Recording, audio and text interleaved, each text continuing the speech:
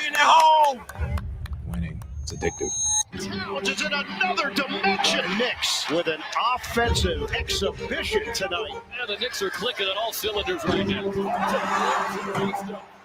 The Knicks advance to the quarterfinals. The Knicks are going to Las Vegas to play in the NBA Cup semifinals. Let me introduce you to Karl Anthony Towns. I don't know what he said. Obviously, it's like when you go home. We love this. We think this is awesome to have something to fight for so early in the season. It's a good test for like a playoff games. Who's going to capture the cup? I'm very excited. It should be a fun opportunity for us. We've had 2 good days of practice, so expect nothing less from our team to go out there and compete at a high level and give ourselves the best chance to win.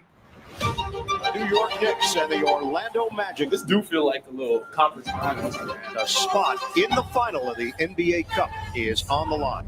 Oh, Towns! Coley flips it up and in. He is having a major impact. Whoops.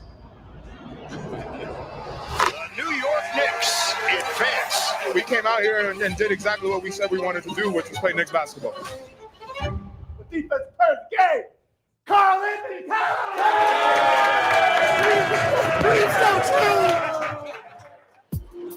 We are at a Zach Brown band concert at the Sphere. This is my first time being here, by the way. Just some great music. What up? How's Vegas been? Beautiful. Amazing.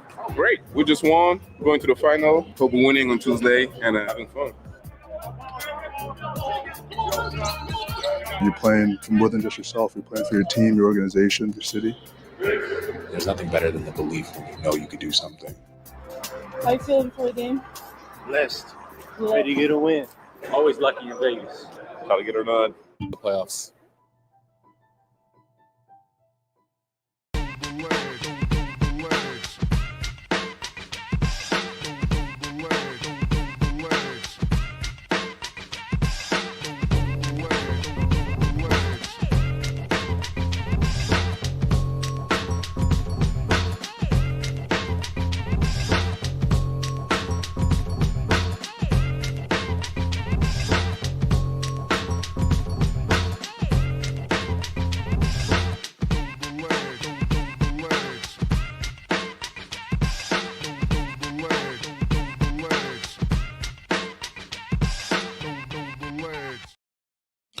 What is going on, everybody?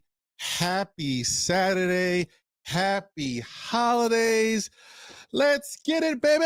We back.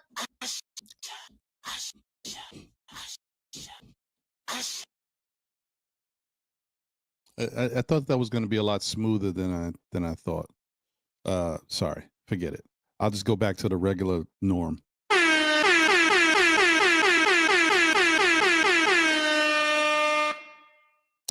See something.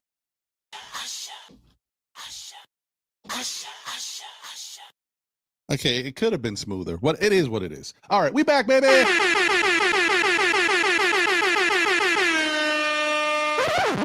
Anyway, happy Saturday once again to everybody. Hope you guys are all doing well.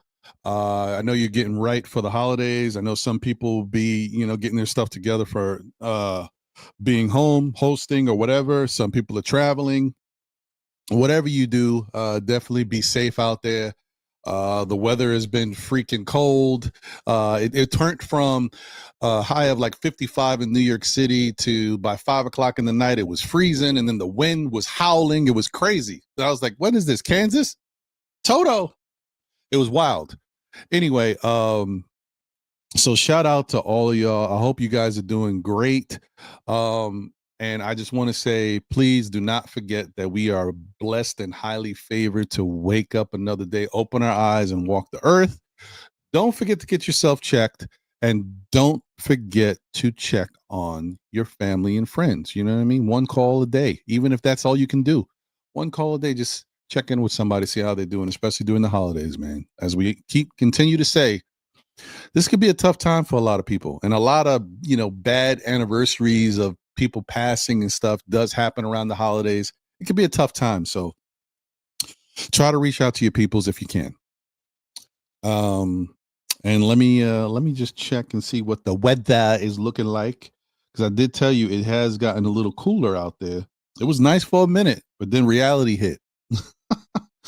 So today in the New York area, it is currently 35 degrees, going up to a high of 39, mostly sunny. Tomorrow, it's 47 degrees and sunny. Now, that's not bad. We'll take that. Monday, sunny and 40. Tuesday, rain, maybe a snow flurry, 43. Wednesday, it's mostly sunny, high of 44. And then Thursday, Christmas Day, is cloudy, and I am correct, right? Thursday? Yeah. Cloudy and 45 degrees. And then weird, the day after Christmas, Friday, raining and 56 degrees, guys. And then Saturday, partially cloudy, no rain, 56 degrees. This is December. It's weird. Hey, but we'll take it. All right. Anyway, it is what it is, guys. This is, we're at that time, man. It's a beautiful time. Listen, I know look, I hope there's no fans out there that are down about, because I don't comment as much as I used to on X. Sometimes I have moments where I want to just, send out a bunch of comments, but then sometimes I'm just viewing stuff. I'm just bouncing around, seeing what people are saying about the team.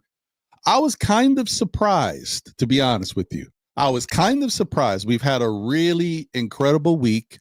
I know some people are continuing to downplay the importance of the NBA Cup, and I get it. No one's all of a sudden thinking we won a championship, that we're the best team in the world.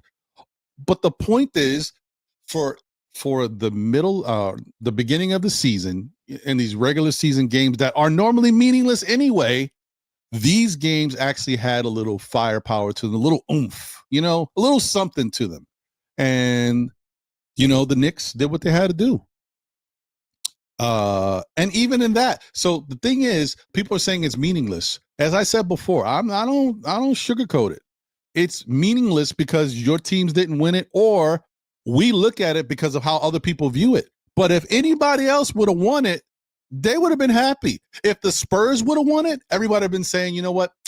It's not really a meaningful victory, but it's a meaningful victory for a young, up-and-coming San Antonio Spurs team. It shows these young guys are going in the right direction. They have fight, and they may be here for a while. You have to put them on the map because they are playing good basketball in pressure moments. So because San Antonio's a young team and not already considered a championship contender, it would be more important. And don't tell me I'm wrong, because I'm right. If it was San Antonio who won, they all would be saying, oh, they're such a young team and they haven't been here before. This is a great step in the right direction. It shows that they have this. I already heard it. Even for the people that were talking about who lost, they were saying, oh, San Antonio came to play. They look really good, and they're going to be a team that people got to worry about. I'm telling you, the narrative changes for convenience. Bottom line is, you can't win either way you go. People are saying this is an important victory. It's all this, it's all that. Well, the Knicks won, okay? The Knicks did what they had to do, and they got the victory, right? And so then, it doesn't mean anything. They want us to hang a banner. So what does MSG and James Dolan and the front office do? They say, no, we don't want to raise a banner. We don't think, because of the history that Madison Square Garden has, and yes, we know we haven't won 50 plus years, but those banners mean a lot. And to hang something up there means more than just to do it because of an in-season or NBA Cup tournament. We'll do something to honor it, but we don't feel it's right to hang a banner of this for this tournament in the Raptors. What's the problem? Nobody's happy with that either? Like, what are we doing, guys? Can we just be happy about something? Can we not? Look, I know it's Christmas, and Christmas does come with the Grinch. We don't got to be the Grinch. Let's just enjoy the moment. To be honest with you, if I'm being honest, I think that the way the Knicks came out and played and just took care of business was very important for their team and their chemistry going forward. And you want to know when it showed? Because I'm honestly, I think it was impressive that they went out there and took care of business. But you know what was even more impressive? And this came off of the heels of that. Knicks traveled to Vegas. They stood there. They played these 3 games there. 2 games there, whatever it was. They got what they had to get done. And then they got to fly to Indiana. They fly to Indiana. There's a time difference and all that stuff, whatever. But not a lot of rest. Then you find out, you already know there's no Deuce McBride, there's no Landry Shamet, then there's no Mitchell Robinson, then there's no Karl Anthony Towns, and then there's no Josh Hart. So even if we thought that this game might be a game that we can take care of quickly, because at that point Indiana only had 6 wins, without having all of those pieces is going to force the team to struggle a little bit more or to fight harder. And you saw who got excessive playing time in that game. All these people played. The Huck Porters, Diawaras, Jemison played. Like, all of these people played. And then you had Tyler Kolek with big minutes, which they came in clutch. But the bottom line is that victory was even more big to me. The fact that they won with that unit that they had going out there and struggle, because Indiana had, some issues too, but they came to play because obviously they want to win. They don't want to have 6 wins. So they came to play. And the fact that the Knicks were able to win that game, I guarantee you last year, I don't want to say it, but it seems like I'm coming down on him, but it's not him. It's just his style of how he does things.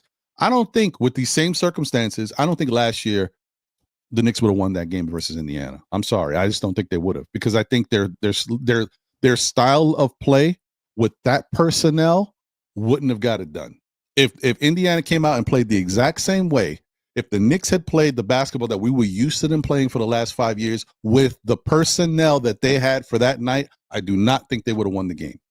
Now, with the change of style, with the moving of the ball and getting people good looks and slashing and doing different things to get open shots, you can win with different personnel as long as they buy into the scheme and play right. That's why it's so important. That's why the Knicks wanted to switch. That's why other teams have switched. So I'm just putting that out there, that victory over Indiana, while some people may say the Knicks needed to do that, that's what they had to do. Under those circumstances, with everything that's coming on, just coming back from Vegas and having 5 rotation pieces out, 2 starters, the fact that they won that game and Indiana came to play was to me even more impressive.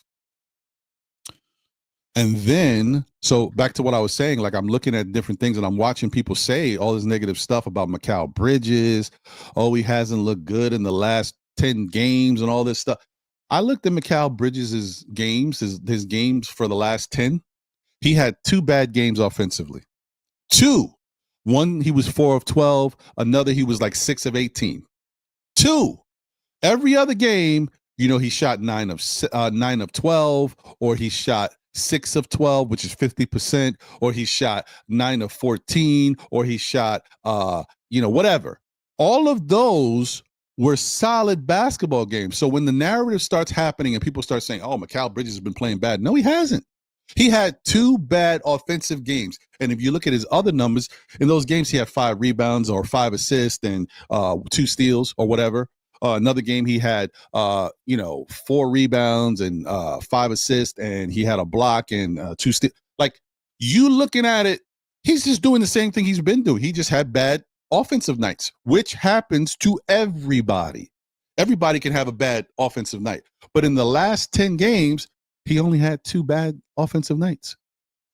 You want to talk about him playing bad? And I'm looking at this and I'm like, why are people talking like this? Especially after the game. They're talking about it, after the Indiana game. And in the Indiana game, correct me if I'm wrong, didn't he have 22 points? Was he a big part of that win? And then last night, didn't he play well? But, I mean, offensively, his shot was going well, but of course, he might have struggled defensively. I see people criticizing him for his defense against,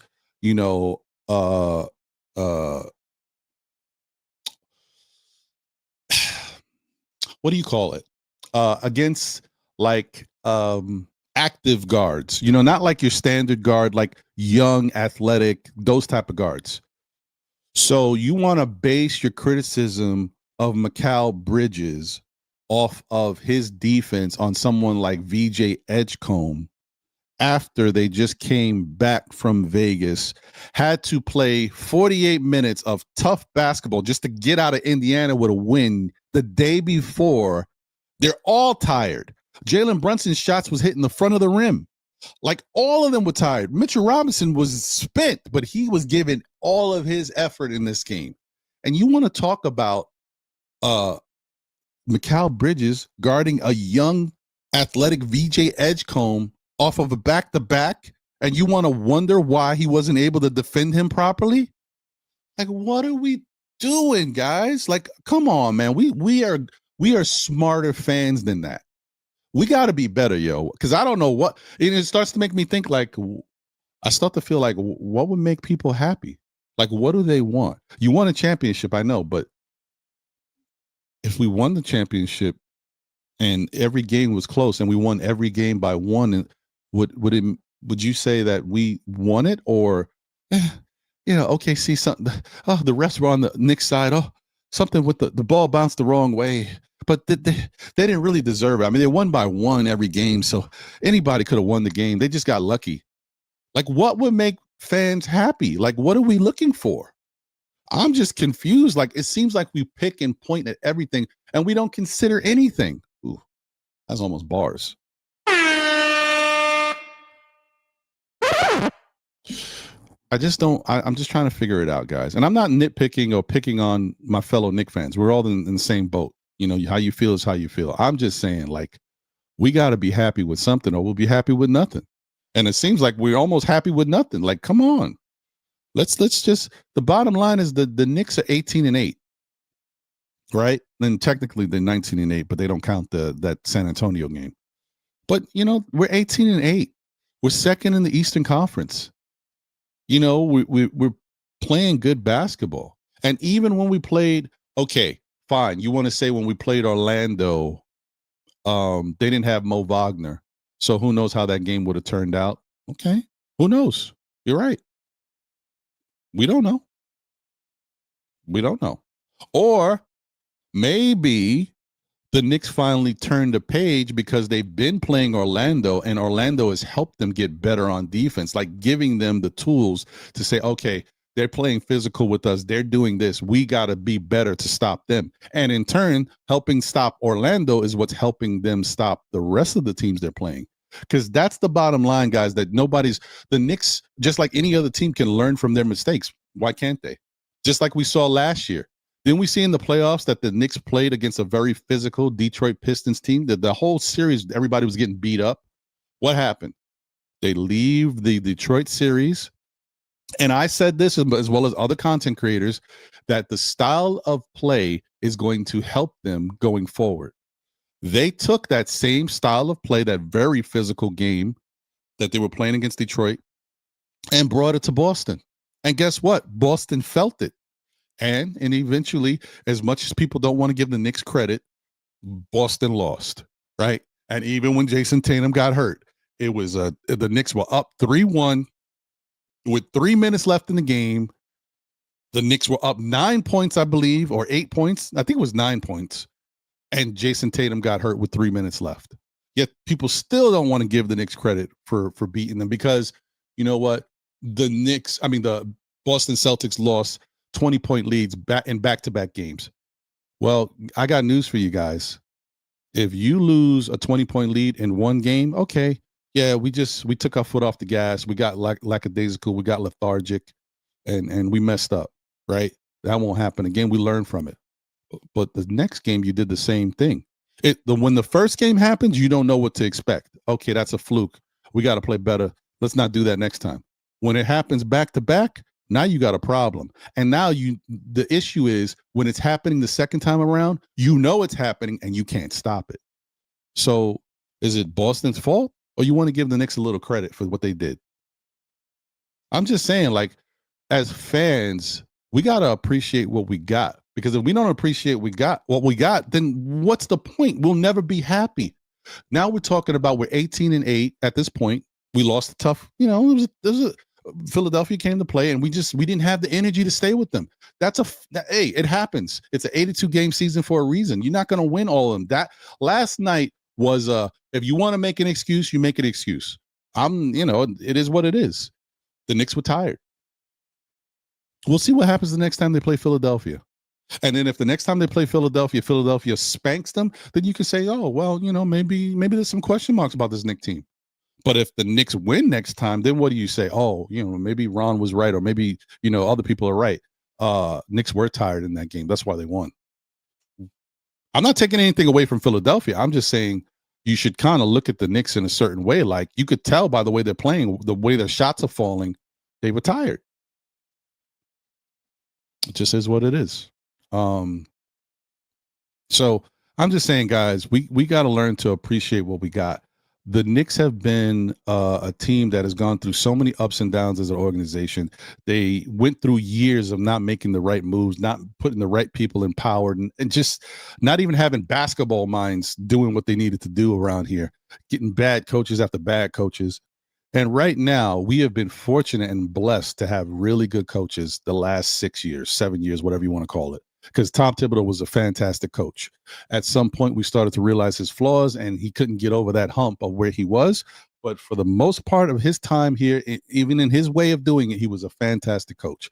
And now we got Mike Brown, who is a fantastic coach before he got here. So it's not like, oh, well, the Knicks are winning. They're 18-8, and they do look like they rally around. Mike Brown has been a fantastic coach. It's not all of a sudden because he's with the Knicks, then all of a sudden, oh, no, now he's, now I see it. No, he's been a good coach. So let's just acknowledge, give credit for what we got, enjoy it, and hope it continues. Because I'll be the first to say I am very happy with where we are, and I know that we're dealing with some little hiccups in the road, but if everybody's healthy and if the games are played in a way that works for the Knicks where we're not so tired, it's not a bunch of back-to-backs, I think you're going to see really good basketball from the Knicks, and we'll be happy. So, all right, that's my little rant for this morning. Happy holidays to everybody. I just think that we just all gotta be thankful, be grateful for what we got, and enjoy it. We always at the beck and call of other people, other media people, other players that want to make us their agenda, and nothing has ever panned out. The only player that was really serious about coming to New York and it didn't happen was Donovan Mitchell. Every other player has used us, guys. Every other player has used the Knicks. Now, could Giannis be serious? Maybe. But let's just calm down. Let's calm down and enjoy what we got. If a trade happens down the line to make the team better, we'll deal with that then. Whatever trade it may be. But let's enjoy what we got, man. It's a long season, and the Knicks are in a great position. We could be in a worse position and still fighting to get back to where we want to be. We're already in second place, 18-8. That's good.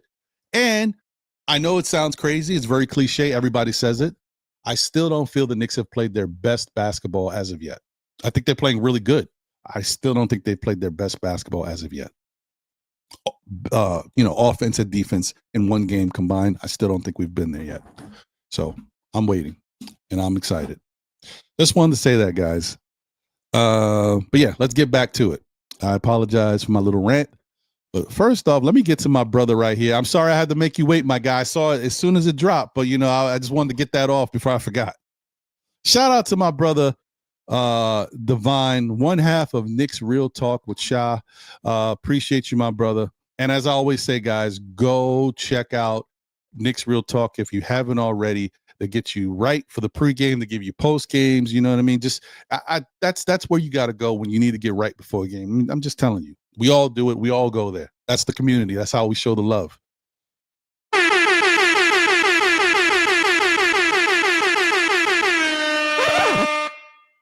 Appreciate the generous super chat. My brother Divine, he says, salute Ron, salute to the chat. Merry Christmas and happy holidays to the SKF Army.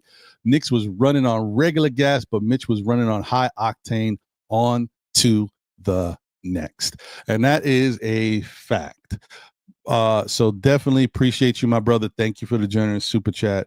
Like I said, guys, please go show Knicks Real Talk some love. The content is what it is, man. You just can't deny it. And just the vibes. I think that's the real key there. The vibes before a Knick game. That's where we need to be, man. That's where we need to be.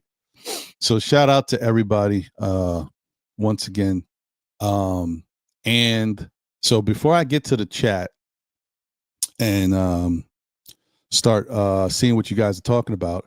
A couple things. First off, I want to say thank you guys for being here today. Obviously, I've been telling you today is going to be a giveaway.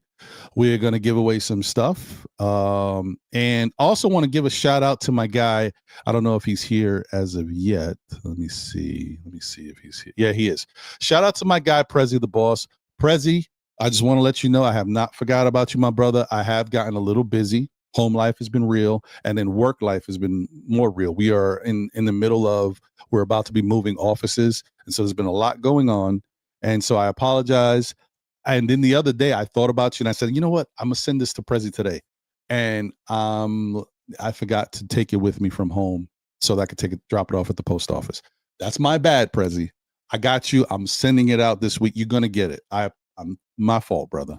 Okay, so yeah, I definitely got to send out Prezi's cup because he won that in the raffle. And I apologize once again, Prezi. I'm human. I make mistakes. So yeah, but to what Divine is saying, listen, guys.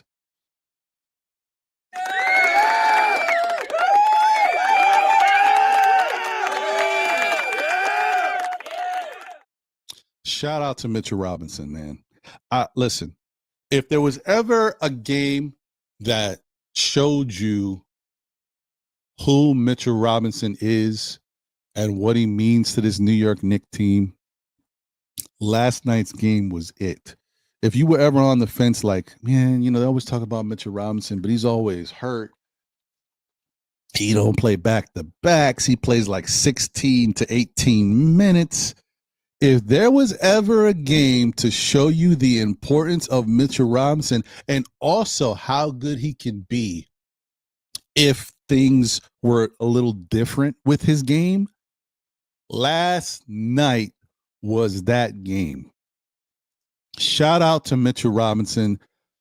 7 of 8 from the field, 21 points.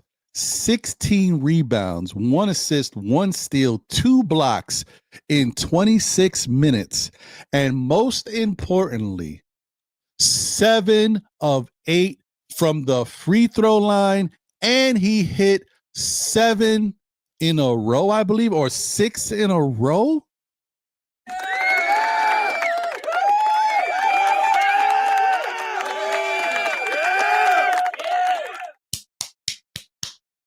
Oh, happy day. Oh, happy day. When Oh, my bad. Sorry.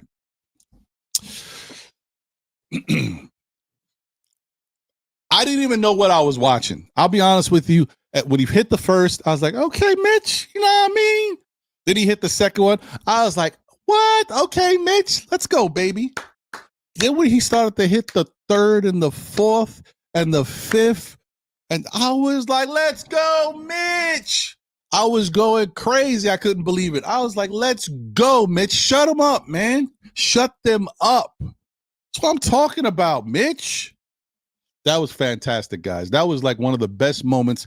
And I'll be honest, like you see some big moments, the Dante DiVincenzo shot versus the Sixers, that defense and all that. Like this may not go down as one of those for some people. Watching what Mitch did last night was a fantastic moment in my Knick life. I'll be honest. I'm not going to kid you. Certain things mean something, and that meant something to me. If he never does that again, I will never forget what he did last night. So shout out to Mitchell Robinson, because you guys can't imagine how difficult it is to be able to do what he did, knowing how bad he was. You're in the Garden. Everybody's looking at you. Everybody's gasping and holding their breath when you go to the free throw line. The opposing team wants to foul you because they don't believe in you. Like, to go out there and hit these free throws the way he did with everybody watching in a packed arena, like, oh, man, it's unbelievable. Unbelievable. He was kissed by the Lord yesterday, man. Somebody put the whammy jammy on him. It was incredible. Shout out to him. But realistically, forget the whammy jammy and all that other stuff. He's been working. And apparently they changed up his free throw thing again. And looked like whoever's coaching him, I was getting on him before, but you found something and keep it going. So shout out to Mitchell. Incredible. Incredible. Anyway, So we're going to do a giveaway today. So stay tuned for that. I just want to say thank you to everybody for all the support you guys have given to SKF as we have, gone on our journey. We're going on year 5, and you guys have been pivotal and very important to our growth here.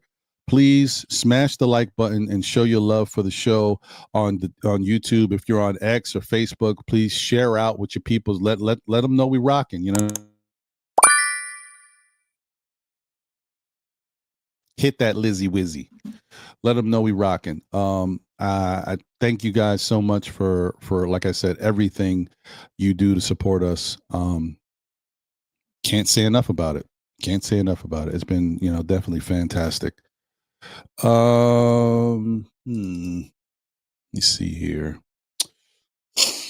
Okay, let's see what we got going on.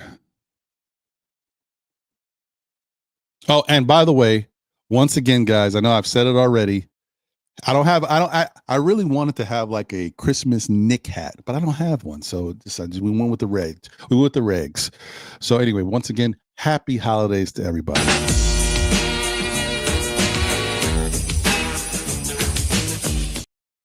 Yes. Let's see what the chat talking about.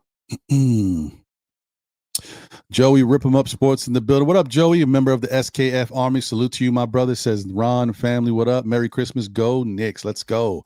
Walter Blackman's in the building. Shout out to Walter. Appreciate you, Mike. Good morning, Ron and my Knicks family. And shout out to both you gentlemen for being members of the SKF Army. Salute. Crim's dad is in the building. Says can't win them all. That's a fact, Crim's dad. Thank you, my brother, for being here, and thank you for being a member of the SKF Army. And also, Walter Blackman says he's going to Florida for the holidays, but he will be watching his Knicks. Okay. Shout out to the first lady of Still Knicks fans and the Knicks community, Miss Geraldine McIver in the building. Let's go, Geraldine. Good to see you. Kareem Grant is in the building. What up, brother? How you doing? Hope the family's doing well. Thank you for being a member of the SKF Army. He says salute. Dwayne Dennis is here. Salute, Dwayne. Said, hello, everyone. Turnovers did us in last night. If you turn the ball over 18 times to any team in the NBA, you can expect to lose. I think we were a little tired. Once again, very good point. And the Knicks are not a high turnover team. They've showed you that for the past couple years, and this year they definitely have showed they're not a high turnover team. So the fact that they turned over the ball 18 times also shows you they were tired. It's a very good point. Shots hitting the front of the rim, tired legs, and turnovers, just, not focused because you're tired. It is what it is. Although I will say for that, on the rebounding side, they were killing. Those legs they were jumping. That's one thing. They were going crazy on the rebounds. So shout out to them for that. Shout out to Wolverines in the building. Say hello, all this coaching staff of Mike Brown, Rick Brunson, Mo Cheeks is under. See, did anybody hear out my whole spiel that I just said? We are 18-8.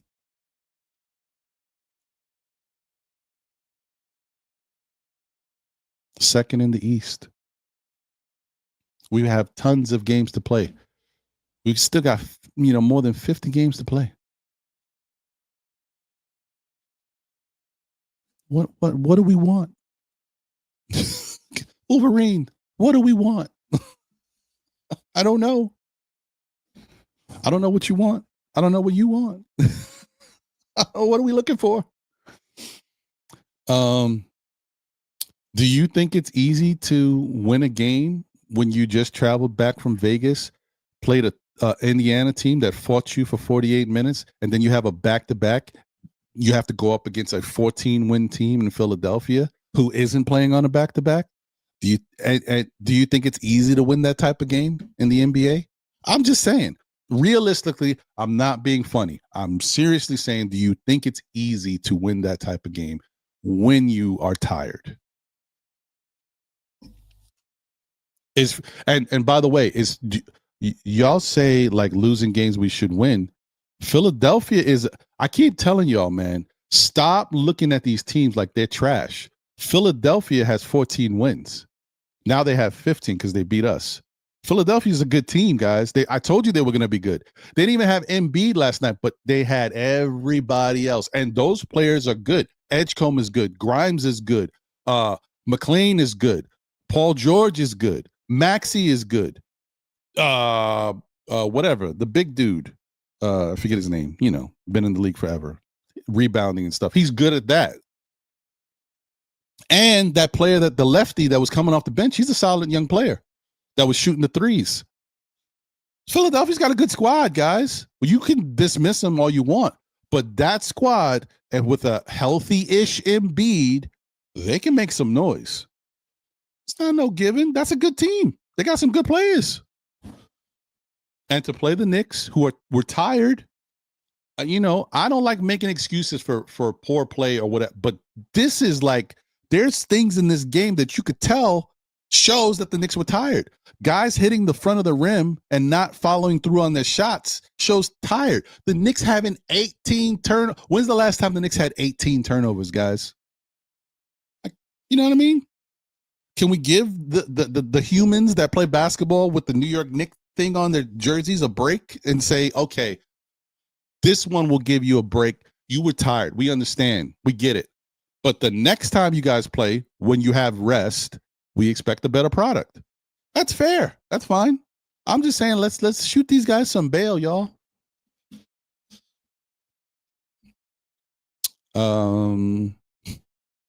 But you guys are entitled to your own opinion. I'm just trying to open your eyes to different perspectives. That's all. Shout out to Chris Gotti in the building. Salute, Chris. I think Brunson is just tired. Those 2 cup games versus Orlando Spurs were intense. They were.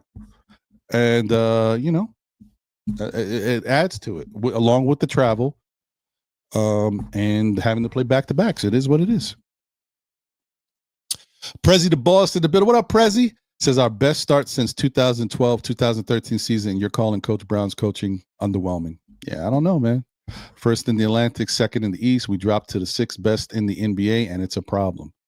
I'm just trying to find out where is the happy line? Like, where's that happy area where everybody can be okay? We're gonna get there though. That's why this is no the ledge. We're gonna get there. Chris was talking about Brunson's shooting. You could tell he's got tired legs. Yep.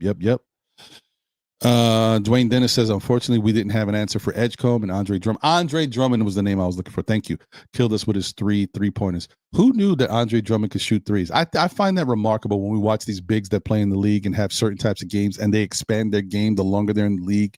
Like we watched a bunch of people, Blake Griffin, all these guys that weren't shooting like that before, learned how to shoot as they got older in the league. I find it fascinating.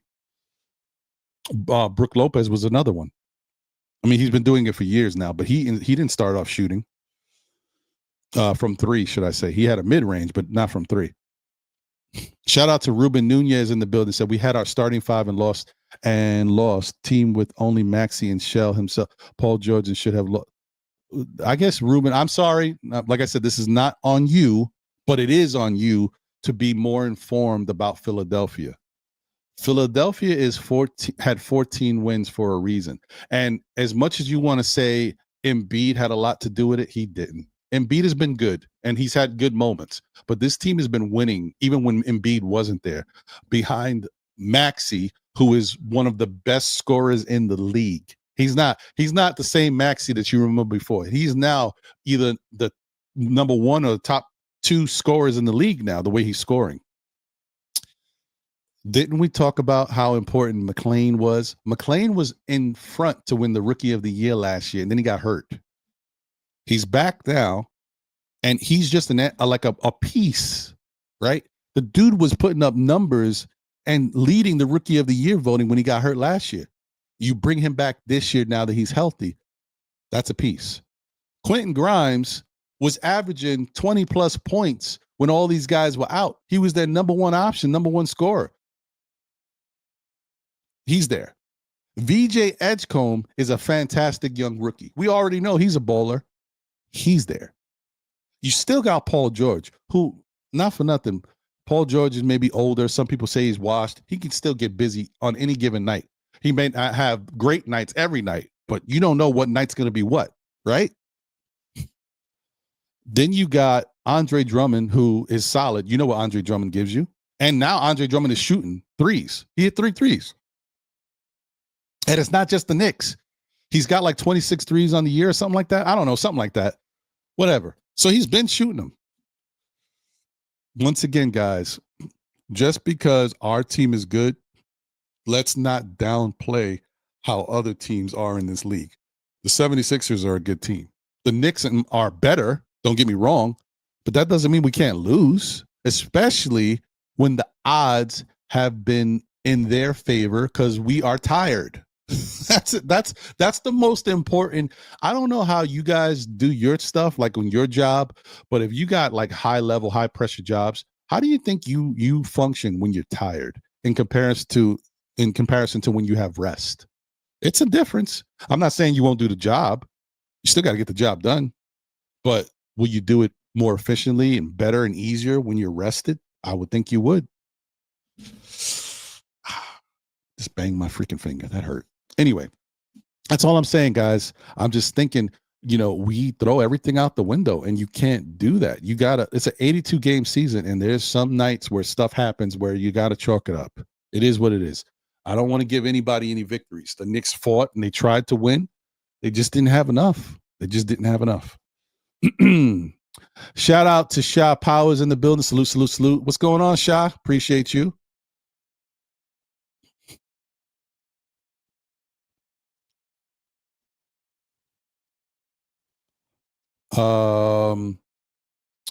Ruben Nunez says, I believe you're trying to say we're overrating this team. Only beat Orlando because Franz was hurt. Right. Well, the first time when Franz was hurt, Karl Anthony Towns didn't play that entire game. Does that not matter that the Knicks played Orlando and beat them where they had no Franz, but we had no Karl Anthony Towns? Does that not matter? Just saying, we're going to look at it for everything. You know what I mean? So that's, that is what it is. Look, and the other thing too is, excuse me, I always say that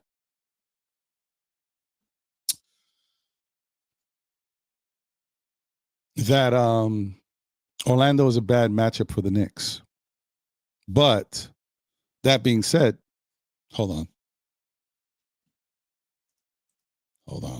Knicks versus Orlando 2024/2025.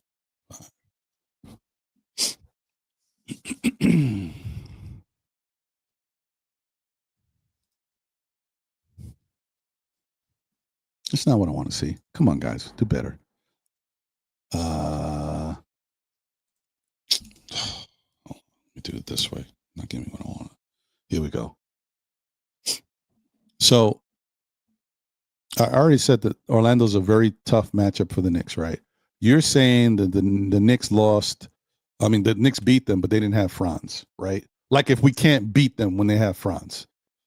Guys, is Orlando not basically the same team they were last year for the most part? Wasn't Anthony Black there? Wasn't Banchero there? Wasn't Suggs there? Wasn't both Wagner boys there last year?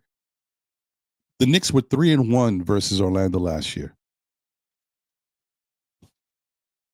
I know that it's a matchup that's not great, even when we win, but 3-1 last year to pretty much the same Orlando team.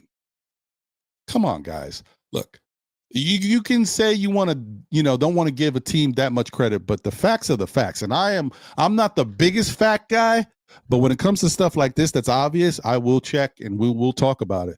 Bottom line is the Knicks beat them 3-1 last year. They've beat them twice this year, and they lost twice this year. Okay? And the other thing that I want to mention, as the season has gone on, the Knicks are getting better. So when you think you know what this Knicks team is, you don't, because as the team goes on and more games are played, the Knicks are going to play better basketball. So then when they play these teams, the matchups don't look the same because now the Knicks are playing differently. Come on, y'all. As I said, I'm not trying to tell you how to fan and how to look at, I'm just trying to change your perspective of how you look at the team, because there's more to it. There's just more we got to look at, more to it. Even though I say that Orlando's a tough matchup, and they are. We still beat them 3-1 last year. All right, let's keep moving. Sherwin says, let's talk, and shout out to Sherwin. Appreciate you, my guy. Good to see you. He says, let's talk about how can the Knicks win a championship. On Steph's show, I told them that the 76ers is one of the better teams in the East when healthy.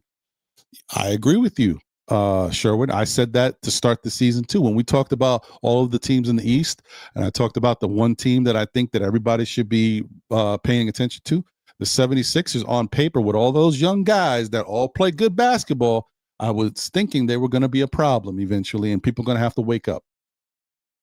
So I hear you. I agree. All right. East Blue Drew is in the building. Keep underestimating this team. You will end up like the rest. Facts. Let's go, East Blue Drew. Now,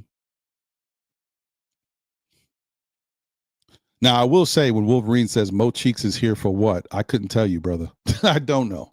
So listen, no knock. I don't know. DSJ is in the building. What up, Delano? My guy says salute to everyone in the chat. Salute to Ron Still Knicks fans who says he's buying everyone in the chat Kith Knicks leather jacket for Christmas season's. How do you delete a comment? Yeah, that's this must not be DSJ. I'm gonna call him and let him know somebody's using his account. This is spam or something. This is, I'll get that off the screen. I wouldn't pay attention to that. Yeah, that can't be real. I'm gonna holler at DSJ after this. Let him know somebody is spamming his account. Anyway, D-Rex is in the building. What up, D-Rex? Says, I'm furious. The starters lazily and carelessly wasted an exceptional Mitchell. D-Rex, did we not go through all of this, bro?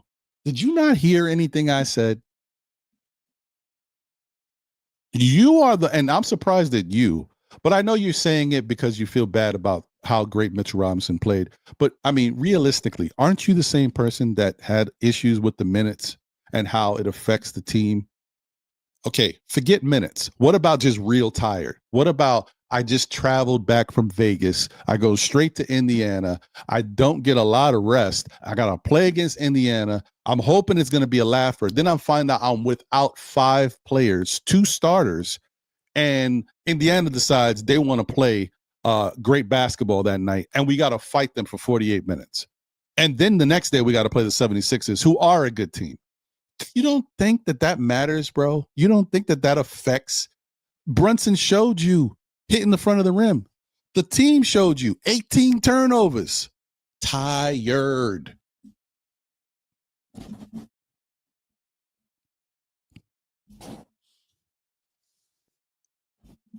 I can't wait till I open up the panel, by the way. This is going to be one of them days I could see it.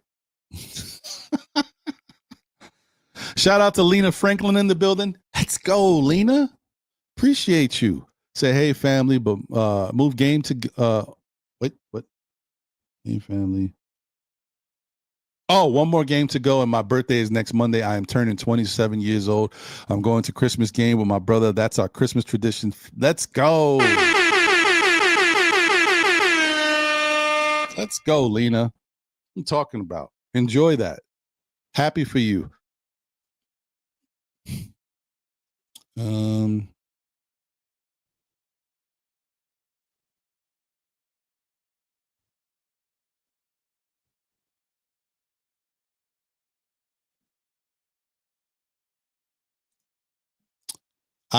Yeah, I think that's fair, Dwayne.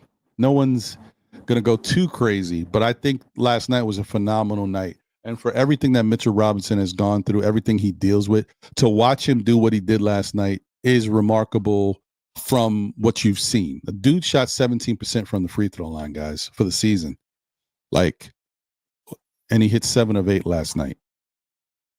Had 16 rebounds, 2 blocks, 1 steal, 1 assist, and finished with 21 points. If that's not remarkable to you, I don't know what is. That's fantastic. On 26 minutes of play. It's not like he was out there 38 minutes or something, like 26 minutes.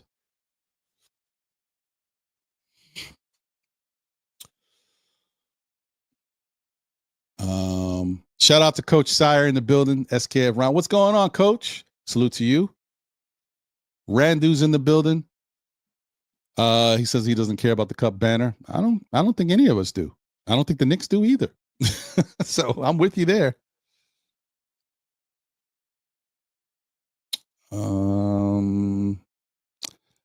Did I already say what's up to Darlene? I don't know. Maybe I missed it. Shout out to Darlene in the building. Let's go, Darlene. Good to see you. Nick Yak is here, 7268. Dwayne, what's your problem with? Oh, sorry. He's going in on Dwayne. All right. Shout out to you, though. LB and IB in New York City, in the building. The Indiana game, it should have just been Mikal Bridges and role players. And if we lose, we lose. But this Philly game, Jalen Brunson and OG looked winded. They did. I mean, it's true. It's tough. That was a choice, right? Could they have just decided to rest the starters and save them for the Philadelphia game? Maybe. I mean, in the end, right? In the end, what matters more to you guys? Huh? Let me ask you guys a question. If we rested the starters versus Indiana and lost the game, and then we played the starters versus Philadelphia and won the game, what's the difference from us being 1-1, beating Philadelphia and losing to Indiana, or being 1-1, beating Indiana and losing to Philadelphia?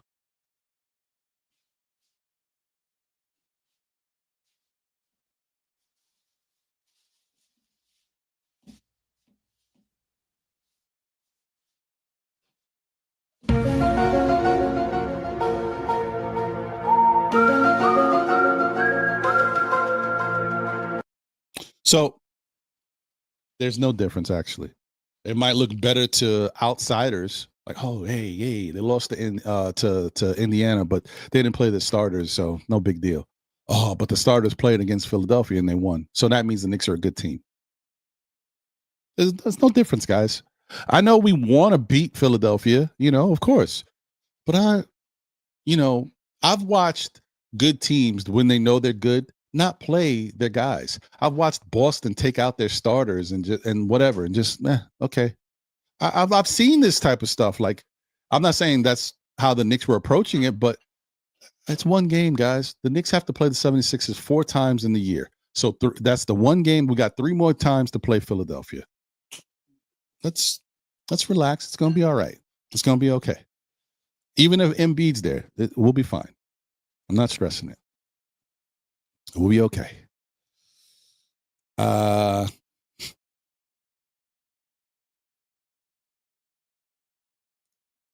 Right. Fast, athletic, bigger guards that muscle and run through you, Mikal, can't hold them. A kryptonite for the Knicks. It is great to look at Mikal's defense after back-to-back games, when Mikal played both games, when Mikal plays every game, when we already talked about the travel, and it's a back-to-back game, and they had to fight to actually beat Indiana. It is great to look at a well-rested VJ Edgecombe and others going up against a tired Mikal Bridges. That's a great way to really look at him for his defensive prowess. Do you understand how hard it is to guard today's NBA player that's athletic and agile and quick? Do you imagine how that can be if you are a little tired because you played a back-to-back game?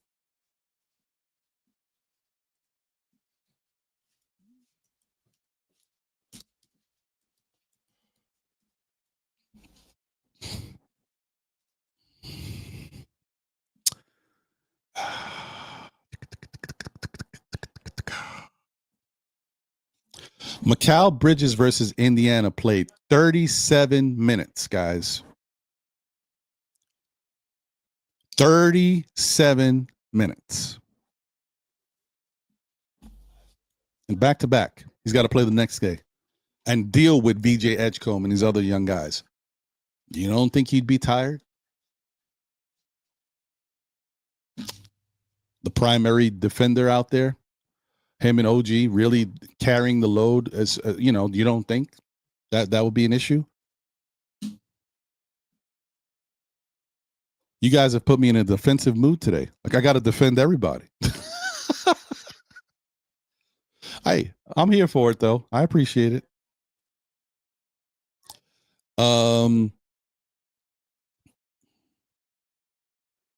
My guy, Dat Franco is in the building. What's going on, my brother? You're preaching about Bridges taking yeah, no, that's what it is. I'm talking facts. Yeah, I mean, that's what it is, Dat Franco. I'm not trying to give you, I'm not shooting the gas to anybody. I'm just telling you real, just looking at human players. That's what happened. I'm not going to criticize him too heavy because I know the dude is tired.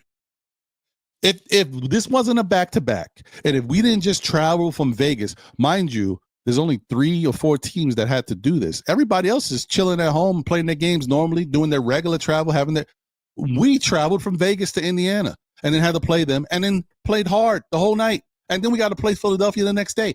That is a real thing that not everybody had to deal with. So I'm just putting that out there. I'm not trying to go crazy with shooting people no bail, but that is real. So it applies.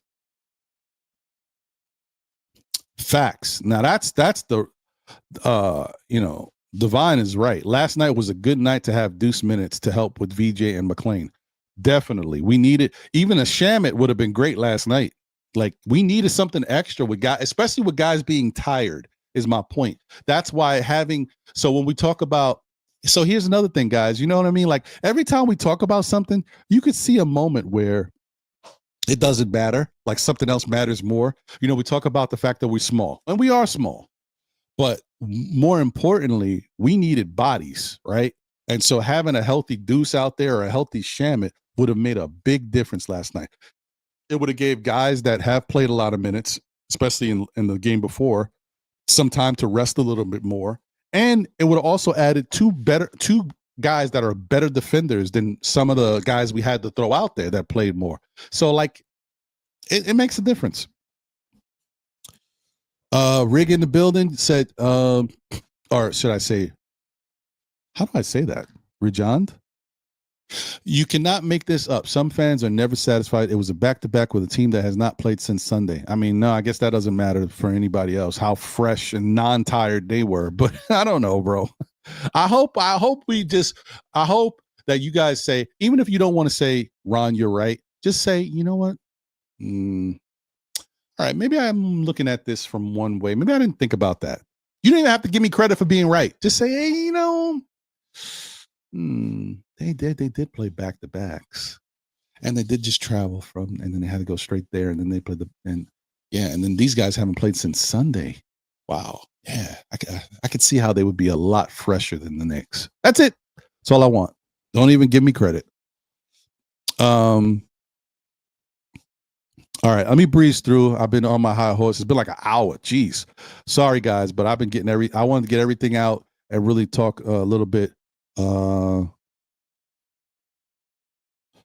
White Square here. Shout out to White Square. I think this is my first time seeing you. I don't know. Are you a Philadelphia fan or what? Let me know.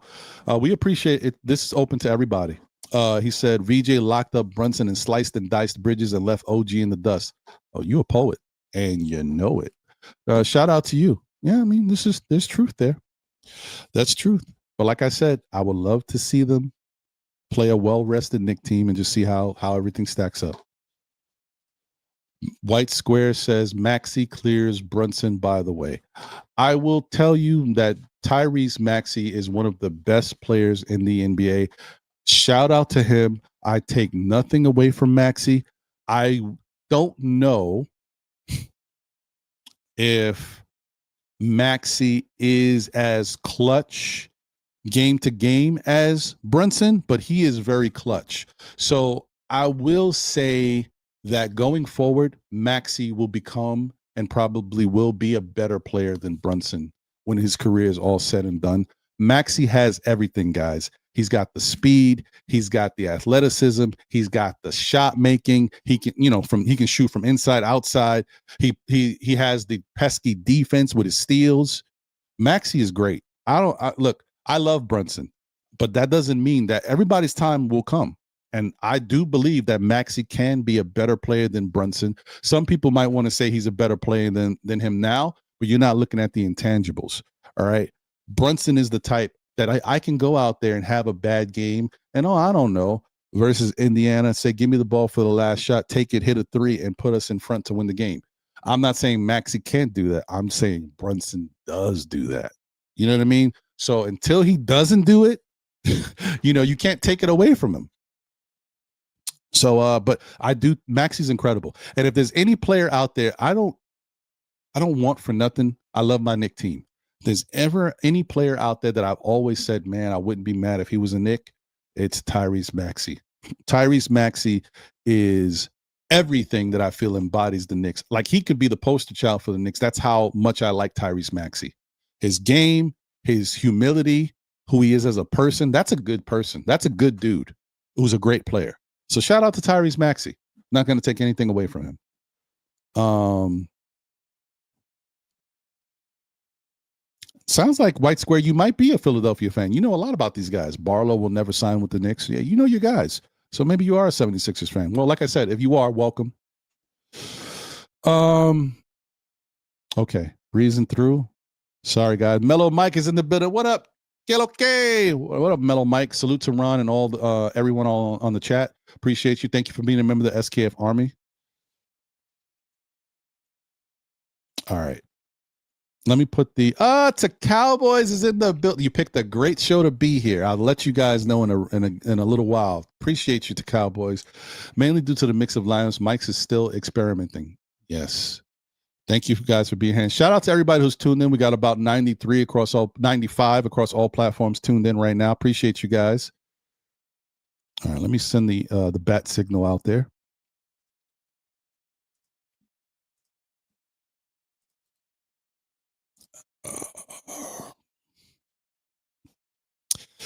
Thanks, Prezi. I appreciate that, my guy. I got you, bro. Hey, good afternoon, my good people, says Latoria. That's right, Tori B in the Latoria, we is. Let's go. Good to see you, Tori. Mitchie knows pitching was amazing last night. Oh, yeah, you step up. I see you back there. You came ready to play. I see you. My guy D-Rex is ready to get on his points and let it be known. I love it. Shout out to you, D-Rex. Hold on. Deron Wayne is in the building. What up, Deron? Merry Christmas to all. Shout out to you. Thank you for being a member of the SKF Army. Appreciate you, my guy. Okay. Did I already say what's up? I don't think I did. Shout out to Long Island Sound in the building. What up, Long Island? Said, how about Brunson's 2 games in a row with his hero zero ball? No way we should have lost last night. That closer gaslighting with Brunson needs to stop. He cost us multiple games a year. I don't know if I agree with that, Long Island Sound. I do know that there is times where we've seen hero ball show itself, but we already talked about this. No team, and I mean no team, when it comes down to fourth quarter basketball in crunch time that has a star player on their team is all about the system. When the star player has the ball in the closing minutes of games, it's them. It's their time to do what they want to do, however they want to do it. If the dude is Brunson, or if it's Shea, or if it's Jokic, it's all about what is happening on the court, right? If Brunson has the ball and he's scoring and people can't stop him, then you're going to see Brunson scoring. If Brunson's trying to score and people are stopping and they're leaving somebody open, he's going to pass it. We've already seen it. We have a lot of revisionist history when our memory happens. Do you guys not remember last year where there was a stretch of games where Brunson won the games by himself? Like in the clutch moments, I'm not saying, and then there was that one game where instead of Brunson taking the ball, he passed the ball to OG Anunoby. OG hit the shot and we won the game. It's just all about what's available to him. If he can, if it's one-on-one, Brunson's going to take you. That's a bottom line. He's that good. But, if you double team him or triple team him, he's going to make the pass. The bottom line is a player of that magnitude has to force the other team to make an adjustment. If not, you got to keep going with what works. And I find it interesting that you would say this after knowing that we just beat Indiana behind the shot of Jalen Brunson for 3. By the way, all we needed was a 2 in that game. Brunson told Coach Mike Brown, I want to go win this. Mike Brown said, do what you got to do. He shook the 3. He didn't have to take the 3. You guys remember there was a time last year where the Knicks played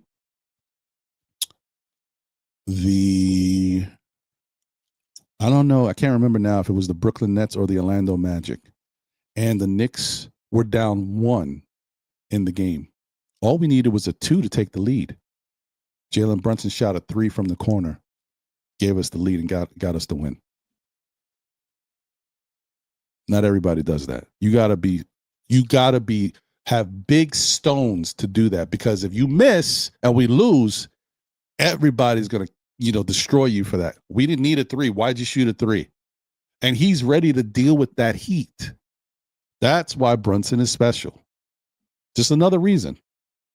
Anyway, all right, guys, let me get everybody up here on the panel. I got people waiting backstage. Shout out to Michael in the building. What up, Yuri? He said, listen, we got smoked, no way around it. I mean, we didn't get smoked. We got beat. It's not like we got lost by 20 or 30. We got beat, but we were tired. But no, don't take anything away from 76ers. They played well. They played the same way they've been playing. That's why I tell you, everybody got to pay attention. 76ers is not a bad team. They're good. All right. Okay. Sorry. I'm just looking at the final area here. Just shouting out anybody that I might have missed. Shout out to Andios in the building. What up, Andios in the building? Hit the like, SKF Nation. Subscribe to the show. Appreciate you.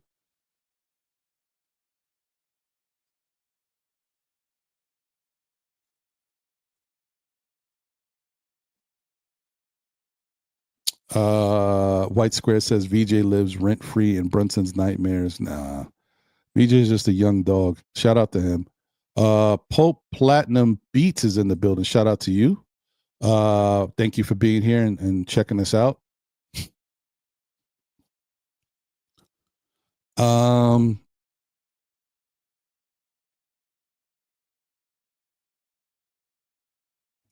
PG sucks. Hey, he has his moments though.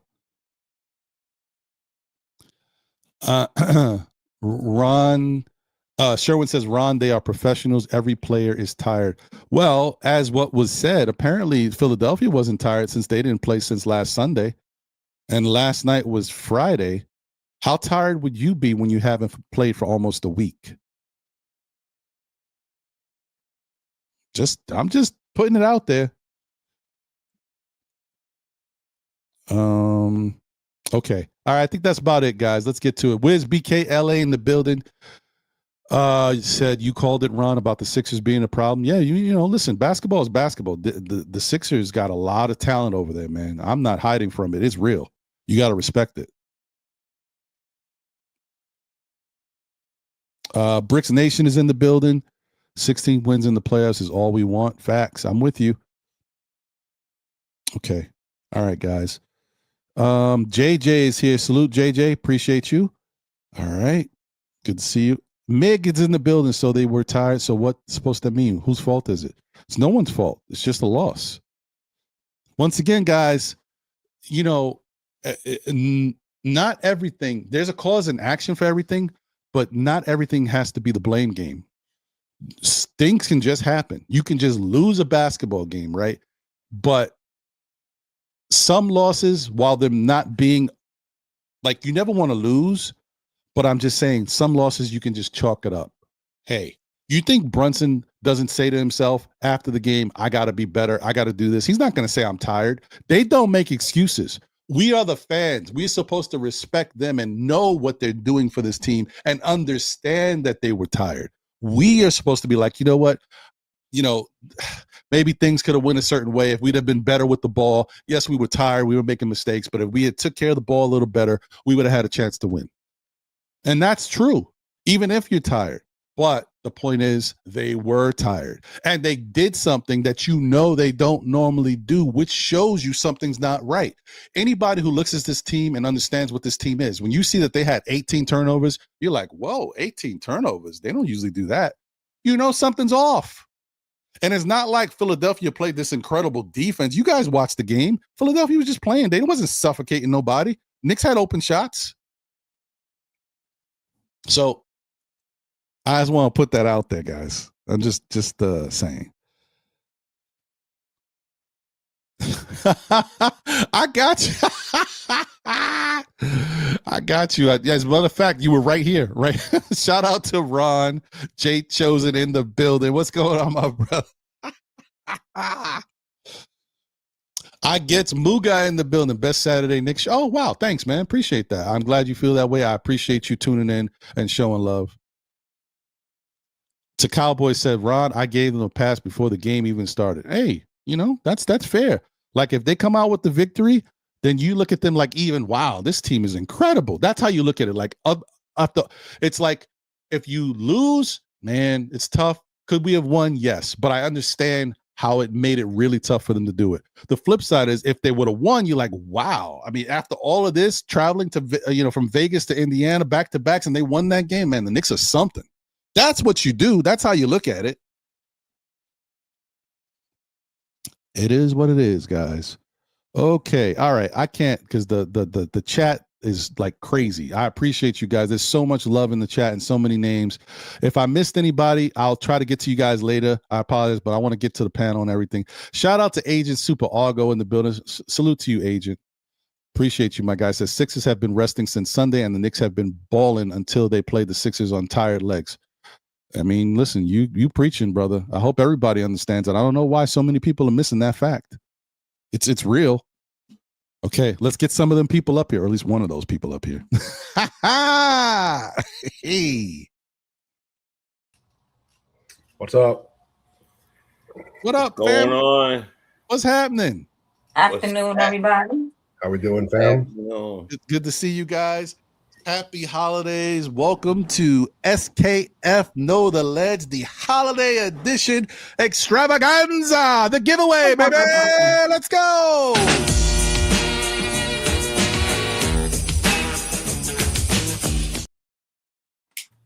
I was rocking out for a minute. My bad.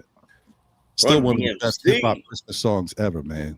One of the best hip-hop Christmas songs. The best. One of the best groups ever. Probably the best. You're right. You're probably the best. Yeah, it's true. So, guys, let me say this now, just so everybody knows. I want to keep it very transparent and funky. Certain things just have to be a certain way. I mean, maybe somebody else's show does it differently. This is how I want to do it, because I just think that's fair. I want to say thank you to everybody who's tuned in on YouTube, on X, and on Facebook. Shout out to any new people that are here rocking. I appreciate you guys too. But when I say I want to keep it funky, I want to keep it funky. If you're new today, I just don't feel it's right. I apologize. But I don't want you to take that as a slight. I want you to be a part of the SKF Army, be a part of this family. We'd love to have you here. And going forward, you're always welcome. But we have a rally today that's a giveaway. I am not putting new names in that rally. I just don't think that's right. There's been people that have been rocking with SKF for years, and all year this year, I think the names that I normally see, I'm not saying like, if you just started rocking with us like a month ago or a couple, whatever, you included. But if somebody just came in today, I just don't think that's fair for me to drop them in the rally. So that's just what it is. I apologize. I don't want no slight to anybody. It's all love, but I just think like that shows the love to the people that have been here rocking. So hope you guys understand that. Ron, can I just ask, to give a quick take? I have a therapy appointment. The game oh, shoot. No, go ahead, brother. Go ahead. Go. The game was not that bad. I just, have a therapy appointment. So I wanted to say you're right. We had a little bit of a misunderstanding. They were tired. I'm not saying that they weren't. Of course they were. But my thing about that is they know that they're tired. If you're going out there as OG Anunoby, you get 2 points in 32 minutes, bro. What's your own explanation to yourself? You just magically forgot how to shoot for a night? My thing is this, you see Mitchell Robinson having a game like that, and it bothers me because it seems like every time Mitchell Robinson hits his free throws, we lose. And I hate that because it's such a stress, and you see how teams try to put him on the line, essentially to humiliate him, essentially to stress him out and put him into a terrible situation that is a psychological. It's difficult for him. You see it in his eyes sometimes when he goes to the line. It's just so stressful for him. I feel bad for him, bro. I really do. And I want him to take the shots, but it's a mental thing. So you see him having a game like that. It's the second game of back-to-back. You just played NBA Cup, essentially a playoffs or finals level intensity game against Wemby, Stefan Castle, all these guys. And 24 hours prior, you won against the Pacers by going deep into your bench. So for me, it's like when I suggest to do this, it's a loony, crazy thing. We did it 24 hours ago and won. So that to me is cockamamie, because also one point that I wanted to make. So April 1st, 2025, the Knicks played the 76ers. Tyler Kolek actually played significant minutes. And in that game also, April 1st, he had 4 turnovers and 5 fouls as well. So even though you could argue it's uncharacteristic, I think something about the 76ers specifically is tough for Kolek, that they're physical, athletic, and passing lanes, whatever. But my thing is, like, the players know that they're tired. I'm not saying sit them, but 32 minutes for 2 points, bro, and you didn't play no kind of defense. For example, OG or Josh Hart, he played what, like, I don't know, 37 minutes or what was it? Anyways, we can tell that they didn't have it. From very early on, they didn't have it. And the only point I was making about Jalen Brunson is process over results. We won the last game. I'm very grateful. He's still a great guy. He's still a great captain, amazing player, exceptional player, all NBA. I still have all the faith in the world. But if it comes down to clutch time and he misses 3 shots, dribble off his foot, but then he hits the clutch 3, of course I still credit him for the clutch 3. I had no doubt. But that's not a good process to come in brick, and dribble off your foot. And in the last game, I mean, you know, he missed 5, went 0 for 5 in the fourth quarter, you know. So that's not a good process, even if the results of the last game was good. So I'm giving them all the grace in the world. It's 3 games in 4 days. One is essentially a playoff game that no other NBA team had to play against Wemby, Stefan Cat, crazy physical people. And when I even saw on the schedule, it's the 76ers on a back-to-back, which, by the way, 3 out of 4 76ers games are the on the second game of back-to-back this season for the Knicks. So I saw that Tyrese Maxey, VJ Edgecombe, Jarrett, like all these physical, super ridiculously fast athletic guys, second game of back-to-back. And especially once I saw the NBA, I was like, these guys are cooked, bro. There's no way. Like, unless they go into the bench and now we play Miami Sunday, I mean, you have to acknowledge the physical reality. Like, I completely agree with you. But my landing my plane, is they know they're tired. They know they're not playing up to their level. You see Mitchell Robinson having the game of his life. It's not your night tonight. It's his night. It's his night. They owed him that win. I seriously believe that. When Mitchell Robinson plays that amazing and that exceptional, and you know you don't have it, sit your ass down on the bench, bro. Let somebody else fill in for you. Give them a chance of winning, because in my opinion, it's offensive to me. It's really upsetting to me that Mitchell Robinson played that well, hit his free throws. He did his damn job. He did his job and then some last night. Blocked VJ Edgecombe twice, the only guy who stopped VJ Edgecombe. Offensive. He did an unbelievable game. For the Knicks starters to lose that game is disrespectful to him, in my opinion, because they knew they didn't have it. And they knew they were tired. So that's all I would say. I hear you. Well, I mean, the only thing I can say is, do you believe in a higher power or divine intervention? Sometimes, yeah. When it comes to the Knicks, yeah.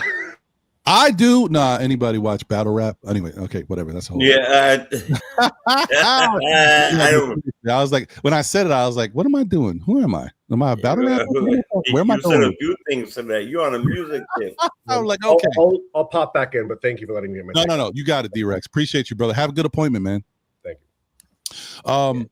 So I hear what D-Rex is saying. I know from just a standpoint of how good Mitchell Robinson played and what he did, you don't want to lose and squander that. Like, it's just like, man, you want to really remember, because that's the bottom line. In a loss, like, true Knicks fans are going to remember this, but for it really to have impact, a win would have carried it over. More people would kind of, wow, you know, he shot 7 of all that, 16, all that good stuff, 21. It would be more memorable. I get it. But I mean, things were happening last night that unfortunately play into the narrative of the team being tired. Yes, you got to be more focused, but you can only be so focused. As I'm not perfect, and I'm sure they're not perfect either. Jalen Brunson makes mistakes. We've seen them. We saw them in the playoffs versus Indiana last year and stuff like that. He made a couple mistakes, and he also looked very tired in front of the rim. But we also got to look at how hard Jalen Brunson played over the last, 8 games? Forget the in-season, but even before we got to it, like, he's been balling, and he's been expending a lot of energy. It looks easy. We talk about it all the time. I've said this before. Jalen Brunson's footwork is phenomenal. He can break down anybody. One-on-one, not many people can stop him. And if you do stop him, you get him once, he gets you the next time. He uses a lot of energy to get open and get some of these shots up. And this is all game. So The fact of him being tired, and then with the games, like 3 games in 4 nights, whatever it is, however you want to put it, all that stuff makes sense and it matters, like whatever. So it matters. OG Anunoby last night. Do you think OG Anunoby wanted to be on a donut for most of the game? I don't think he went out there and said, "Man, I'm looking at I got 0 points. What is this? Who wants that?" Nobody wants that. He finished with 2 points. That's terrible. But then you look at OG's shots, like, was the defense going crazy? I was just looking at the shots behind the scenes. I was wondering if I was going to put them up, but I kind of don't want to get a copyright for it because, I'm probably going to get a copyright anyway, but I don't want to get a copyright for that. But I'm just looking at a couple of OG shots right now. He's wide open. He just didn't have it. You just don't have it. And when I said I was a little bit joking about believing a higher power, divine intervention. Sometimes I feel like stuff happens because this is going to happen. Brunson's going to hit the front of the rim. OG's going to miss his shots. So you know what? Mitch, here, touched by the Lord. Take that. Knock down all your free throws. You know what I mean? Last night. He definitely did. Because that was definitely graced by God last night. There's no doubt about it, man. I was like, what? 7 for 8 at the line. I mean, what? A little drip in holy water before the game or something. I don't know. Exactly. That was the drip right there. I don't know, bro. I don't know. All right. Yeah. Well, I want to get around to everybody. I've been talking way too much. I talked a lot. So I want to get around to everybody, get your thoughts on everything. But before I do so, and I know, listen, let me just say this. I understand that other shows that are popular and that have different fan bases and, people that are in situations where it's a little bit more of a normalcy because of their day-to-day or whatever they can do. You can see that type of stuff or see this type of stuff. And it's kind of like, they're used to it. There's other shows. I don't want to get into it, but there's other shows even in our community that, get super chats and stuff. And they're used to, like, it happens a lot for them. It doesn't always happen here, but it does happen. And I appreciate the super chats that we do get. I'm who I am. I'm a human. And I get a little emotional at times. So when I see something like this, it makes me feel like, regardless of whatever else is going on, I must be doing something that someone would even think to give their hard-earned money to help this channel. And so I just want to say thank you to Crim's dad for being a big part of what we got going on here. So yeah. I mean, maybe I'm getting, because I'm getting older too. I'm like in my 40s or early 30s. I'll never be like this, man. I'm good. I appreciate you. Now I'm gonna be 49. I'm like, oh my God. I'm like looking at kids videos. I'm looking at Army vets coming home, and I'm about to have waterworks up here. Let me calm down. I'm gonna get it together. So anyway, I just want to say I appreciate you, Crim's dad, more than you know. We go back and forth outside of this. We're always, back and forth in the DMs and stuff. And he sends me videos. I've told you guys, and we go back and talk. But I honestly, if you haven't heard me say it multiple times, I expect nothing from no one. I appreciate the super chats. And I definitely do think it helps, because you guys know that this ain't a job. It might be a job to some, but this is a passion for me, but it don't pay. So I definitely do appreciate it, even though I don't expect it. But this right here is another level, and I don't even know what to say about it. I can't fathom it. I don't have an answer for it. I just can be appreciative to Crim's dad and tell him how much he means to me, but not just me, but everybody here at SKF, but not just for his contributions. He gets it, because like I said, we talk outside of this. I appreciate when he sends me videos of some stuff that I may not have seen, or if he sends me something that I have seen and I'm like, yeah, we on the same page, brother. I've seen it too. So I appreciate him, and I appreciate the fact that he he feels some type of connection here, that this is a place that he would feel that comfortable to do that for. So once again, man,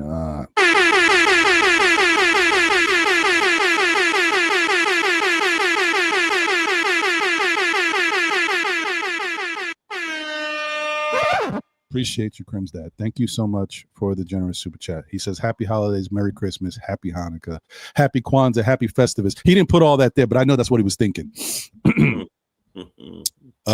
So yeah, definitely appreciate you, my brother. Also, shout out to I'm gonna shout this one out, and then I'm gonna put Crim's dad's back up there because it just needs to be up there for a long time. Shout out to Joey Rip 'em Up Sports. Appreciate you, my guy. You know, I give it up to you as well, man. Thank you. You don't have to do this, but I definitely thank you for the super chat. He said, SKF and the fam are top shelf. Merry Christmas. And I appreciate Joey because every time, and not just Joey, other people too, but every time I even do the walking and talking, Joey's right there like, yo, we got him, Ron. There, we're going to do this. He's always positive. I appreciate you, Joey. So thank you for the love and support for everything going on with SKF as well, man. All right, let's try to get back to regularly scheduled programming, man. Once again, thank you guys for being here. This is the holiday edition of SKF Know the Ledge. We are here rocking. Oh, lost you. He's back. We are here rocking and rolling. This is a fantastic time for us. Even though, like I said, there's some stuff in the armor where people are kind of like a little questioning things. We need to be positive and enjoy what we got going on because other teams ain't where we're at. You know what I mean? We talk about Philadelphia playing good basketball. Yeah, they're right there. But right now, they're still looking up at the Knicks. We still in second place. We still are a team that is getting better despite injuries and stuff like that. So let's keep giving them credit, man.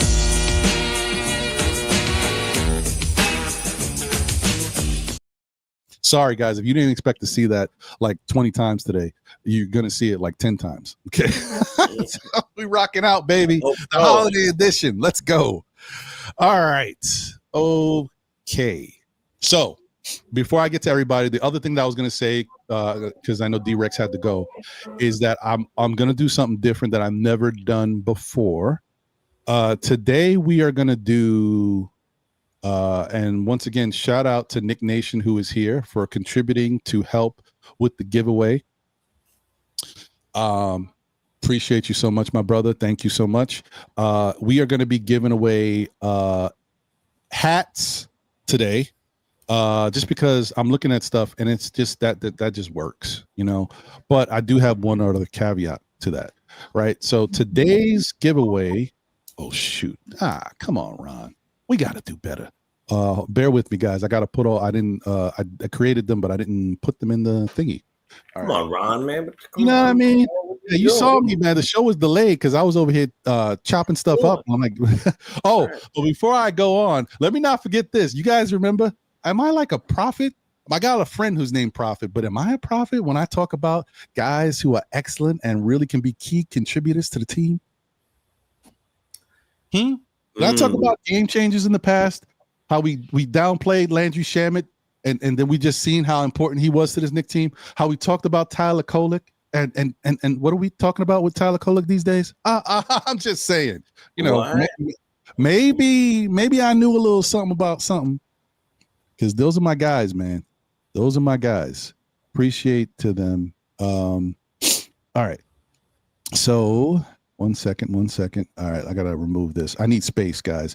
This is everything's happening live, guys. I'm deleting stuff on the fly. This was a pretty good thing I did here back in the Jalen Brunson effect. That was kind of fire. Anyway, it's gotta go. Sorry. Okay, now let me see if I can add this stuff. Okay, it's going. All right, it's loading. All right, guys. So I'll start talking about them one by one. This is what we're giving away today. Obviously, some of the stuff you've seen before, but they're fire. So I think other people should deserve a chance to get them too. Why not? And then I got one more, and that's the one I want to express that I'm glad that certain people are here today, because I've never done this before, and I think it's warranted. Okay, I got to remove Crim's dad's thing for now. So first off, we're going to be giving away this hat. You guys know this is becoming a classic hat. I like this hat. Is dope. Shout out to the person who's already won it. But we're going to give away that hat today. We're going to give away this hat today, which is the new Nick line of stuff that matches the new unis with the cream color and the blue with the pattern, which you've seen me rocking as well. We're going to give away the other new exclusive hat that they created this year. So that I think is pretty dope as well. A little different because there's some people that got a little different flair, like to have something a little different, you know what I mean? And then I think this hat is pretty dope. It's almost like a dad hat. I wish I could really wear it, but I'd be lying if I said that. Sorry, I was hooping. You know, I was hooping back in the day, but haven't been hooping no time soon. So shout out to whoever gets this hat. And like I said, doing something a little different. Don't really get into the clothing, but this is for the ladies. Only the ladies. So whoever is here in the chat, the ladies, you know, the Cowboys, Tori, Geraldine McIver, whoever else, all the other ladies, I'll put their names. This is only for the ladies. This is a female hoodie. Costs a little bit more bread, so that's another reason why I don't always do this. But this is pretty dope. It's from the Lolo brand of Knicks gear. So we're gonna give this away too for the ladies. And then the thing is, with all of this stuff, I don't have it here because I just think it's easier for me. Whoever wins the stuff, I'll get your address and then I'll just ship it directly from the NBA store. And just like the hoodie too, whoever wins it, I'll find out your address and find out your size, and that way I can ship exactly what your size is, so we don't have to worry about that. Yeah. So that's what we'll be doing, guys. So tune in for that. That'll happen in a little bit. But for now, let me get to the talk. So Jay, you're first in. So what's your thoughts, man, on, you know, just what's been going on with the Knicks that lost to the Sixers last night? How you feeling, brother? I'm feeling good. You hear me well? Yes, sir. Okay, all right. I got kicked out my own area, but that's by my kids. First of all, happy holidays to everybody. Same to you and yours, brother. Thank you. Happy holiday to everybody up here, Nick Nation and Tori and you, Ron, of course, you know, and the chat. Let's remember to try to treat each other the way you want to be treated. How things are going for me, they're going well. I'm alive, you know, I'm alive. And yesterday I was at a wake and, you know, I really soaked it in about really what life was. And then I spent the evening between watching the game and spending time with my daughter because the wake was her best friend from kindergarten's grandfather, who was a Mac. He was a G. He would be like on The Sopranos. He was a really nice guy. For sure. Number two, I really would like to say that, you know, as much as we joked and joke around and maybe even got at each other a little bit, Crim's dad, that is a very powerful thing. And I want to applaud you as a human being that no matter what we, you know, have we joke with each other or you have with other people and the things that you say are funny to me, you have constantly, since I have been watching this show, you are just constantly a giving person. And if people got to realize that's the nature of somebody, to be a giving person, to be a giver, like, you know, 10 armies, you know, doing that, even for me at one point, I believe, you know, I think it's fantastic. And, you know, I want to say that if you give $1.99 or if you don't give anything, but you give your time and your energy, it's still something. So, like, you know, remember that, you know, like it definitely, I enjoy giving my time here, you know, and I'm a single dad, and, you know, it is what it is, but I think it's amazing. I give you much props for doing that. Much props. It's amazing. And I think that I'm like you, Ron. You brought up something that made me think. 20s, I don't even know if I had a soul. Okay, I'm being honest. Like I really believe like I was like completely like I didn't know anything about God. I didn't know anything about like good. I didn't know anything like that. 30s, I started having my kids. My brain starts changing a little bit, but I'm still a little bit over there, you know, whatever. 40s, I could start feeling the change. And you know, that's when I become 40s. No, I'm only joking. Yeah. We know. We wait. I'm knocking on the next door now. I'm like you. I cry at commercials. Like there'll be a commercial about a kid that the father comes surprise the kid. He's been in the army for like 8 months, and he comes to the kid's gym and surprises the kid. I'm like you can't have enough tissues around. Like Jay, I'm like a little baby, bro. Anytime I want to humanize myself, when I feel like life is going a little too fast, I have some of those videos saved, like, you know, on X, like hearted or liked, whatever. I just go back to them and I watch them, like, and all of a sudden I'm bawling again. I'm like, hey, what is this? But I love it because it is. I have a whole list of stuff like that. One's called reality, one's called real stuff, one's called sad stuff, one's called, you know, like, and I name them like that.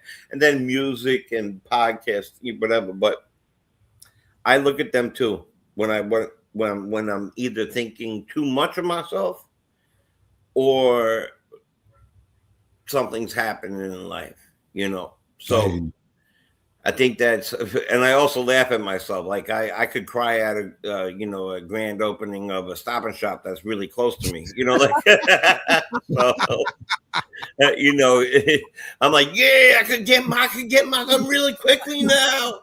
So, you know, I got mozzarella on sale too for right. So I always feel like beefing or like overdoing our like the chat or the like putting it going heavy, especially at somebody or, you know, directly, is so super unnecessary. This is something that's supposed to be the getaway from the reality of what's really happening in life. So yeah, have an opinion. Everybody deserves one equally. But you know, it is what it is, man. It is what it is. I just let people be people. But it's the holiday time, so I mean, can we tone it down a little bit? Let's be happy about something, man. We right. Thanksgiving. Christmas is next week, y'all. Like, let's be happy about something. Anyway, my bad. Right. Go ahead, yeah. Jay. What's your thoughts on the Knicks and the Sixers? Right, now I'm gonna get to that now. So like, I listen. This is very hard to say this out loud because I incredibly dislike Philadelphia sports, period. It's a team that hurt Mitch. There's so many things. Right, so many things. The only person I ever liked that came out of there was Dr. J. Dr. J. Anyhow, that's everybody. Yep. Yeah, everybody. Right, and he was from around the way. I used to watch him by the Coliseum. Anyway, they have a legit starting five. With Embiid maybe cooked, but they still have one of, if not the best all-around rebounding person still playing right now. They have, and then you have all these really. Maxey is a bona fide star. He is a beast. And so no matter where Paul George is, no matter where all these other guys are, and then this Edgecombe kid's rising and all this stuff. You know what?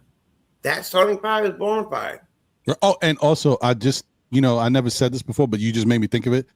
Yeah. Not that it matters. We're Knicks fans, but this is Maxey's team. This ain't Embiid's team anymore. This is Maxey's team. Yeah. For about 2-3 years at this point, whatever. Yeah. At least 2. Definitely Maxey's team. And and look, he showed it. He was out for a little bit. They were down. Now they're up.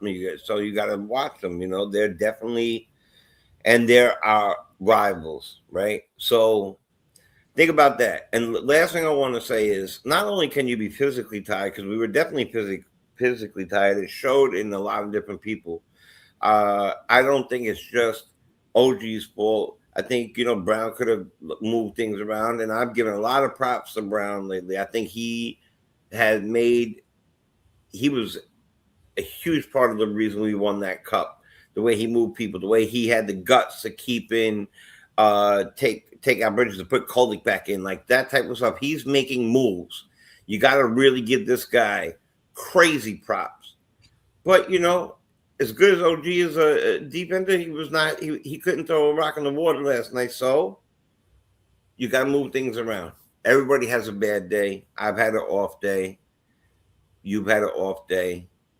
And don't forget how high their emotions were coming from that Cup series, beating them, and then coming from a last-second shot win the day before. Mm-hmm. Your emotions are on full blast, and your body can't match that emotion. It's hard. It's facts. So that's what I think about it. It's a loss. It is what it is, man. Higher up, we're good. We just got to keep it going. One loss don't stop the train. Just got to keep the train going. You know what I mean? We'll get where we got to go in the end. I think we'll be fine. So I'm gonna go in just right now in order of everybody. Tori B. Afternoon, everybody. Hey, Tori, how you doing? I'm good. I was patiently waiting. Very long delivery going on. Hey, we had to get it out. Lord have mercy. Should I tell y'all what makes me cry now? I had to turn mine off. I'm like, no. You'd have let Jay go. He'd have been going for another hour. I already went for an hour legitimately. I was like, I don't want to talk no more. Let me calm down.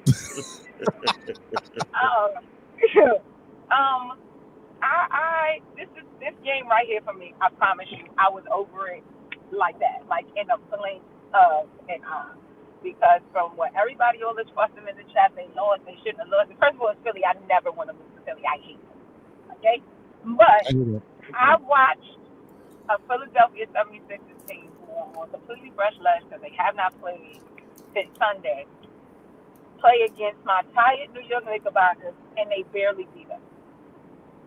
I'm not worried about the Philadelphia 76ers at all because they were at their peak. They were at their best last night. They came to play, and we weren't. And we lost by, 6 points? One less turnover and a couple of open threes that we missed, and we win the game. Mm-hmm. As bad as we played. So I'm not worried about this game at all. I'm already on to my end. Already. Mitch had a great game. I hate that it was wasted. I hate it. But I'm fine. Like, I don't get the crash out that's going on. Like, they didn't realize the Knicks played 4 games in 5 days. Like, anybody who watches basketball knows that they literally played playoff intensity basketball for 3 straight games and then had to play a back-to-back on a day of travel. I'm sorry. Nobody can work their job like that. I work tons of doubles. My first one, I'm fine. The second one, I'm fine. The third one, I know I'm tired. Yeah. I'm dropping stuff. I'm tripping. I'm forgetting things. I'm doing stuff twice. You get tired. You're mentally and physically fatigued. You can't be at your best. Mm-hmm. They're human beings. It's just not. And they wouldn't have won that game in Indiana. Was it Matherin? Who pushed Jalen on the ground? Who pushed him? Nembhard. If Nembhard didn't throw Jalen Brunson to the ground, they wouldn't have won that game. He went into the huddle and said, hey, I got it. This is my number. We going to win. He came out, he hit the 3, and they went home. If he didn't push him on the ground, we probably would have lost. Maybe. That's what we needed. I hear you. I see where you're going. Probably would have lost the game. But at the end of the day, Jalen Brunson has not played well, probably shooting-wise. From the Cup game, mm-hmm. He didn't shoot well in that game. He didn't shoot well against Indiana, and he didn't try to shoot well yesterday. Does that mean he's not Captain Clutch no more? Do we hate Jalen Brunson now? Because that's what's floating around in the chat. Oh, it's Jalen Brunson's fault. Yeah, he's having a little rough shooting patch. He's still a draw on defense. He still do other things. He had like 9 assists, 11 assists. Last night he had about 8. Yeah. Game before that, what he had. Now he's still doing other things. Like No, I don't actually, get last night he had 9. I apologize. You right. You right. own it. I'm just saying, like the talk, the shadow. That yes, we can criticize Jalen Brunson when Jalen Brunson is doing wrong things that are wrong, Right. and he's having a horrible time at the. He's not shooting well. Is that enough to take the crown away? Is he not the captain anymore? Is he still not the best player on our team? Y'all gotta stop. Throw that man out a little bit. Just throw the team out. This team is tired. Whoever does this schedule, they need to go back and think it out again. They need to block it off like they do the All-Star game. Either start the season a week early or run it a week longer. Because those guys shouldn't have to go and play back-to-back basketball on a day of rest. Right. That should never happen. You want them to play hard. You want them to play playoff intensity basketball. You want your product to be good, and then they don't get the W in the column, right? They won the game. It counts for nothing stats-wise. They get their money, and they move on. And it's right back to your regularly scheduled program with a day of rest, which isn't really rest because it's a travel day. Somebody got to fix that. Yeah, I think that they make it a little. You're right. I was going to say they make it a little difficult for themselves because of this NBA Cup in-season thing. The scheduling gets a little wonky. Yeah. Right. They need either, if they want this to be a thing, they got to block it out. Got to be 2 days before, 2 days after. They can't have these guys going right back into schedule. Whatever team, not just any team.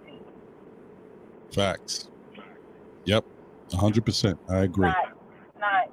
It's not conducive to good basketball. It's not fit, and it's not fair to the guys. You asking too much of them. It's true. And it's true. And you're doing a disservice to the fans because now I'm not getting my team at its best. You preaching, Tori. I'm on to the Miami game. I don't feel like this is something that we need to harp on. And people are going crazy. Oh, look, the coaches did that. We need to get rid of Brown. Brunson is trash. Like, come on, y'all. Come on. I mean, the question that I wonder is, because the Knicks are a championship contending team now, does that mean we've changed our expectations as fans? Like, we can no longer look at the game the same way? So things that we might have said are okay before are no longer okay now? Is that what's going on? That's what I'm trying to figure out. Is like, does it mean that we can't lose basketball games unless we have given? Right, we're not gonna win all 82. You know, I don't know. I'm just wondering. And Philly is a good team. Like, it's not like we lost to the Washington Wizards. I mean, and even if we did on a back-to-back and 4 out of 5 games, it is what it is. But it's the Philadelphia 76ers have a good team. Prior to this game, Podcast P was getting this last 5 games. He had like 20-something points. Mm-hmm. Yeah, OG didn't score, but neither did he. What he had, 5 points, 7 points. OG might not have been doing a good job on the offensive end, but he was playing good defense. These guys were jacked. How much you want them to do? That's true. It's a lot. So that's why when I asked the question, when you look at it, either way, the Knicks will finish 1-1. Whether they beat Philadelphia and lose to Indiana, or if you lose to Indiana, beat Indiana and lose to Philadelphia, you still 1-1. But my whole thing is, how does the Knicks fan and the media look at it? Is it impressive that the Knicks beat Philadelphia when we think we're a better team than them anyway? In the standings, we already look like a better team than them. So how important is the win over Philadelphia? Or would it have been worse had the 18-7 at the time New York Knicks lost to the 6-win Indiana Pacers? Even if guys are out, people would be like, even with guys out, you should still be able to beat the 6-win Pacers, right? But you had to fight to get the victory. To me, I think that Pacers win was very impressive, knowing that we had 5 guys out. I thought that was a good win, especially the Pacers didn't lie down. They played. So whatever. We can't be content. We're not happy. I don't know. Right. It is what it is. 18 turnovers. The Knicks handled it. They protect the ball very well. 18 turnovers, and y'all don't realize the team's tight. Mentally and physically, y'all don't realize that. Like, Like, Yeah. you can't possibly watch basketball and not look at that and go, you know what, these guys are suck. So, Just, I don't get it. I don't get the fan base. I don't understand them.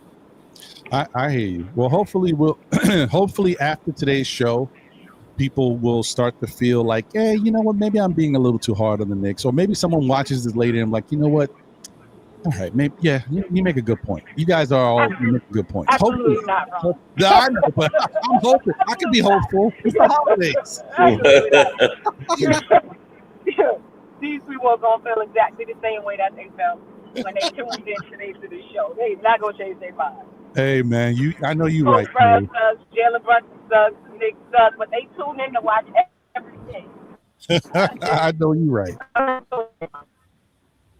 Let me get over to Nick Nation, see how he feels about what's going on. Real quick, let me just say, Sherwin says, chat, do you honestly think this team can win a championship? Listen, this team is not perfect. Yes. They may need to make a Tori says yes. They may need to make a change at the trade deadline. Yes. I think we are fine. We got the bottom line is you got to keep playing to see what you're missing, right? By the time we get to the trade deadline, we will have seen enough Knick basketball to know exactly who we are and exactly what we need to upgrade, if we need to upgrade anything.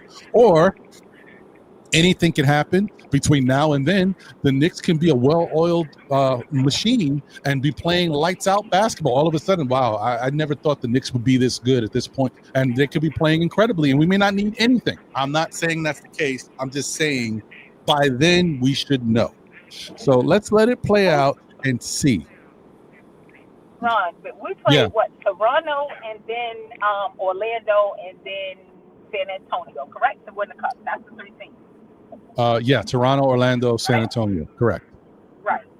And all three of these games, right, the Knicks played three completely different styles of basketball and came out victorious. That's true. Right?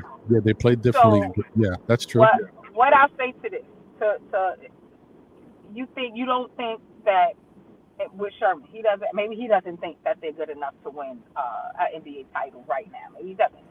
But what I will say is this: whatever you put in front of this team, they adapt to and they overcome. They went to Toronto. Toronto plays one way. They played that style of basketball. They beat them at it. They played Orlando. Orlando plays another way. They played that style of basketball. They beat Orlando. San Antonio, different brand of basketball. They played and they won. The New York Knickerbockers are chameleons.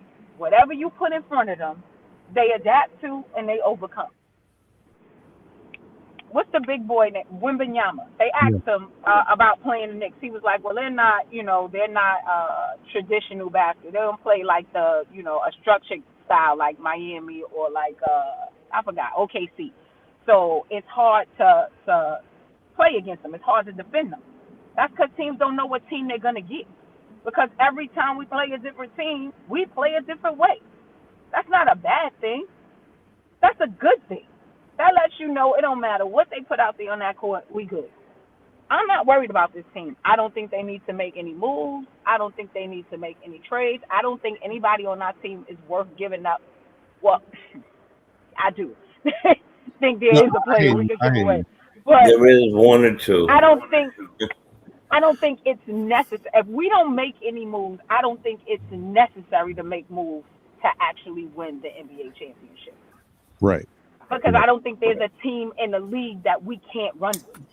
I got you. No, that's fair. That's a good point, Tori. And that's another thing. I want to get over to Nick Nation, but I do want to say that is another thing for us to look at, because remember when we talked about before Coach Mike Brown became the coach, we talked about coaches' pros and cons. Excuse me. One of the biggest pros for Mike Brown was the fact that he believes in in-game adjustments, but that in-game adjustment stuff isn't just something just happened, we make a change to a play and now we're going to do that. His in-game adjustments carries over to the whole game plan, right? Thibodeau used to have to practice, watch the game film, and come up with a strategy for how he wants to play versus the team that they're coming up against. Mike Brown seems like he does. Every coach does the same thing, but as the game is going along, he will adjust on the fly and change things up, even to the point where we saw him bench Mikal Bridges in favor of Tyler Kolek. Like, that just shows you that they will do whatever they see in front of them. If something's not working, they see a team is playing differently, they will switch it up. And I agree with you in the fact that that's not a bad thing, Tori. It does show that the team you're playing is unpredictable. The Knicks are not predictable. And sometimes it may not always work, but it does give you a better fighting chance against teams. But how do you scout that? When you watching tape, when you watching film, and you don't see them playing the same way all the time, what's your scout report look like? Right. That's a good point. Figure it out. Like, we'll figure it out when we get there. Right? Yeah. But we'll see, man. Like I said, this is a long season. We still got a lot of time to really look at this team. They got a lot of time to continue to get better. And I think there's going to be more adjustments along the line. And most importantly, with this style of play that the Knicks are playing with the read and react offense, the greatest thing about it, and this is like stuff you can't teach. Like, I mean, you can teach, like, you have to learn it, right? This is almost like the coaching is happening on the court in front of them. The coaching staff can say what they want, but the players are actually learning how to do this themselves by watching what's taking place. And as they get more comfortable doing it, the Knicks are going to be even better. Like, it should be to the point where the coaches don't even have to say as much because the players already know exactly what the coaches are thinking. But that's towards the end of the season. We'll see. Anyway, let me get to my guy. Sorry for the long wait, guys, but this is, should I say long wait nation? Right. Well, yeah, no doubt. I mean, if you let Tori go, I'm sure another hour. She you know what I mean? Oh, get him. I was basketball talk, though. I was all basketball. That's right. The holiday edition is spicy. It's fun. It's exciting. It's electric. Let's go, baby. Once again, you know where we at. If y'all don't know what's going on, it's the holiday edition. SKF, no less. Let's go, baby.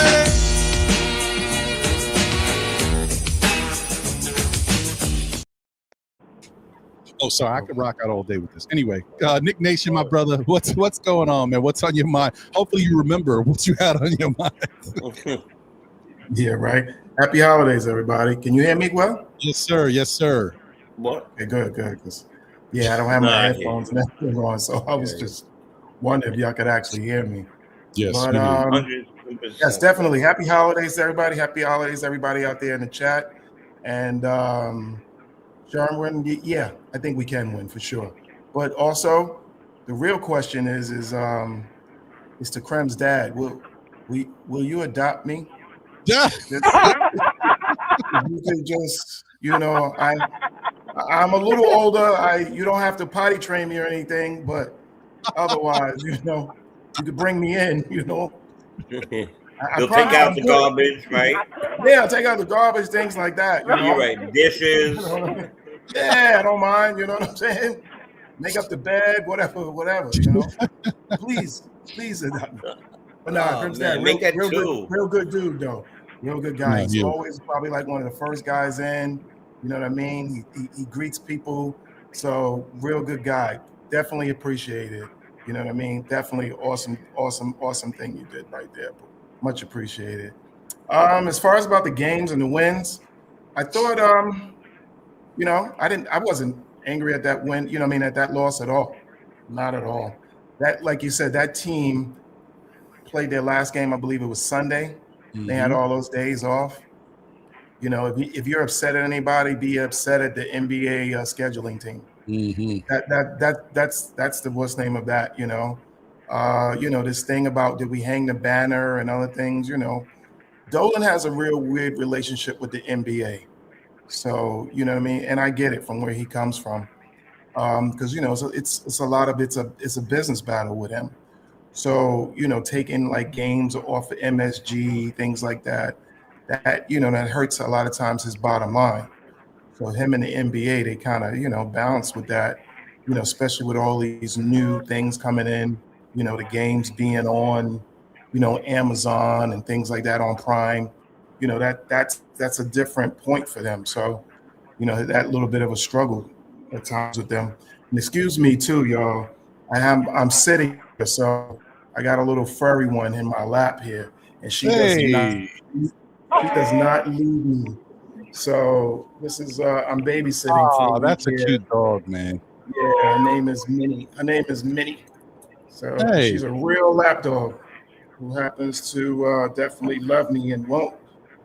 I can't move, so you'll see me trying to stay calm a little bit with her. But Crim, yeah, she no. comes as a dog. Yeah, right. But otherwise, yeah, no, definitely not that what's name here. I think Phillies is a sound team. Do I think that they match our level of talent? No, not at all. No, we handle Philly all the time, brother. Yeah, just yeah, I don't see that at all. Yeah, you know what I mean. Maxi will be. I'm not going to create him as a top line superstar right now, but he's right there at the gate, I believe. And I'm going to say that, and the only reason why is because I think if in order to equate that, just like Brunson went through, you got to get your team to certain places. And right now, I haven't seen him do that exactly. I've seen him create great numbers. I've seen him carry that point of that team, but I haven't seen it to where I'm not going to give him Brunson status yet. I think he's got to still battle for that. So, oh my God. Hey, listen. Let me pack my stuff right now, Ron. I just saw it. I'm packing my stuff, Ron. I'm sorry I got to leave your show early, and I'm packing my stuff because I'm on the way. Dad, get my room ready. I'm on the way.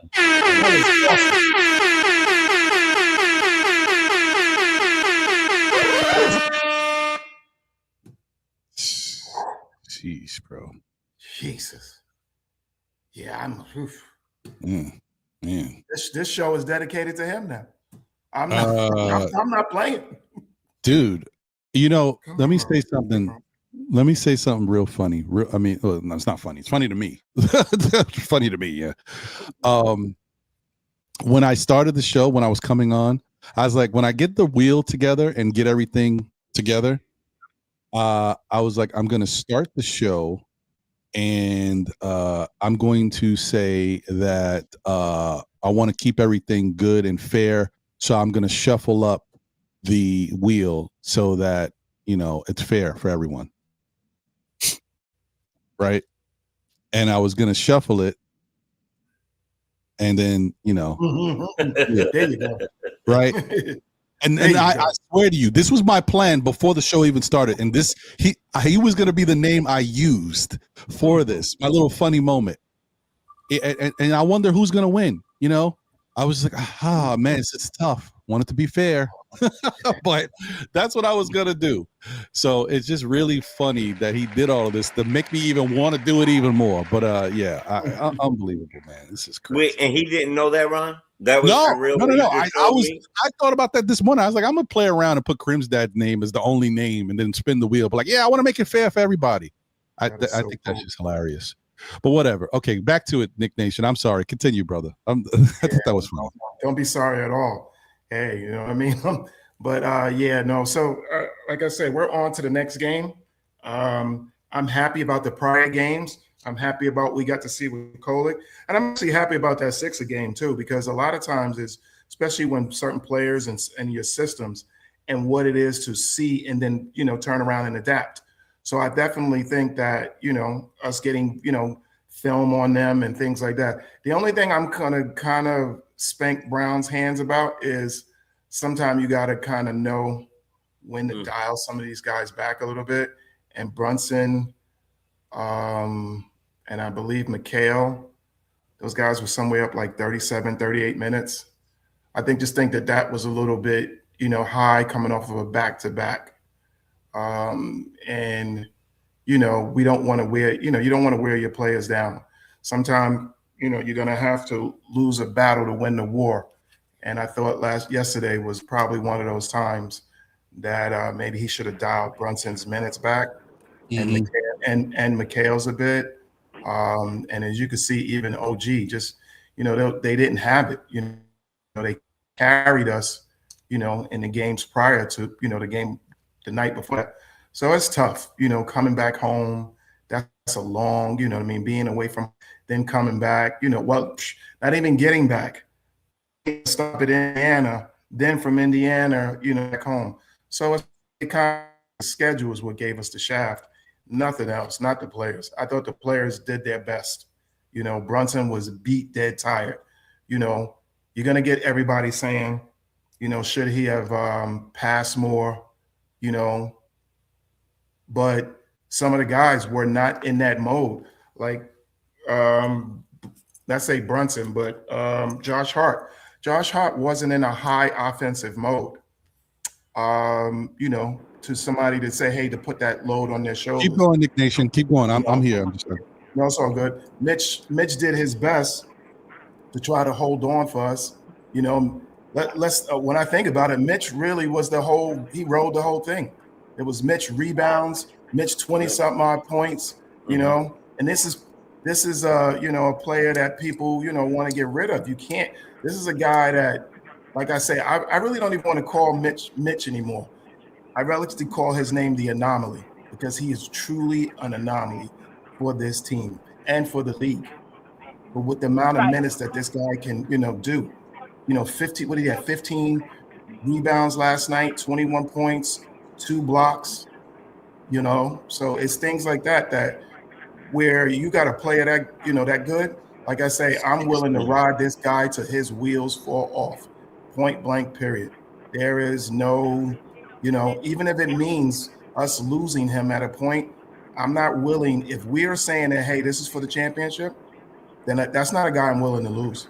I'm willing to ride this guy all the way to the end. I'm hoping that Leon and them have something worked out behind the scenes, and, you know, he gets that extension point. But I definitely don't want to lose him. And I don't really care who we're asking about for or who for, because I don't really see players out there that can do what he does in the time, particularly in the time period that he's doing it, and for this team. You know, he is a staple. When all of these players came here, Mitch was here. Mitch is still the stationary of this team. And until he's gone, he is still the anchor for this team. But I think Mitch is still our anchor. He immediately changes and affects the game as soon as he enters. Also, I thought, like Cole, you know, learning what it takes to come off of a back-to-back, you know, getting the education of seeing a team that plays, you know, hard in the passing lanes. How do you beat them? I thought Mike Brown's explanation after the game on the post show was excellent. If anybody hasn't, go take a look and see what he saw in real time, what was going on with the team. He just couldn't counter it because he just didn't have the energy for, you know, and the necessary players too. But I think if we had Shamit here and Deuce, I think that's not a problem. We go right to it. But like I say, those guys, we gave out so much energy on all of these days. Sometimes you're going to have a downtime, you know, and just as Knicks fans, I get it. You know, I was in the chats in quite a few groups last night, you know, and I try not to really go back and forth and battle and what's names, but it irks us all in a way. And to me, it's a little foolish when you keep measuring teammates versus teammates. Oh, this guy's better. Oh, if this guy would have been doing this, what's name, and this one and that one, or this one and that one. They're teammates. Let's cheer for all of them. Let's root them all on. You know, as much as I don't, you know, care for Yaba Sibley, but if he's out there and he's producing, then hey, I'm going to cheer him on. You know, I currently don't think he's playable too well on this team, but hey, if he's contributing and being a solid player, I'm all for it. You know, but do I care for him or like the way that he came in? Absolutely not. But he's on this team, and I'm not going to keep measuring at a point of who's the better this, who's the better that. Who you say that for the opponent. You don't do that for your own team. To me, that's just silly. Like, you know, I mean, oh, this guy, he's the better one. He should be getting it more. He should be listening. You know, we all know certain particular troll guys, and they have their players and whatever it may be, to battle, mutiny within their home team. That's just silly. And us banging each other's head against in our own fan bases at times, that's just silly. So, but that's just my take on it, Ron. And I'm sorry, my little helper here. She's moving around and she's farting. Just to Yo, don't blame the dog, bro. Don't blame the dog. It's just me and her. So, adding insult to injury, right? I used to blame the right, dog Mama? too. And then she looks up at you so innocently, like, I didn't do nothing. Yes, you did. It was you. You just pooed. Yeah, I hear that. Right. All right, so you know what, guys? My I dog want looked at to. me too when they would do that. I want to take a break to do the. I'll do the first part of the raffle, and then we'll get back into Nick talk while I set up for the second part, because that's going to take more time. I got to put all these names into the raffle, but I want to do the first part with the ladies first, because I don't want any of the, I don't know, you know how these shows go, but I don't want any of the ladies in particular to miss out while they're here. So let me just make sure I got all the names, and I don't have them all yet. I'm going through. I got Tori, I got Darlene, I got Geraldine. I gotta put the Cowboys in there. Sorry, I just want to make sure I got the proper spelling of the names and stuff. Give me a second as I breeze through. You guys can continue to talk. So this is interesting. I mean, we've already kind of been talking about, but I don't know if I heard as much. Tori already chimed in about it, but hey, Jay. You go back and forth about it, and I know you respect them, but I mean, how did you feel about Mitch, bro? Oh, listen, a couple things have happened recently. One, up until he got injured, I thought that Miles had turned back into Deuce. Mm-hmm. And Mitch, here's the thing. I never disliked Mitch. I know. I never ever dislike. I don't dislike people on my team, period. I had an issue with the best ability being availability. That's all I had. His natural ability to hone in, especially on the offensive board, then if you watch him to push, he'll literally put a player physically into position. I've seen him do it with people who know how to play defense. Bridges being one of them. When he put him, he pushed him over. He is a natural defensive monster. I really wish that he didn't have that he wasn't prone to injury.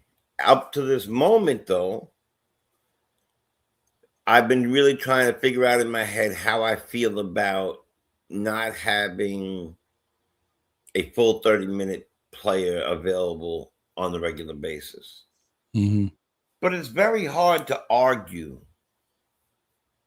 against something like 26 minutes, 21. All right. I know last night was pretty much an anomaly with certain things, but not maybe his points, definitely the free throws, but not everything else has been the same thing. If I could go to anywhere. What he did in the Cup series, what he did, against Wembyambi, what he did in general, what he's doing is just very special to watch a young man who I think if never gets hurt, we already win the championship. Mm. I'm talking about just 2 years ago, whatever. Never gets hurt. We already win the championship. There's no doubt in my mind. I also love the fact that he's coming off the bench. It gives us this really powerful defensive person where it stops people getting straight to the bucket. Now they got to think about what they're doing when they try to do that.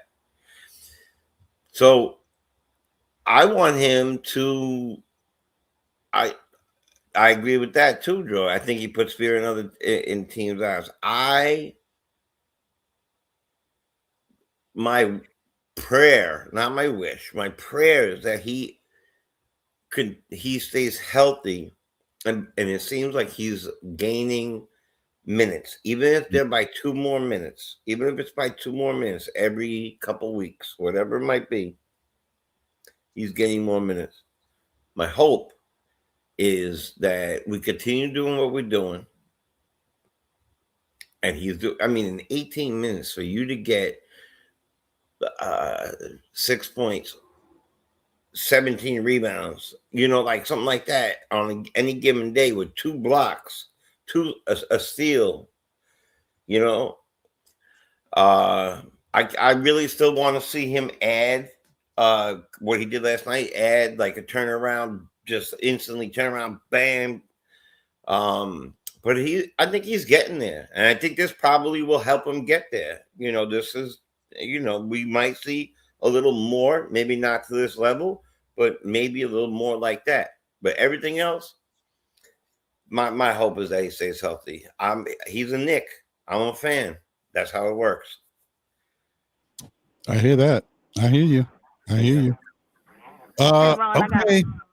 Oh, go ahead, Tori. Ron, I gotta log off. I'm at work now, so I'm. No, I hear you. I'll catch up with y'all later. Thank you, Tori. Appreciate you. I'll take your sweatshirt. And I'll give it to somebody. Yes. Happy holidays, Merry Christmas, all that good stuff, man. So I think I have all of the ladies that are here today in the raffle. If there is any ladies that are here and not in the raffle, please let me know, but I believe wait, did I close that? Yep, I did. Let's share it again.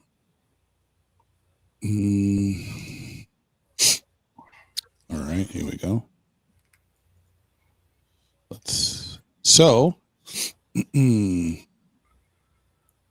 I believe I have Geraldine McIver, Tori B. I've got Darlene Bryant to Cowboys, Lena Franklin, and Margaret Edwards.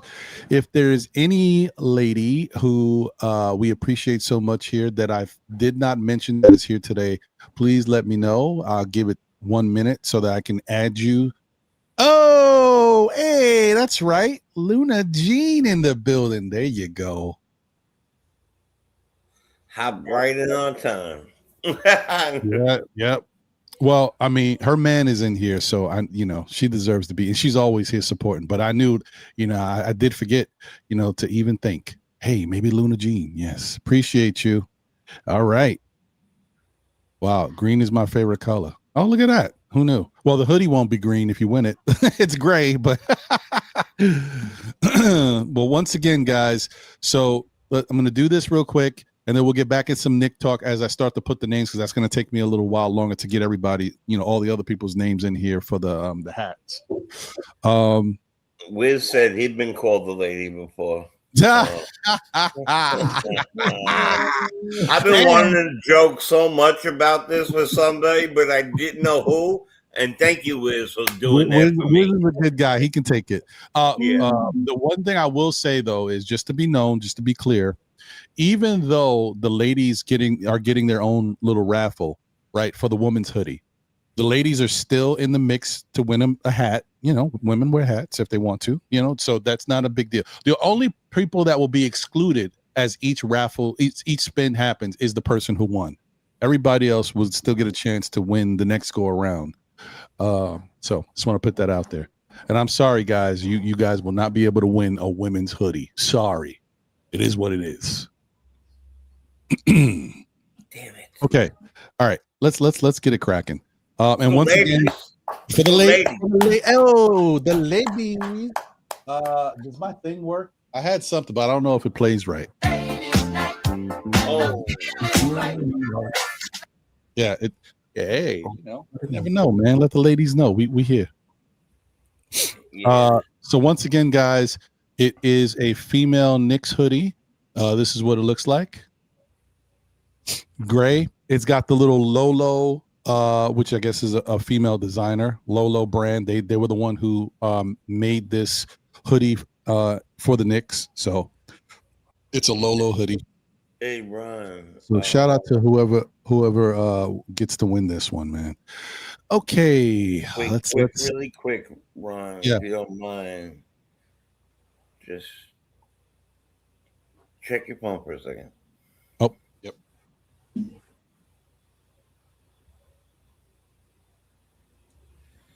Yeah, I know. Okay. I know. Okay. Yeah.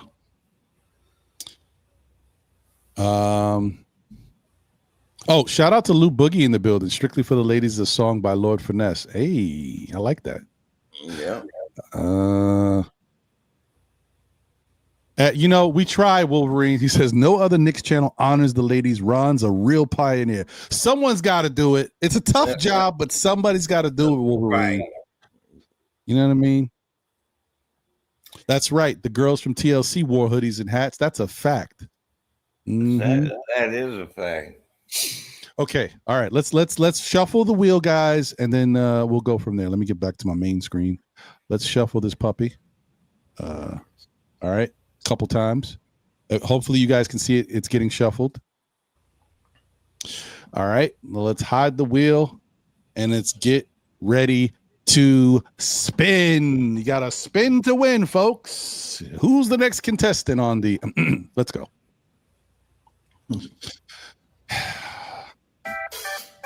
All right.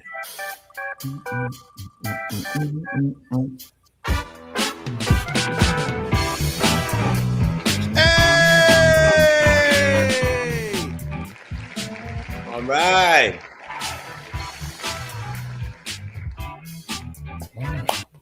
I knew it. Something told me that Geraldine was going to win. Now, guys, listen, there's a lot of new people that have been a part of the show. And I thank you to all the ladies who participated in this with the spin. Like I said, I will throw you guys in the other raffles for the hats. Anybody could win. But I do want to say that from the bottom of my heart, deep down, I was kind of hoping that Geraldine or Margaret Edwards would win, right? Because the reason why I want to say that, and shout out to Margaret Edwards, who has been here rocking with us for a long, long time. But Geraldine McIver, when I was doing this show with John, and then sometimes I would have to do it by myself, I had 4 people watching, and Geraldine was one of the 4. So I'm not going to forget Geraldine and how much she has meant to still Knick fans and everything that we have going on. She has been, and she would come to every show. Whether it was 3 people in there watching, Geraldine was one of those 3 people. So shout out to Geraldine. Thank you so much. Please do me a favor. I'm going to put in the hold on. Crim's dad. How do we know Geraldine is really a Knicks fan?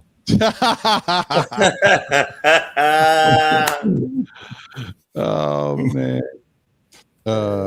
Still Nick and at gmail.com.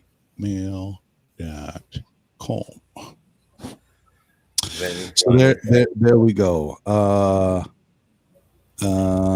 There we go. So that's the email address. So please, anybody who wins today, let me get this off the screen. Put us back on the screen. Oh, there's only 3 of us now. Oh, forgot about that. Boom. So anybody who wins today, please use that email address and send me your name, full name, and address so that I can get this to you. Now, for the ladies, for Geraldine specifically, please give me that information, full name, address, and your size. And I will tell you this just to be transparent. The hoodies are only from extra small, so XS to 2XL. So XS, small, medium, large, XL, and 2XL. Hopefully one of those sizes fits you, Geraldine. So let me know what size it is, and I will get it to you. And just bear with me. I'm not making any promises that people will get it by Christmas, but I will get it to you. Because even though, I appreciate all this love and this incredible super chats that I was given today, that stuff doesn't come until like next month. So I appreciate it. So right now it's about me digging in the pocket. I'm like, okay, I gave my son 2 that's enough for now. I got to hit up Geraldine. Like, I'm like, all right, I got it. Yeah. So please do that. And let me pin it. Hold on. Let me go to YouTube channel real quick and pin it so that it stays there. So I don't have to worry about people saying, where is the address, Ron? I got you guys. Yeah, definitely. Guys, scroll up a little bit too right now. It's in the chat. It's on the chat side. Oh, that's loud. Let me lower that. Okay. Whoa. All right. So it's pinned. So anytime anybody look at the message is at the top of the screen, that is the email address. You can send me your information, Geraldine, and whoever else might win today. Thank you guys, like I said, for always giving your support. And man, can't say enough about the time it takes and the effort to just watch one of these shows, especially my show on Saturdays. This is a marathon, so I can imagine. But listen, I've been watching and I see y'all all over the place. Shout out to Lawrence Tears, to Knicks Real Talk and other I see you guys all over the place. So y'all are all diehard Knicks fans. Y'all be all over. I see you. Yeah, good things are coming. Yeah. Okay, so did I get a chance? No, not yet. Nick Nation, did you weigh in on Mitch, or am I tripping? No, you didn't have a chance to weigh in. No, you only asked me, I believe. Yeah. Can you what's your thoughts on Mitch's game and that incredible free throw display by one of the best in the business? Listen, like I said, I thought it was a phenomenal game. I think I talked about it in my opening there. And big shout out to, I forget his name. I'm so bad with names so fast, though. But the shooting coach that has made the little slight adjustments there to Mitch's shooting, what's name? It has been successful. All of these years, all these other guys, whoever he's been with, this guy's come in. He's helped Hart. He's helped, and now he's helped Mitch. So, listen here. I'm so happy, and hopefully moving forward, Mitch can continue this because he definitely changes and punishes teams, and especially if we as a team can control when he is out there and not let somebody else dictate to us when he's on the floor. That's really huge for us. And moving forward, we're not going to expect Mitch to be like he was last night. 80, 90%. Come on, we're not going to expect that.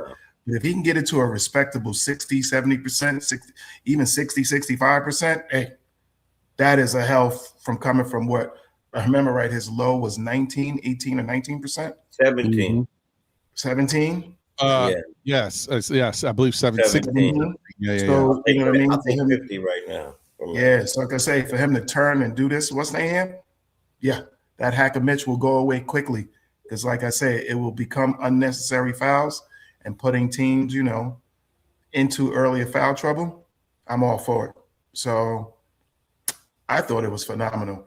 But it just shows too, though, maybe as this offense evolves more, that will become more of a staple, because I really think that Mitch should almost automatically at least average 10 to 12 points, because it's there. It's there every game.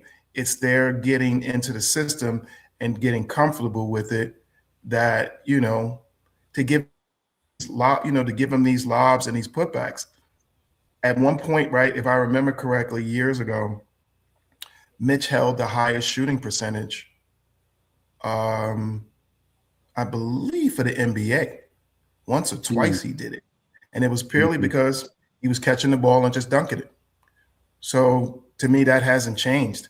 And I think that, every game that he's playing in there, that he's getting at least 15, 20 minutes, I think that he should easily get an easy 10 to 12 points, because these are lobs. These are pick and rolls. These are backdoor, or what he just gets coming off the rim.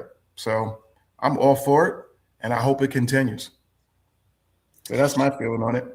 I think in a way that he'll have to find his maybe one or two niches that he feels that he could do, whether it's grab the offensive rebound instead of immediately turn around and finding that open man, the outdoor guy turn around and put it right back up, or have a move, whether it's a little hook, that he was used to use. He used whatever.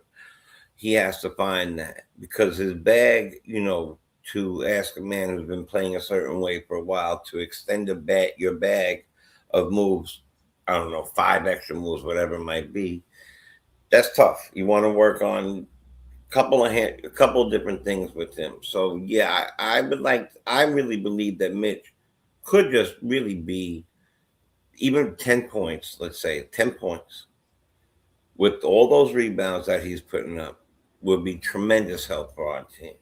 So I agree with what you're saying. And he could just definitely just if you could just add, doesn't have to be a slew of things. It doesn't. It's just like 3 things. Put back, a little turnaround, like hook. No one's asking for, don't get all happy. You got 21 points and go try to shoot a 3. You know what I'm saying? Like, just do what you could do. But I think that's what I said. I think that's the magic of it, that there are no plays drawn up for him, and what he does is just from the heart. His energy, what he brings. So that's what makes it really so great for him, and why I keep calling him the anomaly. Because how do you account for a guy like, you know what I mean? I don't know too many true things to say, you know what I mean? Please stop this guy from coming in 17 minutes and getting 15 rebounds, these amount of blocks, you know what I mean, and 8, 10, 12 points. I love it. So, this is definitely something that we need to, keep carrying on and build off of it. There was something said that they were, like I read a couple of different places that they were worried about throwing him the spin around, not the give and go, but the spin around, give and go alley, right?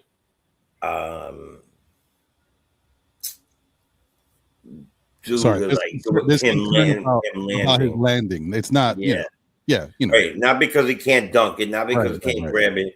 There's other people on our team that have it, like sometimes the fingers are a little buttery, but like him, it was about him landing. And I think that was one of the major reasons why we didn't see so many, because I've seen him on numerous occasions this year put his hand up in the air, like, or point towards the basket. You know what I mean? Like he wanted it. And I don't think they want to give that to him. Same way that his agent don't want to give him to us. They don't want to give that to him. They're just trying to protect them as much as they can. It's good for the game. It's good for the team to score that way, because it's a tough thing to stop. Right. But it's about, and so the bottom line is, it's not so much. It's about how he catches and gathers and then lands. But more importantly, not every team is just going to let you get it. So when they contest it, that's when it becomes scary, because then somebody's going up with them. They're both coming down. Mitch might land on his foot, or that's when it gets a little scary. But there's nothing wrong with creating opportunities where it's wide open, fast breaks where he's on his own. That's when you give it to him. Let him go. Right. Like in the tournament, like off the backboard, put back, hang on it for a little while. You know what I mean? Feet in the air, like that was beautiful. Yep. But you definitely want to be, and I'm sure he's super cognizant of how he's landing. But you can never, ever, like, you don't know before going into that game what's going to happen to any of them. I hate to bring this up, but you remember who was it? Paul George in the USA game or whatever it was. Yeah, remember that? Like right before that, he was super happy to be on the team, and it was the most gruesome freaking thing ever happened. Like 10 minutes later, it was like so bad. So you can't live in fear, but you can prepare and be smart. So I agree. So outside of that, we did talk about it. People have touched on it a little bit, but how do you guys feel about, because we're giving a lot of praise, a lot of credit to these players for what they've been doing. But I mean, Mike Brown, like, give the guy a little love, man. He's been showing you different. He's not going to be perfect. Yes, not everything he does. No coach is perfect. No coach goes out there and doesn't make a mistake, right? But you get blessed in different scenarios. Maybe the players go out there, they don't execute the way they need to. The coach comes up with a way like, this will make up for your mistakes. Like, I see what they're doing. We do this, we'll tweak it. Now we'll start to look better. Or the coach says, I want you guys to do this. It doesn't really work out that well. But because you have a Shea Gilgeous out there, he figures out a way to get it done no matter what. Players can help coaches look better too. So there's been mistakes made out there, believe me, even when you win, but somehow you're able to get over it because of your personnel or how everything plays out. I'll go back to Nick Nation and back to Jay. Thoughts on Mike Brown's coaching so far up to this point? The 18-8 New York Knicks. Me personally, I love the way that he is using his personnel. I understand, from the background, he has a few mandates, and I think that's why we're still seeing Yaba Sibley. But otherwise than that, I think that his style, I think I really like it. And I think it's more so because of the real-time coaching of that. Even in the NBA, even a pro, they miss things.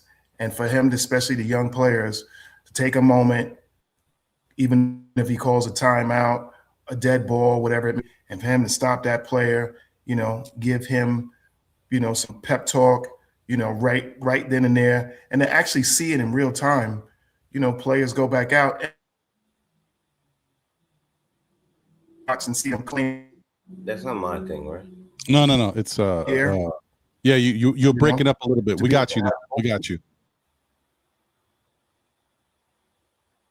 Good. No, maybe It's we like don't. you guys.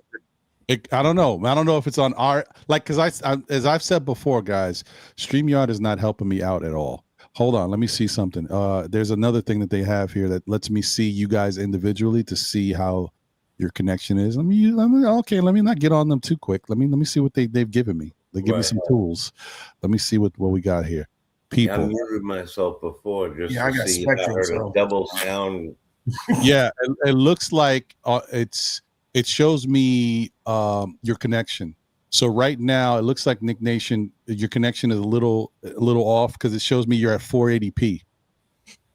That's StreamYard letting me know that it's dropped down. It's degraded a little bit. Come on, Knicks Nation. Yeah, I'm sorry. Yeah, no, man. I got Spectrum, man. I got Spectrum, man. I got Spectrum too. So yeah, we in the same boat together. Yeah, you already know. They ain't doing me no favor. I already know. I don't know more. I don't anymore. Force with this kind of crap. And guys, as we continue, don't mind me. I'm still putting in all these. There's a lot of names. A lot of names. Continue. Sorry. Oh yeah. By the way,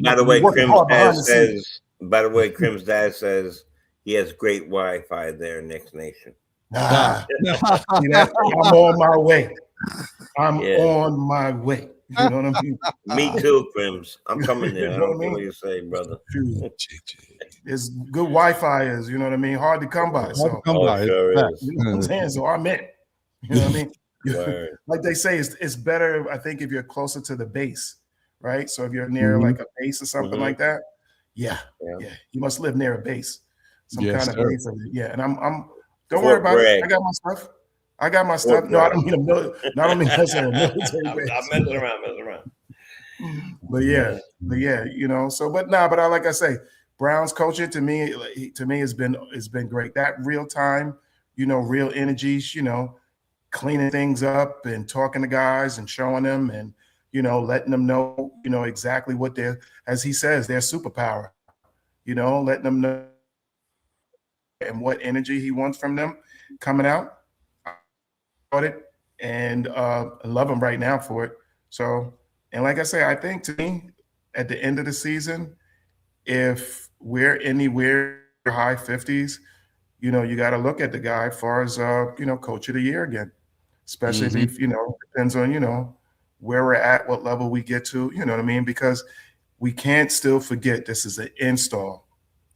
So on the first point of an install, when you first sometimes see teams, then you must make an adjustment for how that team plays you. So a lot of times this is first, when you first see a team. And am I correct? Is that this was our first game for Philly, right? For the year, right? Yeah, first one. Yeah. So you know what I mean? So the next time he sees them, you know what I mean?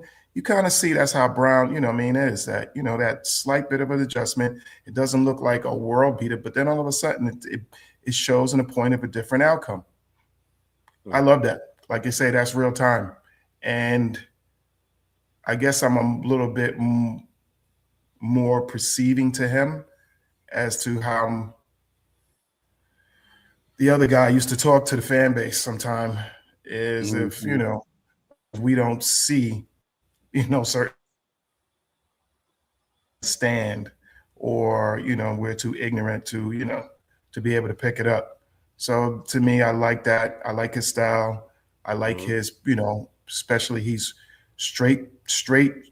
To me, I wish he would hold some things back, but when he's on that podium, he's opening up. He's telling you exactly why 31 names, what they did to us and certain others. Some of that, I wish he was hold some of that back, but I appreciate the education that he gives us during it though. So on that thing, he's definitely forthright and very transparent when it comes to that stuff. Extremely. And where do you have for dinner? And right. Yeah, a little too much salt in this last meal. Right. So also I want to say something real quick. There was one name that was excluded from the female list, but that was on purpose because she's SKF'd in my opinion. And I also do have something that I don't even think she's here right now, but I do have something planned. I was going to send something special for her, for the holidays. So, and that is Miss L. Dammit. You know how we give it up. Yeah.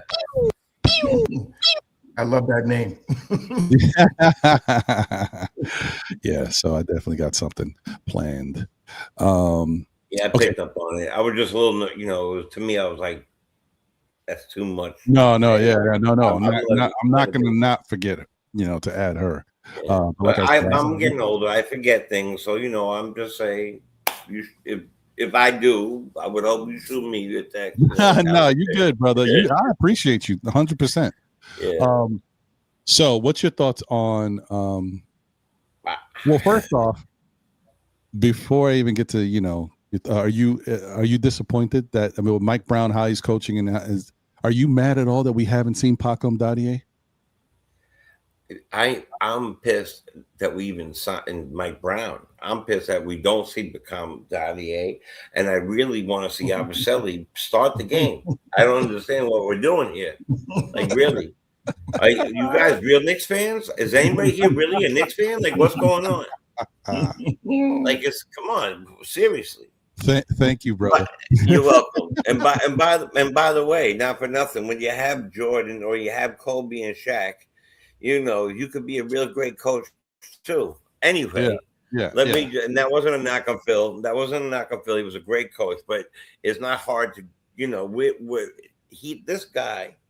I want to say what I want to say about this guy in the very deep way. This guy, if you go back, if you have an opportunity, and I like MSG and I really don't like any other station, but Prime has won me over a little bit. They do things, the people on the panel with Nash and Dirk and them, I like what they do with it, with the way they come from the angles, and it looks a little 2K with the names around it. There's a lot of good things to like about that.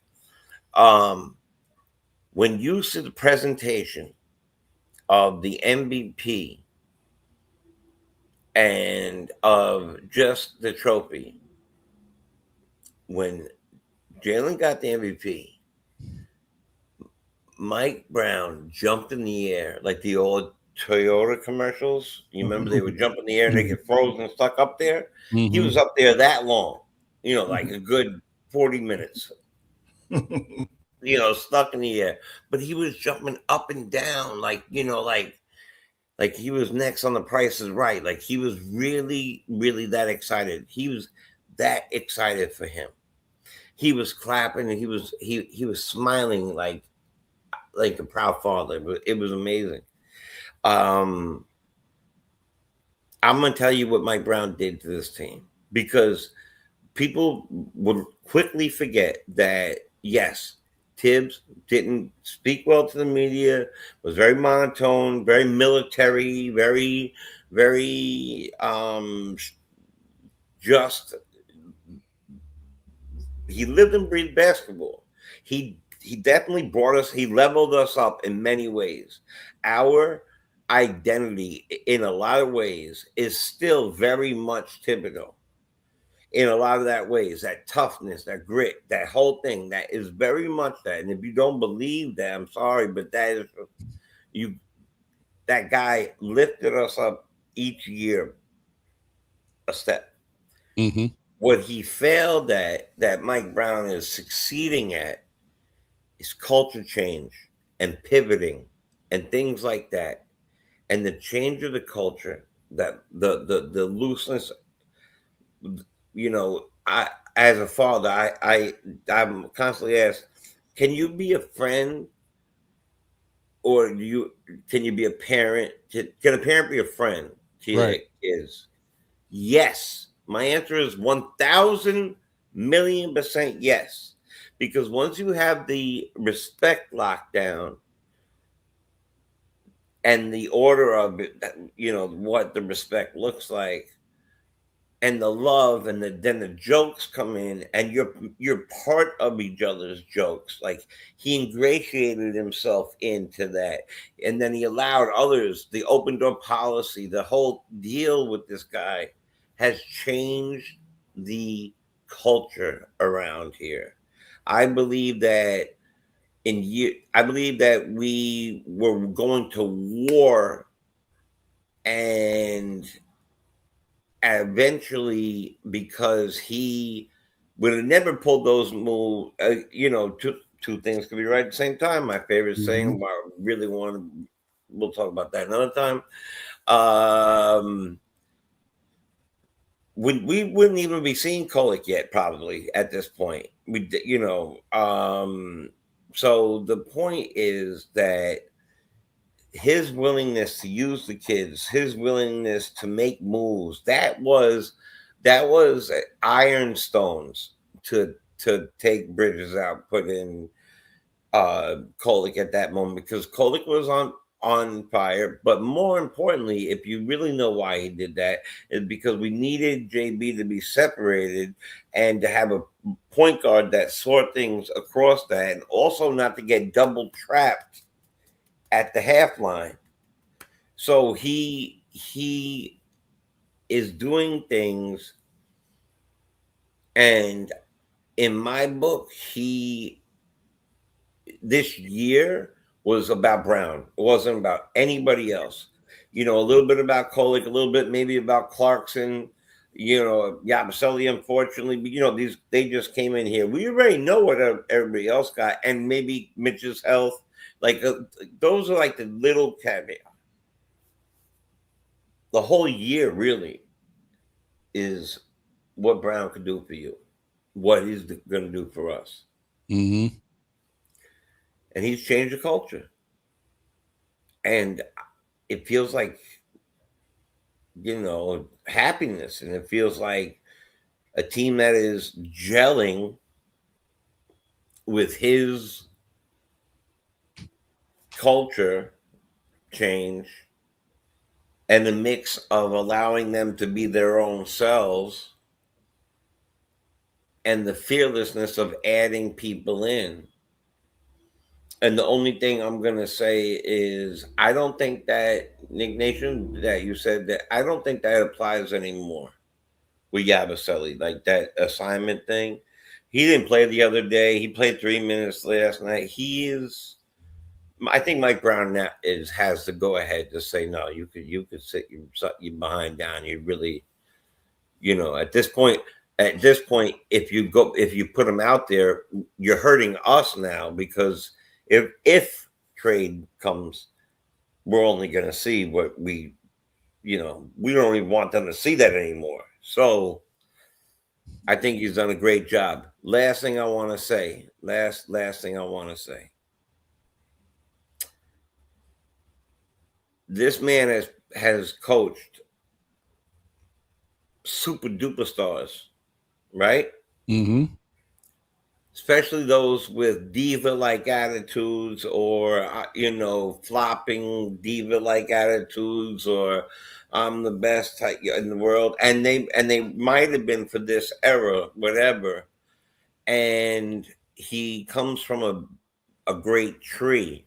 If you know what tree he comes from, anyone want to say what tree he comes from? Anyway, it's the Popovich tree. We know. Thank you. I just wanted to I didn't want to say it. I'm sorry. I felt like I was talking too much. I wanted to throw it out there. No, you good. I think that he is breathing out at this whole I ain't got a star over here who's gonna call for my head. I ain't got a guy who's bigger than me who could change things. I ain't got a LeBron who's gonna go over my head. I ain't got this anymore. I got a really nice superstar in Jalen Brunson, and a great set of guys who are willing to follow me and what I'm doing, and a great set of coaches that are willing to sit into. And that must be an exhale of peace coming out of this man. I really believe that to be a big part of all of this. So, you know what? I'm happy with everything that he's doing. On the flip side, he could have made changes last night. But everybody has an off day. Everybody, including the coach. Yeah. Like I said, none of these guys are perfect. Stuff's going to happen. Yeah, the one thing I think I do, what's name as well, is that he is a fan of his players. You know, he's a real fan of his players. You can see how he puts it out there for them. He is a real fan of his players. And, I think players, they begin to, feel a legitimacy of that. And I think they feed off that. So I think that these guys will, continue to play for him and run through a wall, because he really does. You can tell how, some of these post games and things like that, and, the endearing words that he uses for them. It's a good coach. He's, every coach has his flaws. You know what I mean? Yeah, every coach has his flaws, like you say, but this guy right there, he's sincere. Yep. I can tell he's very sincere. He's sincere, you know what I mean? And how he promotes him. Even how he promotes Brunson, Mitch, you know what I mean? How he promotes things with Cat. He does, you can really see it. So I agree. So I think I'm close to the end. Don't push me, because I think I'm close to the end, guys. I forgot my mic was still up.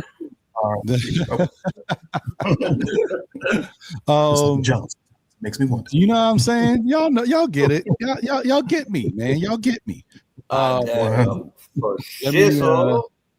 Michael Serviette.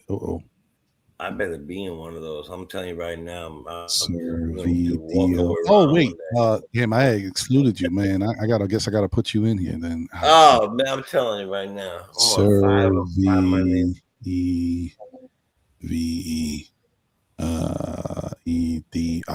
That wheel must be look crazy. It's nuts, bro. All these freaking names, it's crazy. I'm like, golly, I'm not done yet. I feel like I have a better chance for some reason. I don't know why. I don't know, maybe. And this is with me not adding some of the newest people like from today. I apologize once again. If you're just joining the show, we're doing the rally.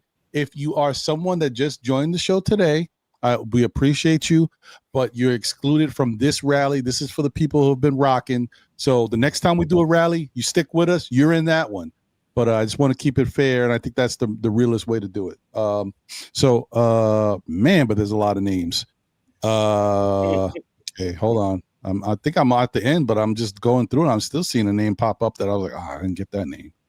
And also what I'm going to do is right before I decide to shuffle, I'm going to put the names in alphabetical order, right? So, and I'll scroll up and down and we'll see. So if anybody's name is missing, you let me know. And obviously, if you're new, I will tell you that I excluded you on purpose. But if there's anybody that's been here, so I apologize, like White Square, Pope Platinum Beats, I apologize, but you're not going to be in this raffle. I apologize. I don't know what you were doing. So I don't know what I was doing either. I'm just trying to figure it out. Someone help. Golly, the chat, man. These names. I think I got everybody, but hold on. Just breezing through one last time, just to make sure. While you breeze through, I'm gonna, if it's okay, I want to just a special shout out right now to Kolik. Kolik has been playing incredible basketball. I think that we didn't get a chance to really touch on that. The backup. We've been wanting this backup point guard. You know what I've been screaming for years that the captain is a combo guard, not a natural point guard by himself. I believe he can be if he focused on it. Obviously, he can be. He has shown it. But he's a scoring guard. His footwork underneath is amazing. Brunson, I'm talking about. But Kolik is just as good. He goes up with the left. He goes up. He's fearless, but he sees the floor like the Matrix. It slows down for him, and a true point guard has that, where everything slows down. When he threaded that needle to Mikal Bridges between three guys, it was like Neo, and it was like, and you know what I'm telling you, and he's bulking up. That boy's eating his Cheerios with a little bit of psyllium and a little bit of who knows what. And you know what? I think we found point guard. A lot of people were kind of pulling him away, the highest paid second rounder ever, whatever. This little tiny, he's not. He's a baller. And he's going to continue to grow. I know this. I believe it in my heart. And I'm really happy that he's on our team. And we didn't do anything dumb regarding Kolik. I agree. And I will say those games that have really put him on the map, he has looked incredible and definitely played with poise and everything we needed. The last two games, he's made a couple mistakes here and there, but he's the first to admit it. You see him, the pass he made last night. Well, he made two passes that were bad. I mean, he was beating himself up. He was mad at himself. He's like, because especially when you're a guy who's that good at passing, when you make a bad pass, like, why did I throw that? I know that's not a good pass, but you're just trying to do something out there. And sometimes it's just happens, bro. You're like, I make that pass 9 times out of 10, I thread the needle, or I don't throw that pass. I don't know why I chose to throw that there. But what was I thinking? Right. Yeah. Exactly. You know what? You want your point guard to be a perfectionist. You want him to do that. You want him to be like, you know what? I need to hit him like that. By the way, also differently, he works with both our big men better than anybody else. Yep. Better than Brunson. No, that's true. He really does. Towns and Mitch beautifully. So yeah, it's not even close. He's definitely the best passer on the team. It's not even close. This 100%. Guy, he's like a quarterback where like a Mahomes, where a guy will literally throw you open. Because a lot of times I'm looking at that pass and like, that guy's not open. Boom, it threads right into his hands.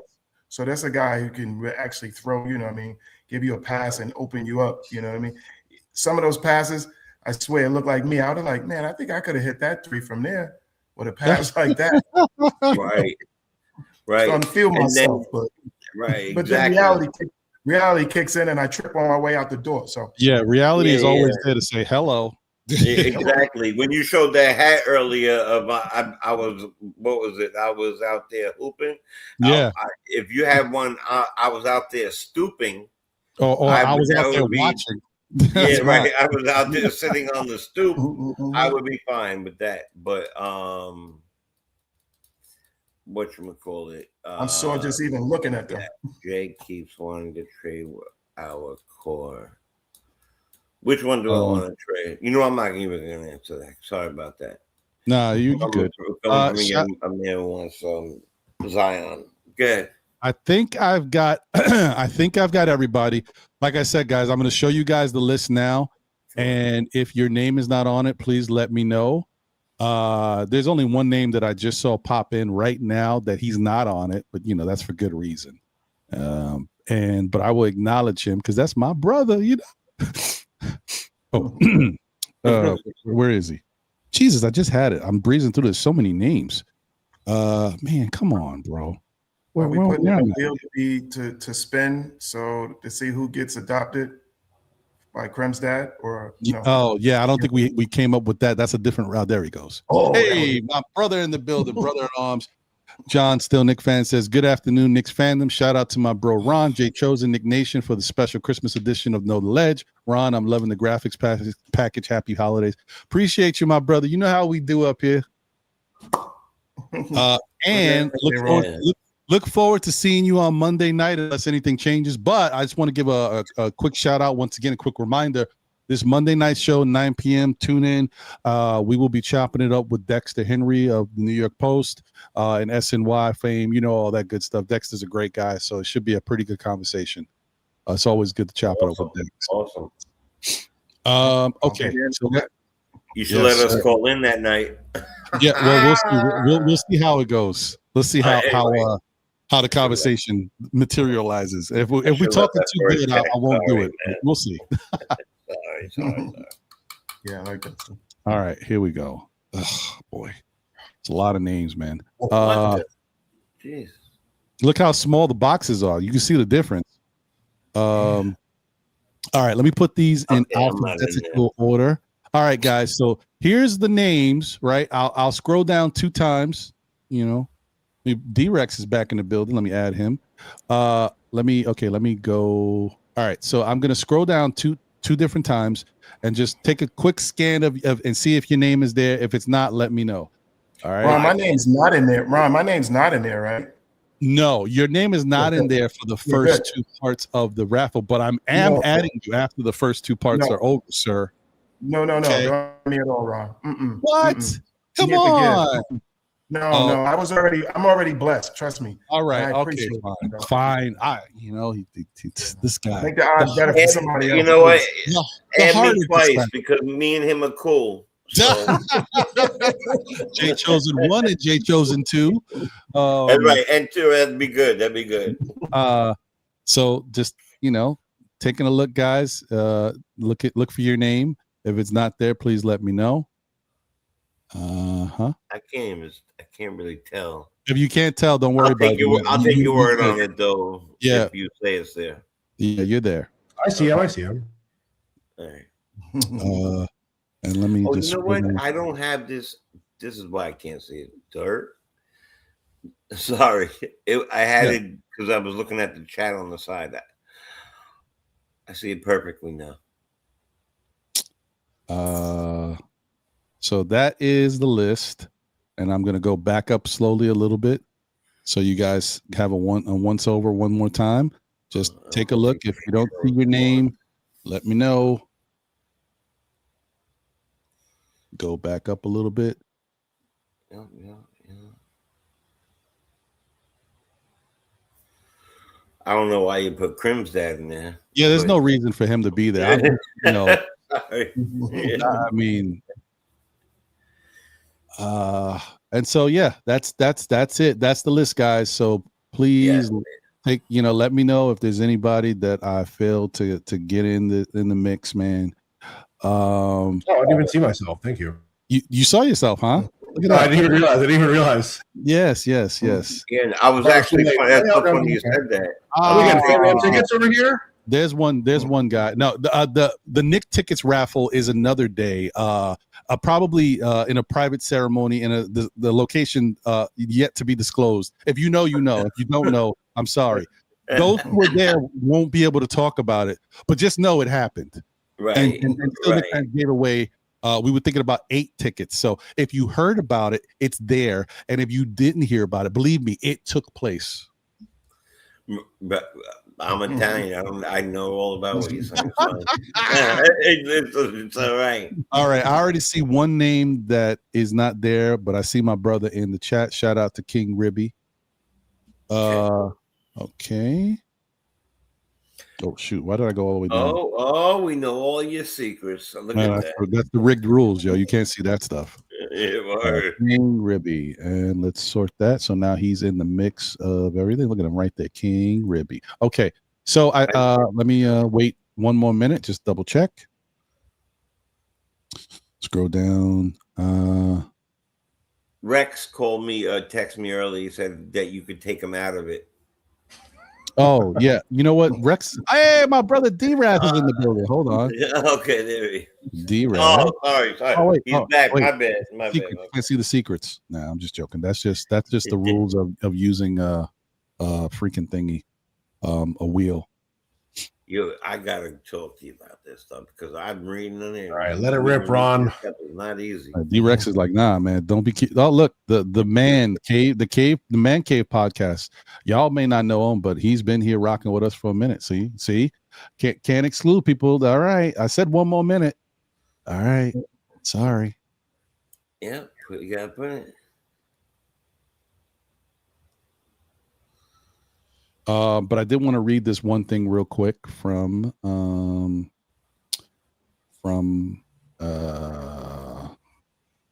Dwayne Dennis.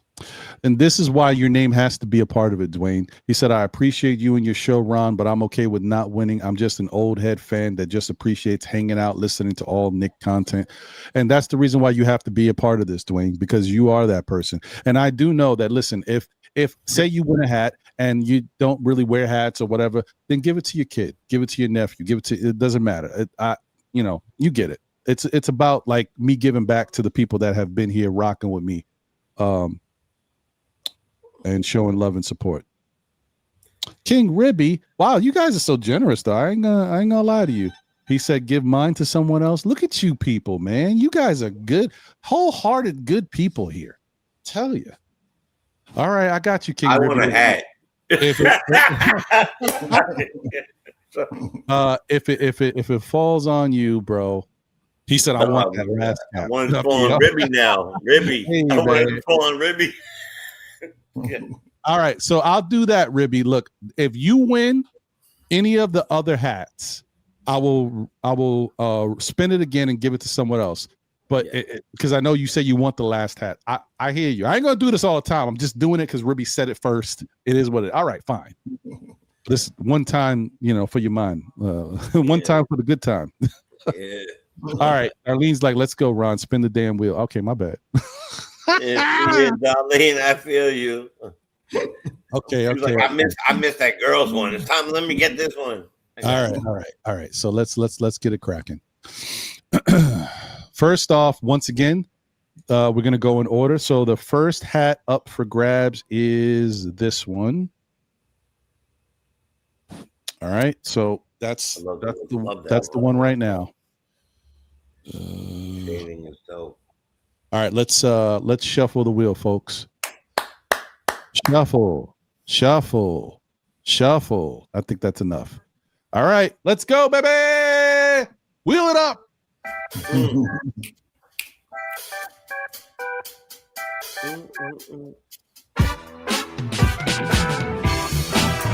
on, baby.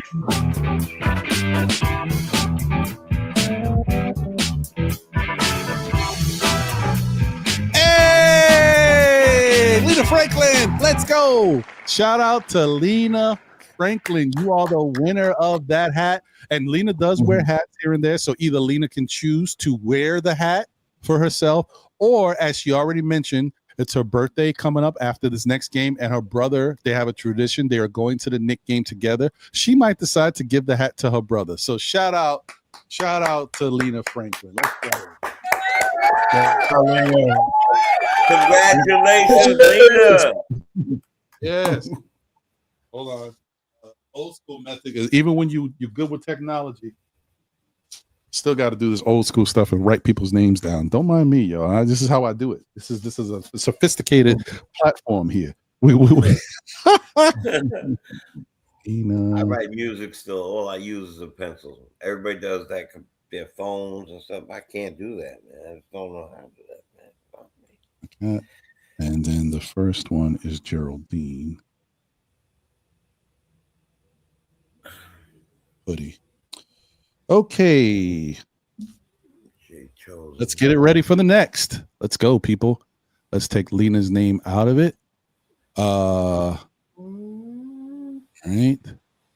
You guys got to remind me that when we get to the black hat, if somehow Ribby has won and I give that to someone else, I got to take Ribby's name out, but put his name back in for that black hat.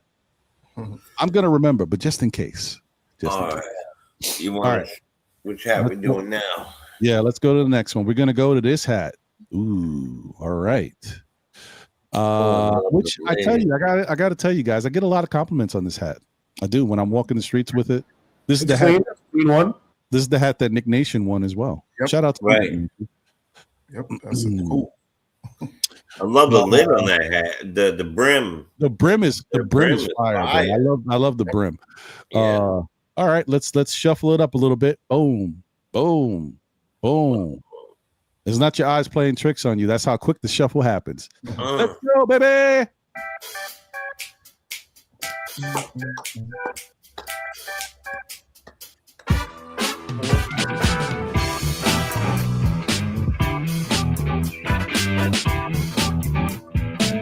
Hey, drip more. Where's that, Rob? Congratulations. Wiz deserves All right, Drip. Nah, but that's cool. Dripmore has been a day one too from the beginning. Me, and he's a barber. So who better to wear a hat than a barber? No, I'm just joking. But shout out to my guy Dripmore, man. Appreciate you, my brother. That's All what's right, up. Drip. Drip, you got to put out where you cut. Is it if it's in New York? No, I believe he's in Florida, but I could be mistaken. Okay. All right. Not sure. I'm not quite sure I'll fly down for a cut, but if I'm in Florida, you know. All right. So that's Dripmore. Let's go to the next thing. All right. Next hat up, and this is more flavy. This is for the person with a little more pizzazz. You know what I mean? Little spicier here. And that's this joint right here. You know what I mean? You know, you like the colors. You like to be the star of the show. This is for you. This is for you. The Knick fan that wants to let everybody know I'm a Knick fan. Look at me. Yes, sir. Let's shuffle the wheel. Shuffle, shuffle, shuffle. Great. Okay. All right. Let's get it.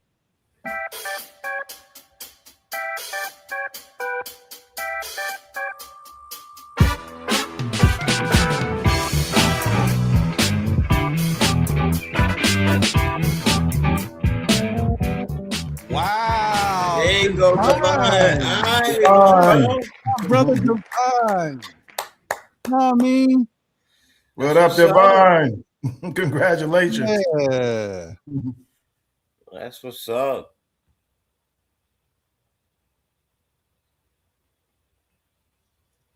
Okay. All right. Next up. Very good. Now this is the hat that Ribby wants. Ribby, listen, I don't know. At least you got a fair chance. It is what it is. I don't have to do anything with your name. You're still in there. Yeah, this is for the YNs out there. Sorry, I was hooping. Yeah, that's y'all. That's not me. Sorry, I was watching. That's a good one. That's a good one. That's the one I'm getting. Sorry, I was watching. Anyway, shout out to y'all, man. This hat's pretty dope. Let's go. Let's shuffle off to Buffalo. Yeah, when they said sorry, I was at physical therapy. Yeah. I need that one. Yeah, man. Shuffle, shuffle, shuffle. Okay, let's go. Let's get it cracking. Oh, we're on me. There we go. Sorry, right there.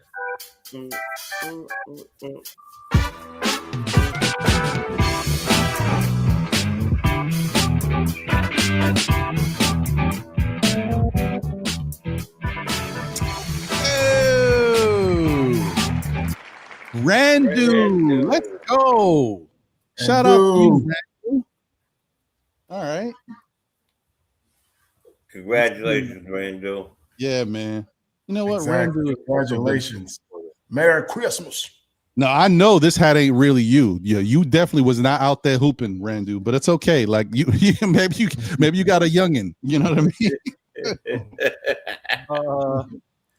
Hasn't Randall won like 25 times? I'm only playing around. Enjoy it.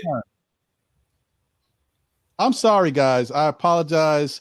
I wish everybody could win, and I wish I had a lot. Listen, one day my dream is to, that still Knicks fans can, blow up, get sponsored, and maybe get some type of deal where I can, have a really monetized show, so I could do giveaways a lot more often and big time, so everybody can get. And then we also be, merching up and getting some still Knicks fans merch, so we can get that out to people. That's the dream. Get clips and reels, Ron. Get on the TikTok.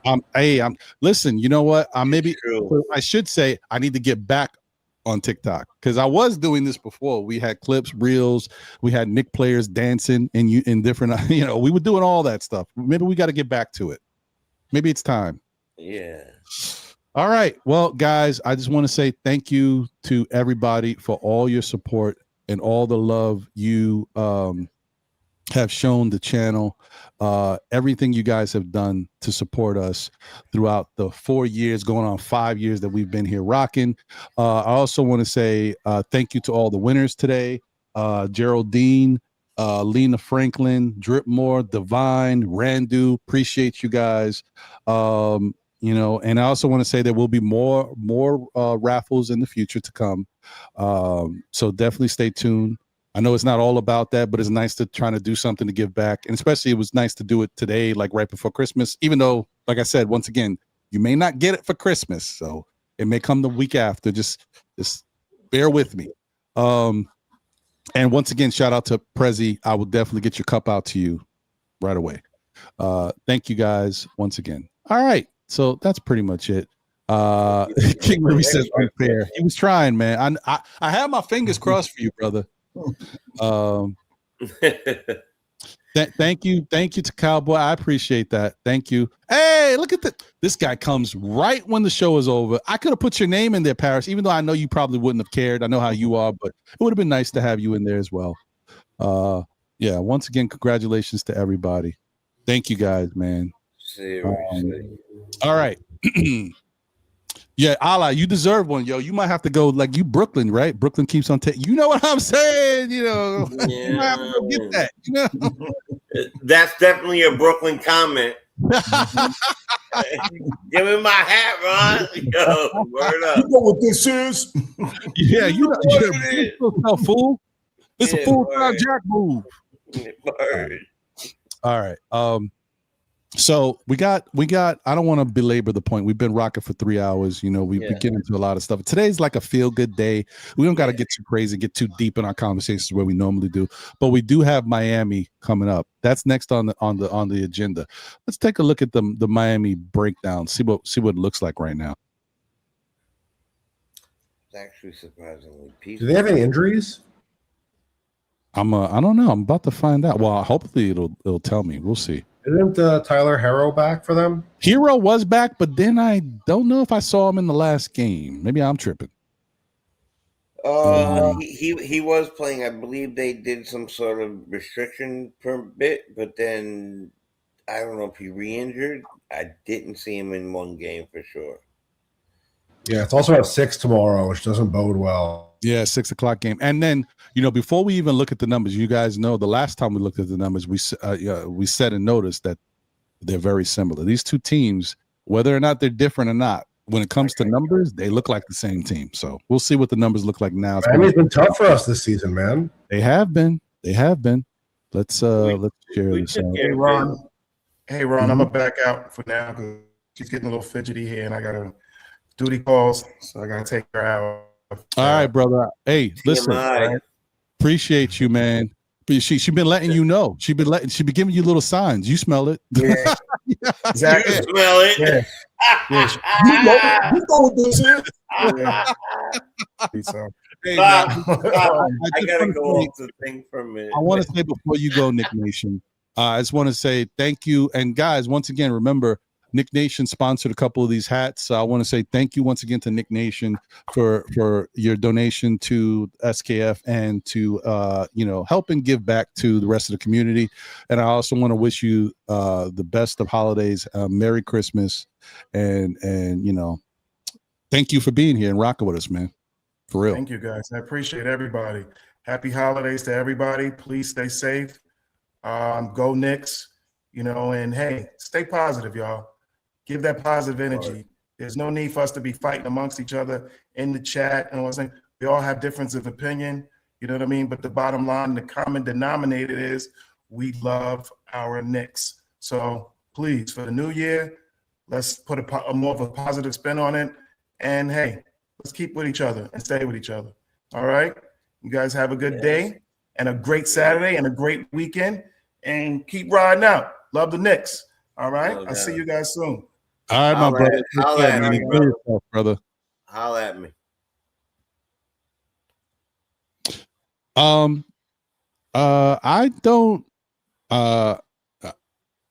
don't know if you were trying to say this in reverse, Parrish. You said you had a super chat to know I'm here. I don't have anything from you. Or you were saying you didn't have a super chat, so that's how you didn't know I was here? I don't know. But either way, if you did send a super chat, there's no super chat from you, brother. I see Divine, Crim's dad, Joey, Crim's dad again. It's a back-to-back for Miami, actually. Maybe.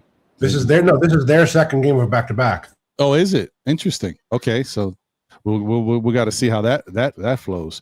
But I will say,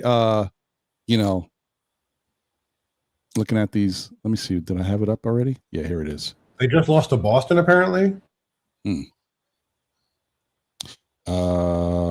Why is? Oh man, this is so annoying. It's giving me a different view, and I'm trying to switch this up and get this off the screen, but I can't.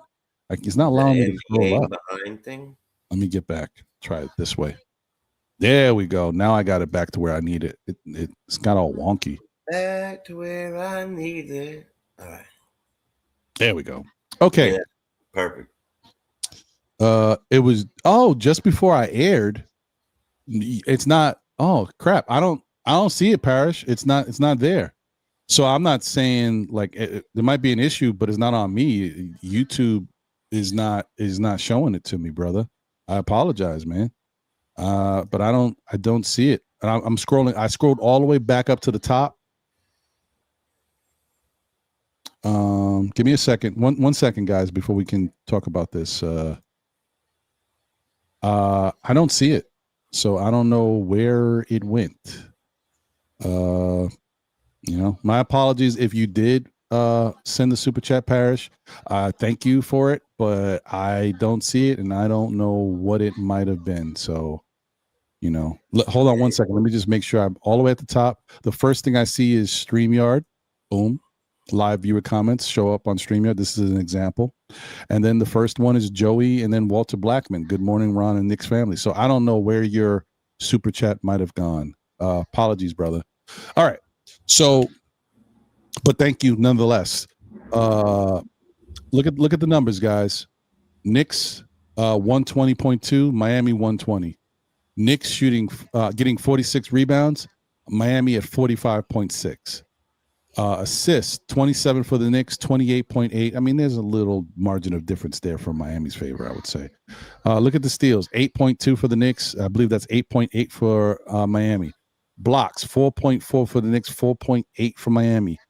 Turnovers 13.5 for the Knicks, 14.2 for Miami. Field goals 47.9 for the Knicks, 47.3.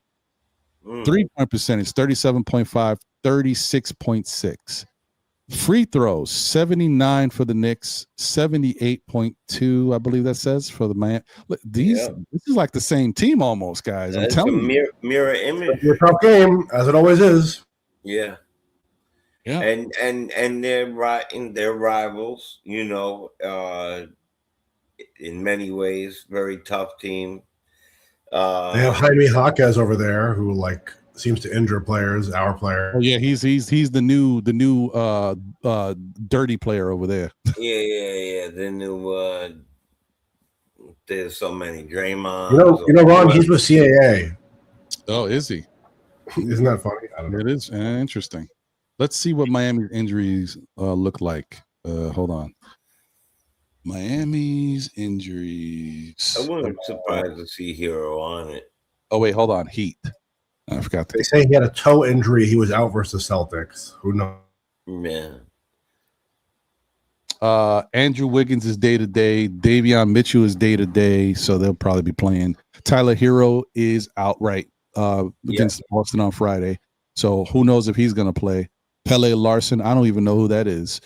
Nikola Jokic. He played well against us, actually, Pele Larson. Of course he Yes, did. Pele Larson actually is a decent I don't know young who he player. is. Of course he played well. Yeah. Nikola Jovic is week to week, so he's out, and we already know Terry Rozier is he's Dunsky. Yeah. All right. Well, yeah, I bet he's not playing. The Hero thing, I don't think Hero played when we played them last time around. I think he was out. We played them like twice already, right? So I don't think Hero was in any of those games. 3 times, I think. 3 times, yeah. Wow. So this is the last game against Miami then. Yeah. Weird. He wasn't there for that. No. Interesting. The only game we won was the Shaman explosion. Right. That's right. Yeah. Points in the paint, 55 for Miami, 49 for the Knicks. Second chance points, 15 for Miami, 17 for the Knicks. And then fast break points, 17 for Miami, 14 for the Knicks. That's the two that usually kill us, is the points in the paint and fast break. Just going to say, this is the difference that we got to worry about. This is what we got to pay attention to. They're similar in every other way, but right here, there's some separation here. Points in the paint and fast break points. We got to watch that. Well, look, I know that, and I'm not going to start it now. I promise you, I won't make it a thing. But, that's why we keep talking about every trades. Consistently, you're going to hear something come up because we don't match up well with people who are tall and athletic, period. So that is You're the number one page. We can't at all ever dismiss the fact that, we have a guy on the bench that we put a bunch of money in and is trash. I don't like calling people trash. He's playing like trash or not playing at all. Period. And that money went to 2 other players, 2 minimum players who played really well, like another, maybe a big guy who was willing to take, $4 million for a year, who plays really well. Precious Achiuwa, perhaps? Right. Or maybe a Huff, something like that I know. We talked about getting Huff. Yes, actually, I saw you arguing the other day in the thing, and I wanted to come to you, not your rescue, but, I wanted to cut aid side by side with you on that. You definitely brought up that name with me, as we both did talk about that. And honestly, let me just say to both of you guys, good call on Huff. He slipped my radar. I didn't know a lot about him. He looks like a good player. So yeah. He's the best shot blocker in the NBA right now. Surprising, man. Surprising. Yeah, he's very tough. And me and Rex on the phone were talking about. You would have been a hell of a Knick, let me tell you. Yep. He actually probably has the ability to come in here and be like iHeartish. Yeah, literally. He really would. Let me get one Huff stuff at MSG, bro. Just one. Yep, 100%. Huffing and stuffing from Clyde. Imagine if Clyde with that name. Come on, bro. Oh my God, he's huffing and stuffing. Yo, that's it right there. He's huffing and stuffing. I not believe. Yo, I can see it right now. Right, it's great. This Huff kid. Anyway. Then he would probably tell a story about his Huffy bike. Anyway, so we have to figure out a way to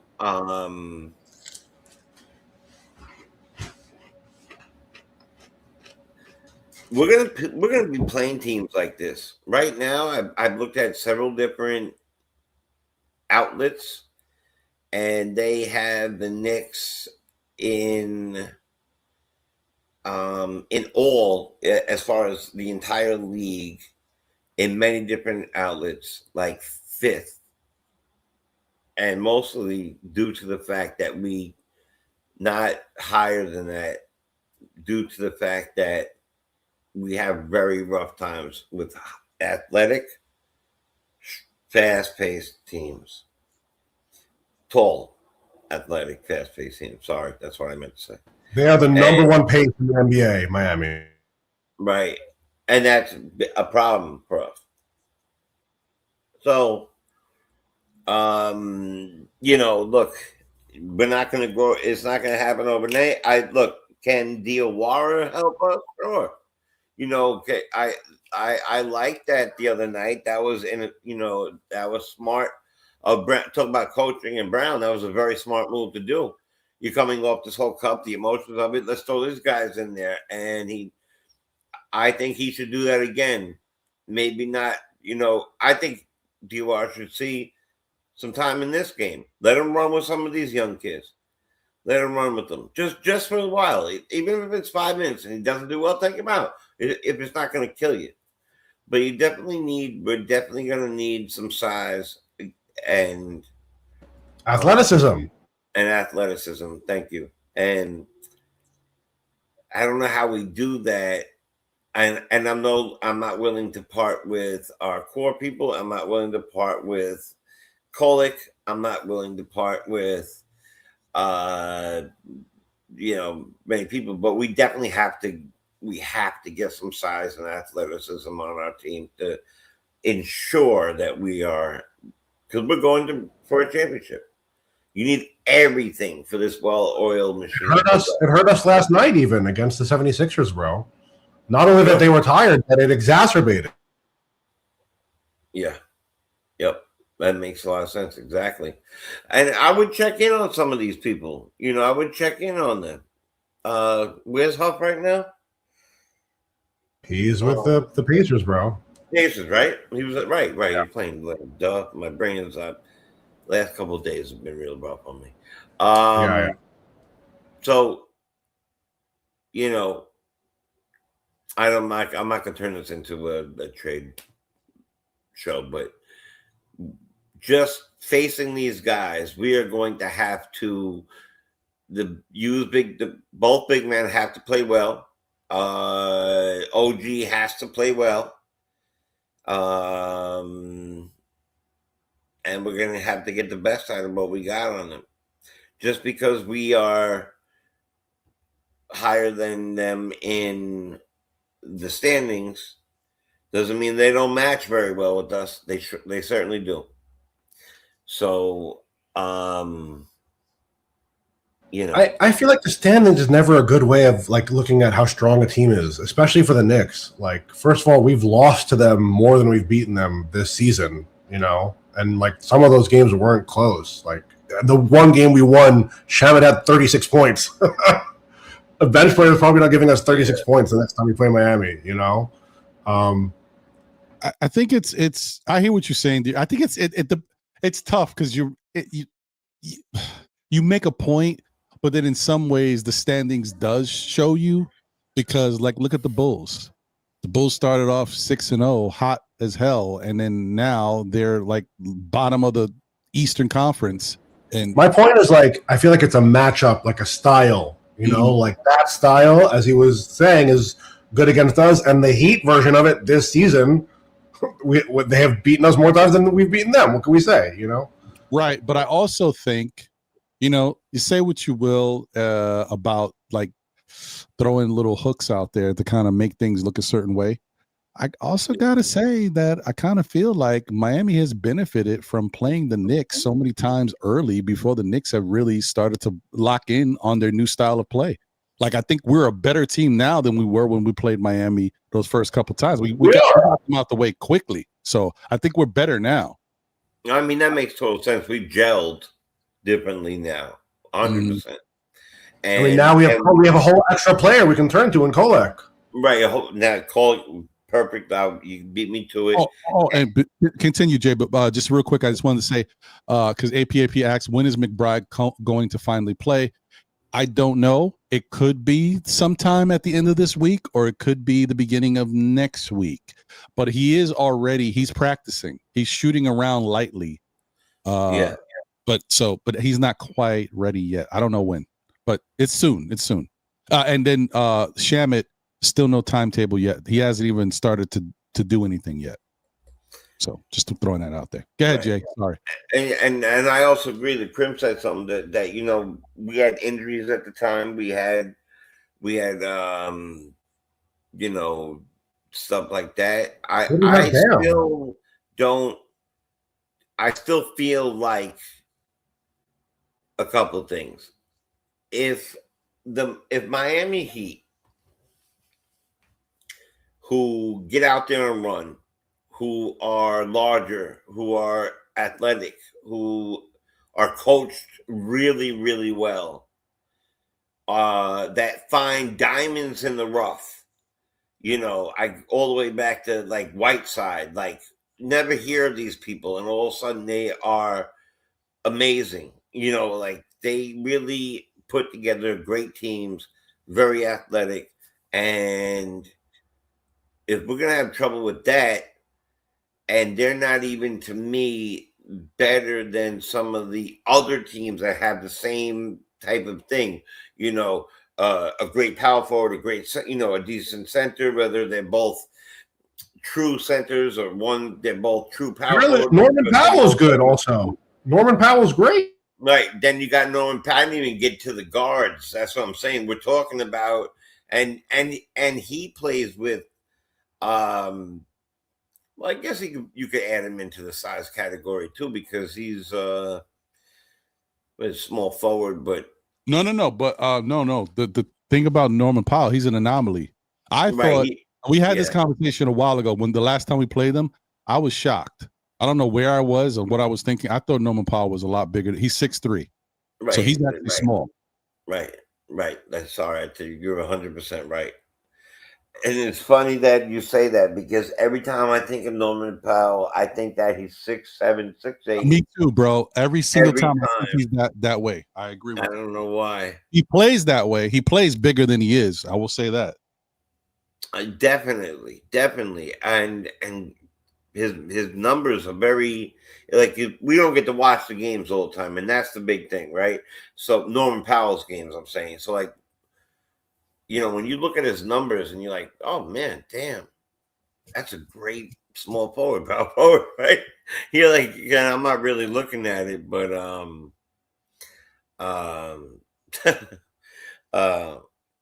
he's gonna give us fits, hopefully. Jaquez also always gives us fits. We got Ware, we got these guys. But I'm pretty good right now with our big men. I'm happy with our big men. And we're going to need OG to rise up and play very well against that. As far as our smaller guys, it'd be nice to have Deuce back for a game like this. Deuce on Powell would be perfect right there. Boom, boom. 6'3". These two games, bro, you really feel the missed presence of Deuce. Yeah. Yeah. And who knows? Listen, we say that because that was just the injury report that I read, that he was working out, but still not quite sure when he's going to come back.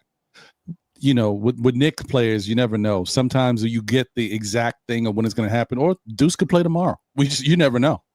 I thought it was supposed to be the 15th anyway, or whatever. But hey, I want him to play when he's 100%. We are rolling. You know what? I know that if we don't win this game, the sky is falling. The sky is falling. The sky's not falling. But just know that this is no slouch. We had a tough time with Indiana, and you see their record. We're going to have a tough time with this team. And that's the truth.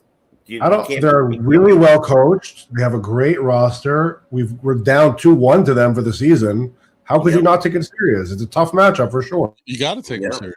They're good. They're not the same. I told you, once I saw them play Miami the first time, and I was like dumbfounded. I don't know. Sometimes I tell you, we're not. I'm not never going to call myself that or say any other fan is stupid. But like, you just don't think. You're so caught up in your own thing. We mean we're not the only team playing. We're not the only team that decided to change our style. Right. What? I couldn't believe how Miami was playing. I was like, what is this? They completely changed their style. Yeah. Knicks. I'm like, how Miami's moving. What is this? Yeah, I think what you're saying is, I feel dumb. I'm not dumb, but I feel dumb that I'm not picking up on the fact that you know what it is. It's like you learn how much more there is to learn. Yeah. It's very true. You learn that your bubble is not the only bubble that exists. It's a bigger bubble out there. Lot of bubbles. Lots of bubbles.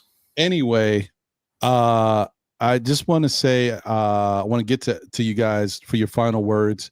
And I just want to say thank you once again to everybody for being a part of today's show. This has been pretty fun for me. I've had a good time. I know there was a little wishy-washy stuff in the chat. There was a couple Debbie Downers that they're not doesn't seem to be happy, but we're gonna be okay because in the end, you know what I mean? In the end, we are here as a team and together, you know what I mean? No matter what. The good, the bad, the ups and downs, we are still Knicks fans, y'all. Everybody, we all here in this together, man. There's some great things that took place today. Nice giveaway for some people. I apologize to those who didn't win, but next time we'll see if we can get you out there again.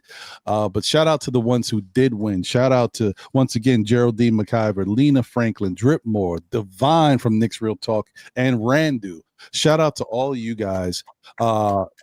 Thank you once again. The thanks we can't even begin to say thank you enough to Krim's dad for his incredible contributions today. You can't even I don't. Doesn't matter what I say. It will never be enough. No. You know what I mean? So. And thank you to Joey Rip 'em Up Sports for your contribution and to Knicks Real Talk Divine for his as well. But these Crims Dad things is ridiculous. So shout out to him once again and everyone. Okay, let me get to you guys for your final words. D-Rex, final words, my brother. Whether it be just about what you expect in the Miami game or just how you feel about the next couple games with these Knicks right now, dealing with what we look like, whatever it is. So I think we're at a really interesting point in the season. It is just an interesting season because technically we've already won something. That's weird. That's a new one. What is that like? Yeah. Oh, winning. Oh, okay. Yeah, nice. Hardware. Okay. But yeah, for me, the last two games is a very frustrating thing to look at because I feel like the Pacers game is, for me, the blueprint. Not every game, but for tough games, the guy's obviously tired, something like that, injuries, this, that. That, to me, is a blueprint for the rest of the season. And I was frustrated because I feel like the very next game against the 76ers was a regression to Black Tibbs, basically, And Mike Brown was hired to be Mike Brown, not Tibbs. And one was a win and one was a loss. So I don't know how to look at that and say, yes, confirmation bias. I endorse playing the kids. I got it, yes. But at the same time, from 2 months ago, people said Tyler Kolek should work for UPS to now he's untouchable almost, Who would take him out of the rotation at this point? Really? They're trying to win basketball games here or not? You know what I'm saying? Mm-hmm. He won us the cup, basically. The guy's shooting pull-up threes on Wembanyama. Conversations worth having here. And for example, so Diawara, he played against the Pacers. Not to say a knock against him, but I do feel like, okay, for example, Josh Hart was struggling last night. Why can't Kevin McCullough get in there? Diawara got his 19 minutes, and as soon as I mention his name, people are going to say he's a bum, he's this, that. But for example, do you remember the game when It was a Miami game, actually. It was a game against Miami, so it's relevant. Diawara came in for like 1 minute, got like a steal and a rebound or something, immediately was productive and was benched. He was a plus. And that was ludicrous, but to the same point, and people don't like him, they already said he's crap, but Pacom Dadier last against the Pacers, in a game we won by 1 point, by the way, he had an assist, a steal, and he was a +3. So we won by 1 point, not because of him, but for example, to show the double standard, they should not be pitted against each other. But Diawara, he missed 2 threes, he had 2 fouls, and he had 2 turnovers, and he was a -6. So we didn't lose it because of him. They both deserve the time, but you can see that one gets more leniency than the other, or there's a different perception. I feel like they should play together because they already know how to play together. They play together as kids from school and high school, and that will get them more comfortable, and then that's a good point. They'll get up to speed. They know how to pass and where they like the ball and to cut, and they just know what to do with each other. Switch, defense, everything. Yeah. So for me, I think we have a very clear blueprint of a game. Like, look at Kolek. Look at the blueprint of Kolek. Copy and paste that to the rest of our young guys. You have 1, 2, 3, 4 more playable players, and who knows? Maybe you get, of all the players that we drafted, the 6'2" unathletic white guy is the only one that could be played in the NBA. That's what I'm expected to believe. It's a little bit ludicrous, I have to say. The least physically gifted, maybe we just like guards. I don't know what it is, but at the end of the day, this guy can clearly play basketball. Let's just cut to the chase here. The guy can play some. The stuff he was doing against the Pacers was ridiculous, bro. And it's the Pacers. Right. We 100% lose that game without Tyler Kolek. 100% guaranteed. 100%. And the Pacers. Yeah, I believe that. And to me, it was even more of a vindication that if this guy, let's say, he wasn't the player that he is now, but if he would have played in the ECF last year, who knows? Maybe he gives us that game in the ECF. Who knows? But I'm just saying that is a blueprint, and the Pacers game itself is a blueprint for what we could be as a team this season. And that, for me, like I've kind of been preaching this for a while, but even Trey Jemison came and played some really good minutes. Why he can't play here and there, Yeah. And even against the 76ers, the only time I'll say this for the whole season, I would have given Yabusele some more minutes. He should never have. It did make more sense. You always want to play the guy against his former team. They get that little extra thing, Yeah. He actually hit a shot, so I'm like, why not? He was a plus. Okay, whatever. Neither here. I'm not advocating for Yabusele, but I'm saying. And for me, the baton death march of we're so tough and we can play anything and we don't need to take breaks and fatigue doesn't exist. It's nice. It's an aesthetic. It's not a strategy. It's not reality. You did it and you lost. Right. So you're going to tell we're tough and it's such a smart idea. Well, you need OG 32 minutes to get 2 points? Hey, what's the matter with you? And what kind of defense did he play on VJ Edgecombe or Maxey? They were doing whatever they wanted the whole game. To me, I'm going to go back to the thing that I said the first time. Beyond even anything else, that game to me, black and white. Dr. Jekyll, Mr. Hyde. One is a win, one is a loss, and one makes us better game by game. Because Kolek, again, 2 months ago, people said get him to China. Now, what kind of value would we trade for him right now compared to a month ago? Well, I'll tell you one thing. I would not trade Tyler Kolek. I'm not saying, believe me, that would be a very bad move. Jose Alvarado? Come on now. Especially right now when you have seen the importance of him and how Mike Brown has made. He works with our team. He works with our players. No, I wouldn't do that. I would definitely move Pacom Dadier before even thinking about Tyler Kolek. So I'm just throwing that out there. I'm just saying it. Yeah. I don't think we should trade any of them other than Yabusele. But as I'm saying, again, 1 month ago, 2 months ago, the conversation around Tyler Kolek was very different in Knicks circles. This is true. And Jose Alvarado was 1,000 times better than him a week ago, even though his injury history is longer than the Bible. And he also has some faults. He's 6'0". I don't understand why you could get a shorter player. Sorry, that caught me off guard. No, the Knicks, I looked at it, they're the 30th shortest team in the NBA on average. And our normal rotation, especially without some of our guys, very, very short. It's a problem. We see it. So for me, it's the game was very frustrating landing my plane because Pacers, we did this. We get an amazing heroic performance out of a lot of guys. And the Pacers is not. It don't kind of matter what their record is. They always get up to play the Knicks. They're out for blood. Every single player everybody on does. that team. But the Pacers especially, they could have the worst team in the NBA. It would still be a close game. The Pacers despise us. So to me, it's frustrating because you get an amazing game like that out of Mitchell Robinson. What kind of message does it send to him? That OG's out there getting cardio and they have 18 turnovers and they're looking to be tough and it's tired and the heart of a champion and this and that. This guy is playing the game of his life that he deserved. Mitchell Robinson deserved to win that game before anybody else did. Mitchell Robinson deserved to win that game for how well he played last night. He hit his free throws. He had 21 points for Mitchell Robinson, and you lose? What's wrong with you guys? I mean, that is kind of crazy. Well, you got 21 from Mitch, and that's kind of crazy. It sounds nuts. It sounds nuts. Crazy. It does sound nuts. You're not going to score at all? Like, come on, bro. That's nuts. I told you, D-Rex, you had to leave, but I don't know if you're divine intervention, man. For me, that's a message, bro. For me, that's a message. Because I'm like, look, that should be a picture. You should hang those 2 games in the Knicks office and be like, which one do we want to be?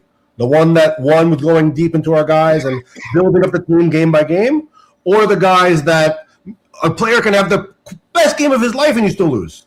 Although, you better hope that if the Mitch decides this is the road he's trying to go down, you better hope the Knicks can open up their piggy banks, because all this is doing is driving Mitch's value out the building. So if he can. I'm not saying he can keep that up with that, but even if he just starts shooting better, closer to 50%, maybe even 60% from the line, he is out the building. Peter Patton doing magic over there. Josh Hart, now him. I did remember one last point. Sorry, last thing. So April 1st, 2025, Tyler Kolek played significant minutes against the 76ers, and he also had 4 turnovers and 5 fouls the last time he played the 76ers in that game. I think JB might have been injured or something, but he has a hard time against not shooting him bail. This guy should not ever turn over the ball, period. But the 76ers particularly he can't get his game off or something. That's a fair point. All right. Well, I appreciate you as always, D-Rex. Before I get over to Jay and his final thoughts, just wanted to comment on a comment. I realize I haven't talked about this at all because I don't care, to be honest. I mean, listen, I'm going to say something right now. When it comes to this stuff, if you're not there, you don't know, and you don't know how deep it goes. Pause. Nostradamus said Josh Hart is another story, very sus. He went viral for all the wrong reasons. Right now, it's a funny moment. Listen, everybody knows Josh is a goofball. Maybe sometimes too much of a goofball. I love Josh's personality. I love his heart. That was an 8K, bro. I definitely do think that Josh has to learn some level of decorum. Like, hey, this is locker room stuff. I ain't going to do this right now in front of the national media and all of TV to watch, because people don't get that stuff. This is what I think most athletes get it, but a lot of athletes don't even think about it. They don't think, man, what did happen? What did you guys just do? Man, don't let anybody know that, because they're not going to understand. They see that, they're going to think we're crazy. There's a lot of wild stuff that happens in locker rooms. Happens in female locker rooms, all girls locker rooms, happens in all male locker rooms all the time. If you went down the list of all the wild stuff these people do to keep themselves entertained and the stuff they try to do to be funny, wild stuff, you would be looking at people sideways all the time. The athletes do wild stuff, and football players are the worst. They do wild stuff. Okay. Wild stuff. So, I mean, look, you love the game, you love the sport, you love the effort. The behind the scenes stuff is kind of crazy. It's kind of wild. So I'm just saying, Josh Hart broke an unwritten rule there. He should have kept, and I bet Jalen Brunson told him something out like, yo, don't do that, bro. Like, it's fun. What are you doing? We're flying around. We know you joking. Listen, there's no other thing to it. These guys all have. You picked the worst possible time for that. Well, why would you do it?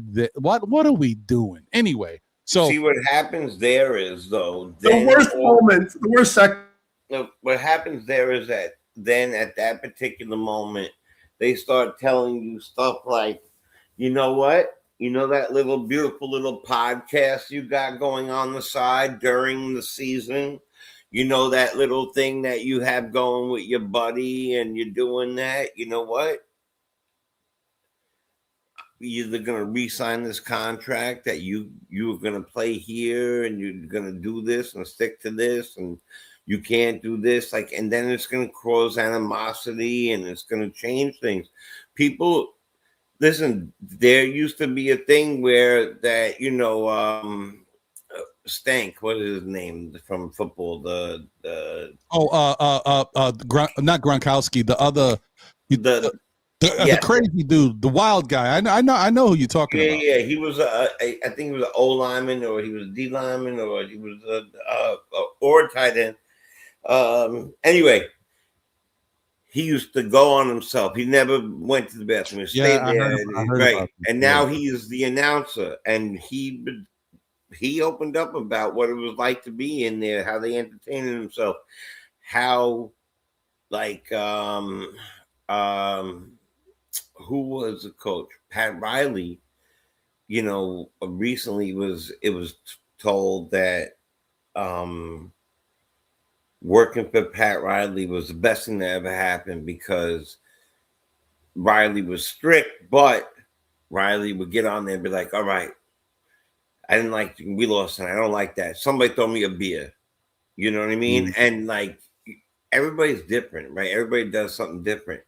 And White Chocolate, Jason Williams, was like, we ain't got no beer, but we got something a little stronger back here if you want to come back, whatever, right? And he just had this out with my guy, the I always keep forgetting his name, but I know it by the top of my heart. The Miami guy on Prime that talks on Prime. I always want to say Rasul Butler. Haslam. Haslam.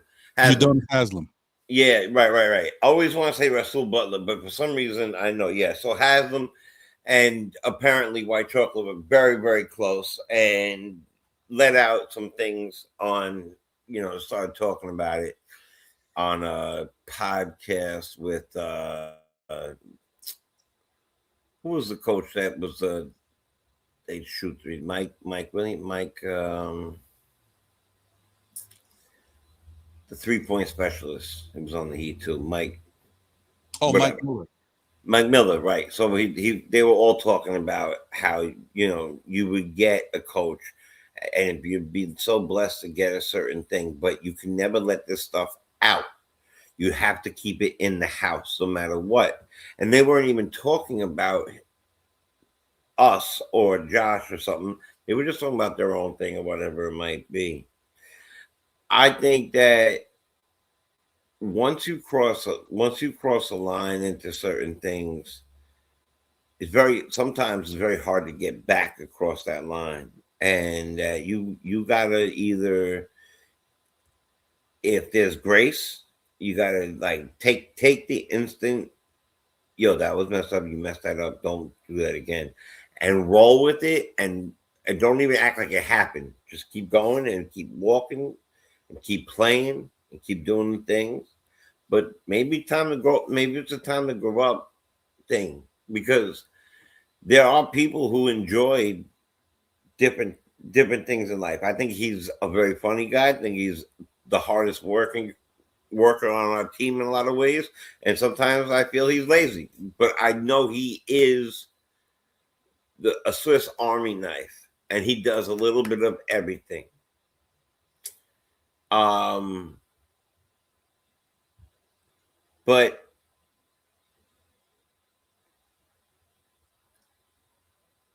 I want to say this before, I'm not going to see you before Christmas, right? There'll be a Monday show with Dexter.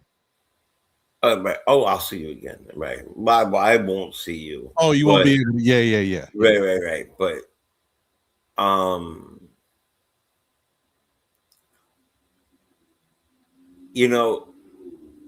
the beginning of this show, I thought it was going to be a very spicy panel, a very like wild thing.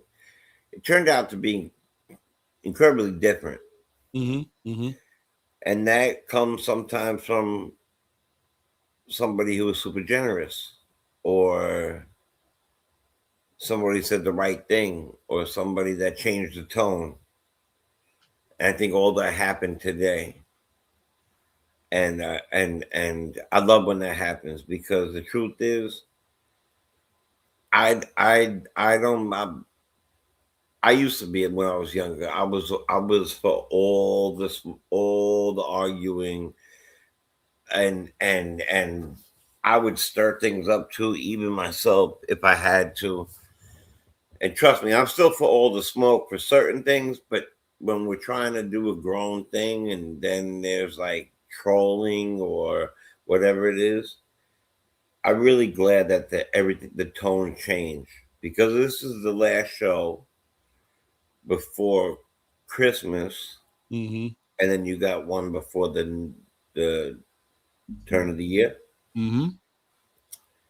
So, look, I believe that we have a great team. I believe that we have a team that is going towards the championship. If we are following the pattern and the path of where we have gone in the past few years, then the championship or bust is a real deal, because we have leveled up every single year. To me, there is no excuse not to make the finals this year. There is no excuse. I don't want to hear it. No excuse. You can make a few moves and think you did the right thing. I actually liked the move when they picked up Yabusele. He played very hard against us. He played in many different leagues. I thought he was a smart player, but you know what? It didn't work. So it's time to move on from that. And how we move on from that, whether it's the kids, whether it's a move, whether it's I don't know how that works, but something has to change, and we have to definitely get a little more athletic and a little taller. I really believe that. You want to win this year? Because I know there's people out there with the mantra, I can make it to the finals, and as long as we make it to the finals, wait till we make it to the finals and tell me if you still feel that way when we're in there. Because it's the finals and we lost because the team was better than us and all that. Yeah, I get that. I understand that mentally. I understand that. I don't think that when we make it to the finals, that same train of thought will be in your brain. No way. It's like that would be devastating to lose the final. Make it to the finals, lose the finals, devastating to me. Right? Especially after all this time, all these years. So we got to do whatever it takes, whatever we have to move, how we have to move it, and whatever we have to do with it, no matter what, we got to do it. Because each piece we have is special. Brunson's, but next year they'll be a year older, and the year after, year older. We got it. It starts now. Saying that, I am so grateful to be alive for this upcoming holiday. A few things in my life have passed, and I can't say enough about like the positive, peaceful people I met, like Ron, like you, and you being available, when I put questions and stuff, when I chat with you, and I continue to meet fantastic people. Had a great conversation with Rex about Huff, in the past, and that's what this is supposed to be about for me. This is what it's about for me, and yes, I'm doing other things in other places, and that's what it's about for me, even there, no matter what. But I know here, and I know how you're going to end it. I know exactly what you're going to say, and I believe in each word you say when you say it, because I know you believe it too. Be grateful. Check on your friends. Make sure that they're okay. Holiday season is very, very rough for a lot of people who suffer, especially suffer mentally, or they suffer because they have lost somebody. Check on them. Check on them. Please check on them. And if you're one of them and you know me somehow or anybody, please hit me up. or anybody else here and reach out. All right, because it's very important. I wish everybody a very, very Merry Christmas, Happy Hanukkah. I don't know if it's Kwanzaa era time, but if it is, happy Kwanzaa. Happy Festivus for the rest of us. You know, That's my day. That's my day too. and God bless you all. God bless you all. And let's go Knicks, because that's what we're here for. So thank you, Ron, for giving me a platform to get my voice off and all the stuff that pents up all week, and I get to spit it out. So I appreciate you. I appreciate you. I appreciate all you guys, man. I thank you guys for, deciding to give me your time on these Saturdays. You could be doing anything with your time, whether the weather's good or whether the weather's not good. It's a Saturday. It's the weekend. You work all week. If you do or you don't, if you're retired, either way, your week is your week. And so the Saturday, the weekend is the time to unwind. And I'm blessed to be in a position where I even have a platform to have you guys take your Saturdays and spend some time with me up here, whether it be on the panel or even if you're in the chat, just going along or whatever you got going on in your day. So I definitely appreciate everybody. And I also want to say shout out to those that, were a little bit more edgy today with their thoughts on the Knicks and what we got going on. While I may disagree with how you feel and think some of you are jumping out the window. Let's see if I know the ledge. That does not mean that I don't respect your opinions and hope that you understand there's different perspectives to everything. And where you may be right in some instance, you could also learn a little something about there's more to the story than just what's on the surface. You know what I mean? That's it. That's it. You may not be wrong. The big picture, your point may be right, but just understanding that there's a little something else that may be driving it this way that created this. And that's why we have to look at it now and say, okay, well, unfortunately, I wish things were better and I wish it was different, but this and this did happen. So we chalk it up. But the other thing too is in an NBA season, a lot of this back-to-backs, a lot of stuff is going to happen. Not every time you could use that excuse. Sometimes you're going to have to step up and play tired and you're going to have to get it done, especially in the playoffs, whatever it may be. Like there's no time for it, but this is still early in the season. Another reason why I want to give this team a pass, because it's early in the season. When we get more into the dog days and people are fighting and jockeying for position, it's going to be a different story. So you're just going to have to do what you got to do to get it done. And hopefully Mitchell Robinson will drop 21 points and 16 rebounds at that point and shoot 7 of 8 from the free throw line. I don't know. We'll see it again. Anyway, the Rex is group. We're just mad that he gave that game to you and you didn't win. I know it's terrible. It is terrible. Right. Yeah. If he gets 10 and 15 next time, I'll be happy. How about that? No, that's a fact. That's a fact. You know what I mean? I'll be happy with that. Shout out to Cam from the Knicks Kickback in the building. Salute, Cam. Good to see you, man. You missed a good show. It's tough to watch a replay gang of a 4-hour show, but definitely check it out.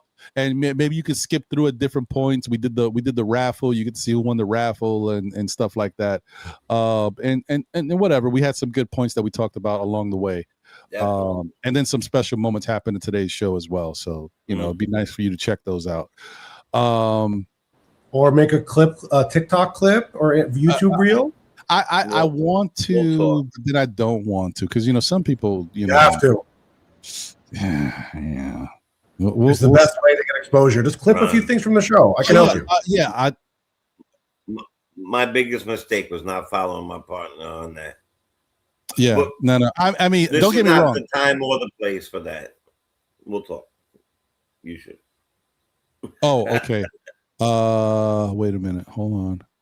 Ron, I think he is doing a hell of a job. Could you be so kind to tell me what our record was at this time last year? Let me see. If I can Google it and it comes up quick, then yes, ma'am. Let's see. Knicks. Wait, hold on. Wait a minute. This is a little screwy with this freaking NBA Cup. So we're 18-8. So that's 26 games. But the NBA Cup happened, and that one game versus San Antonio doesn't count. So that's really it's kind of screwy. All right, let's see let's see if I'm just gonna do 26. Okay. Knicks record.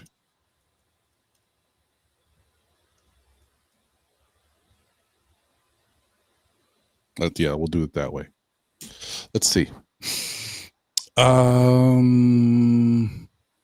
We were 15-11.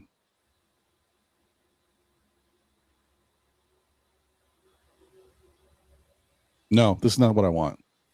This is 25-26. I want 24-25. Hold on.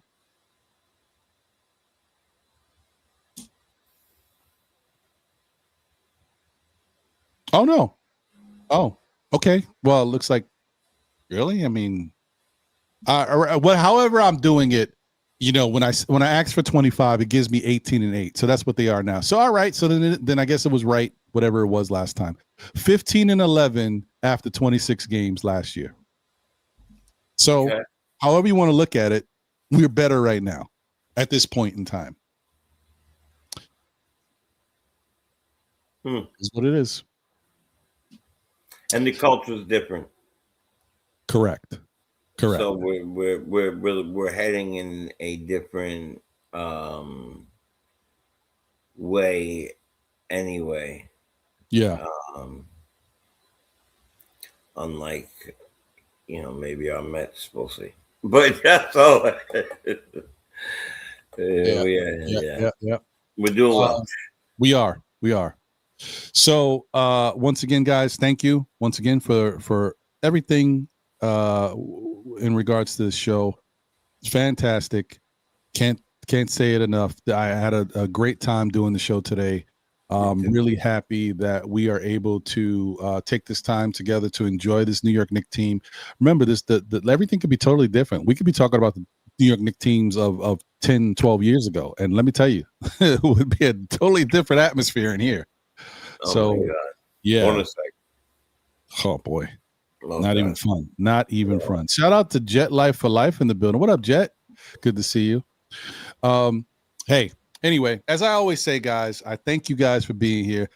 Tell a friend who tells a friend who tells another friend. Still Knicks fans, we'll be back again, whether it be on Saturdays at 11:30-ish for Know the Ledge, as we talk open panel style and bring some hopefully some stability to our mindset when we talk about this New York Knicks team, because it can get crazy.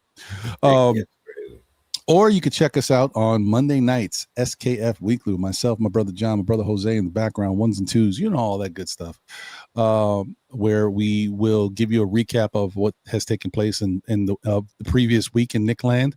Definitely tune into this Monday's show right before Christmas.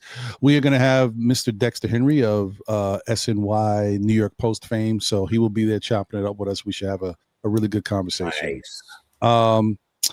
And yeah, man, that's pretty much the gist of it, guys. This has been a great show. Like I said, very pleasant, very excited to be here. This is the holiday season. We are here rocking the SKF Know the Ledge Holiday Edition. We got it going on.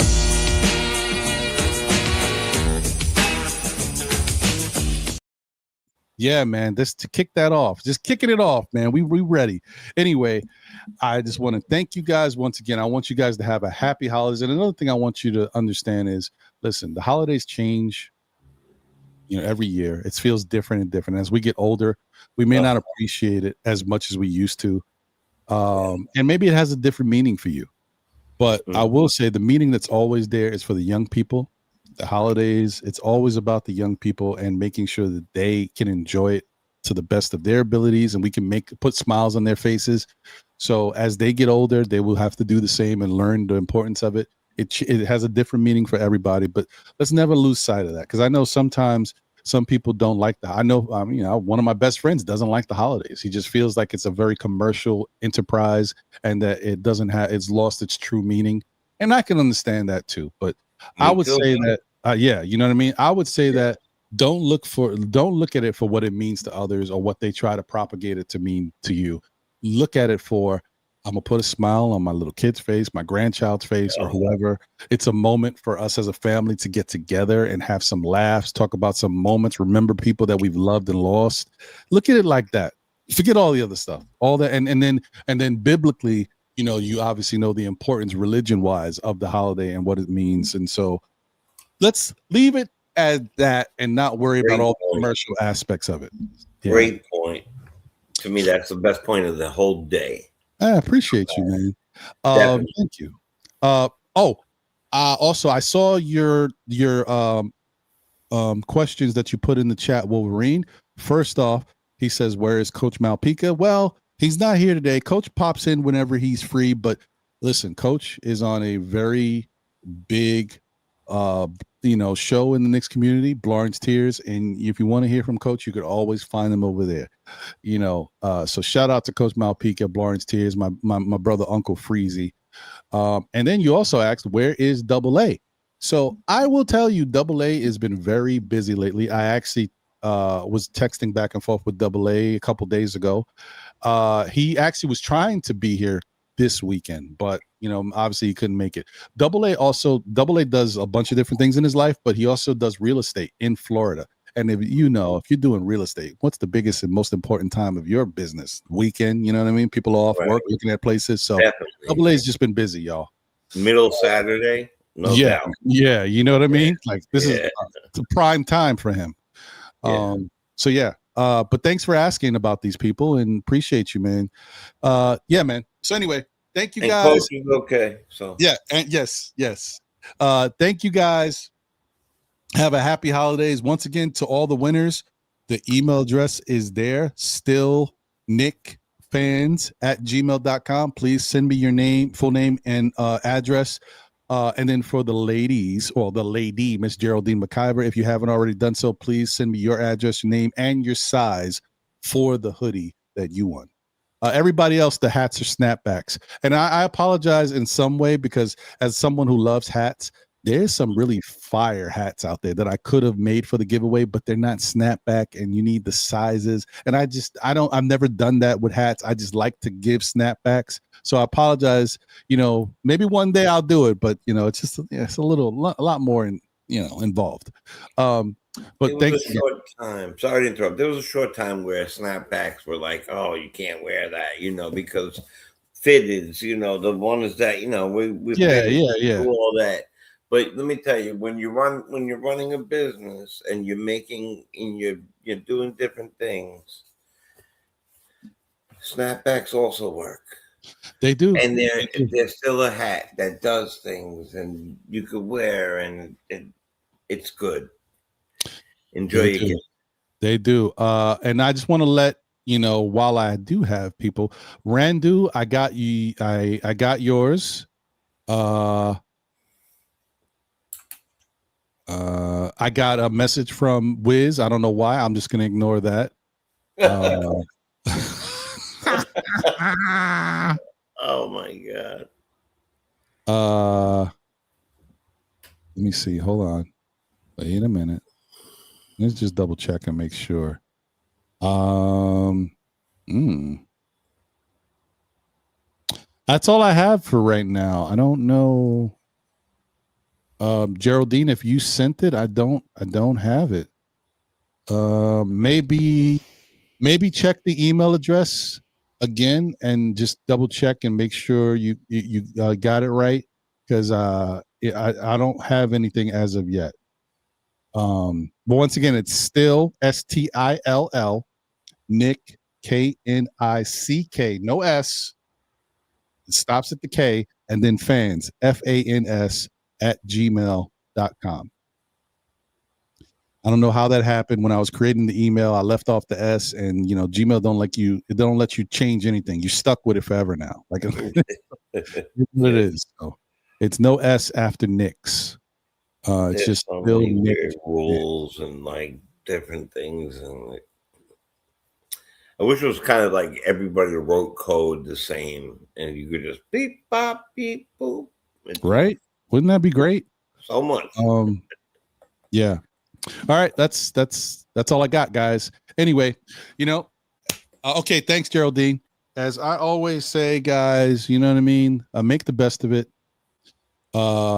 This is you know, a time that we should be rejoicing and be happy. I know it's not a happy moment for everybody, especially when you've lost someone during the holidays, but just try to think of, I would say, even if there's anybody out there listening that has lost somebody during the holidays, look at it as a time to just remember the good times of people. You know, that's the best way to try to flip the bad into good. Just think about the memories, the good times you shared. It's still going to make you emotional, but at least there's a positivity in it that you can hold on to. So thank you guys once again. Appreciate everybody. As I always say, be good. And if you can't be good, hey, be good at it. And, you know, as usual, told you it's holiday time. You know how we do. We're going to go out of here, but I'm going to go out of here the way I told you I'd go out of here. When it's holiday time, it's J Boogie, baby. So we're going to hit the video and we out of here, man. Once again, thank you guys. Take care. Happy holidays. Stay safe out there. And if you're traveling, definitely stay safe. Take care. Happy holidays. Take care. Peace. Yo, what up, man? What up? It's Hard Will. Oh. Back like 2/5, man. It's your boy Hard Will. What? You alright, man? Alright, what's up? Yo, get up, man. Okay. Yo, get up, man. I got some money for you, man. I got this phone. The KT phone? Wireless. KT Wireless? T-Mobile, man. We on here with some bread. We're going to the Knicks game. We back like 2/5. That's Hard Will? Yeah, let's go. For the love of the game? Yeah, let's go. Well, I ain't never stop loving you, boy. We back? We back, baby. Thank you, man. Let's go. All right, Let's man. go.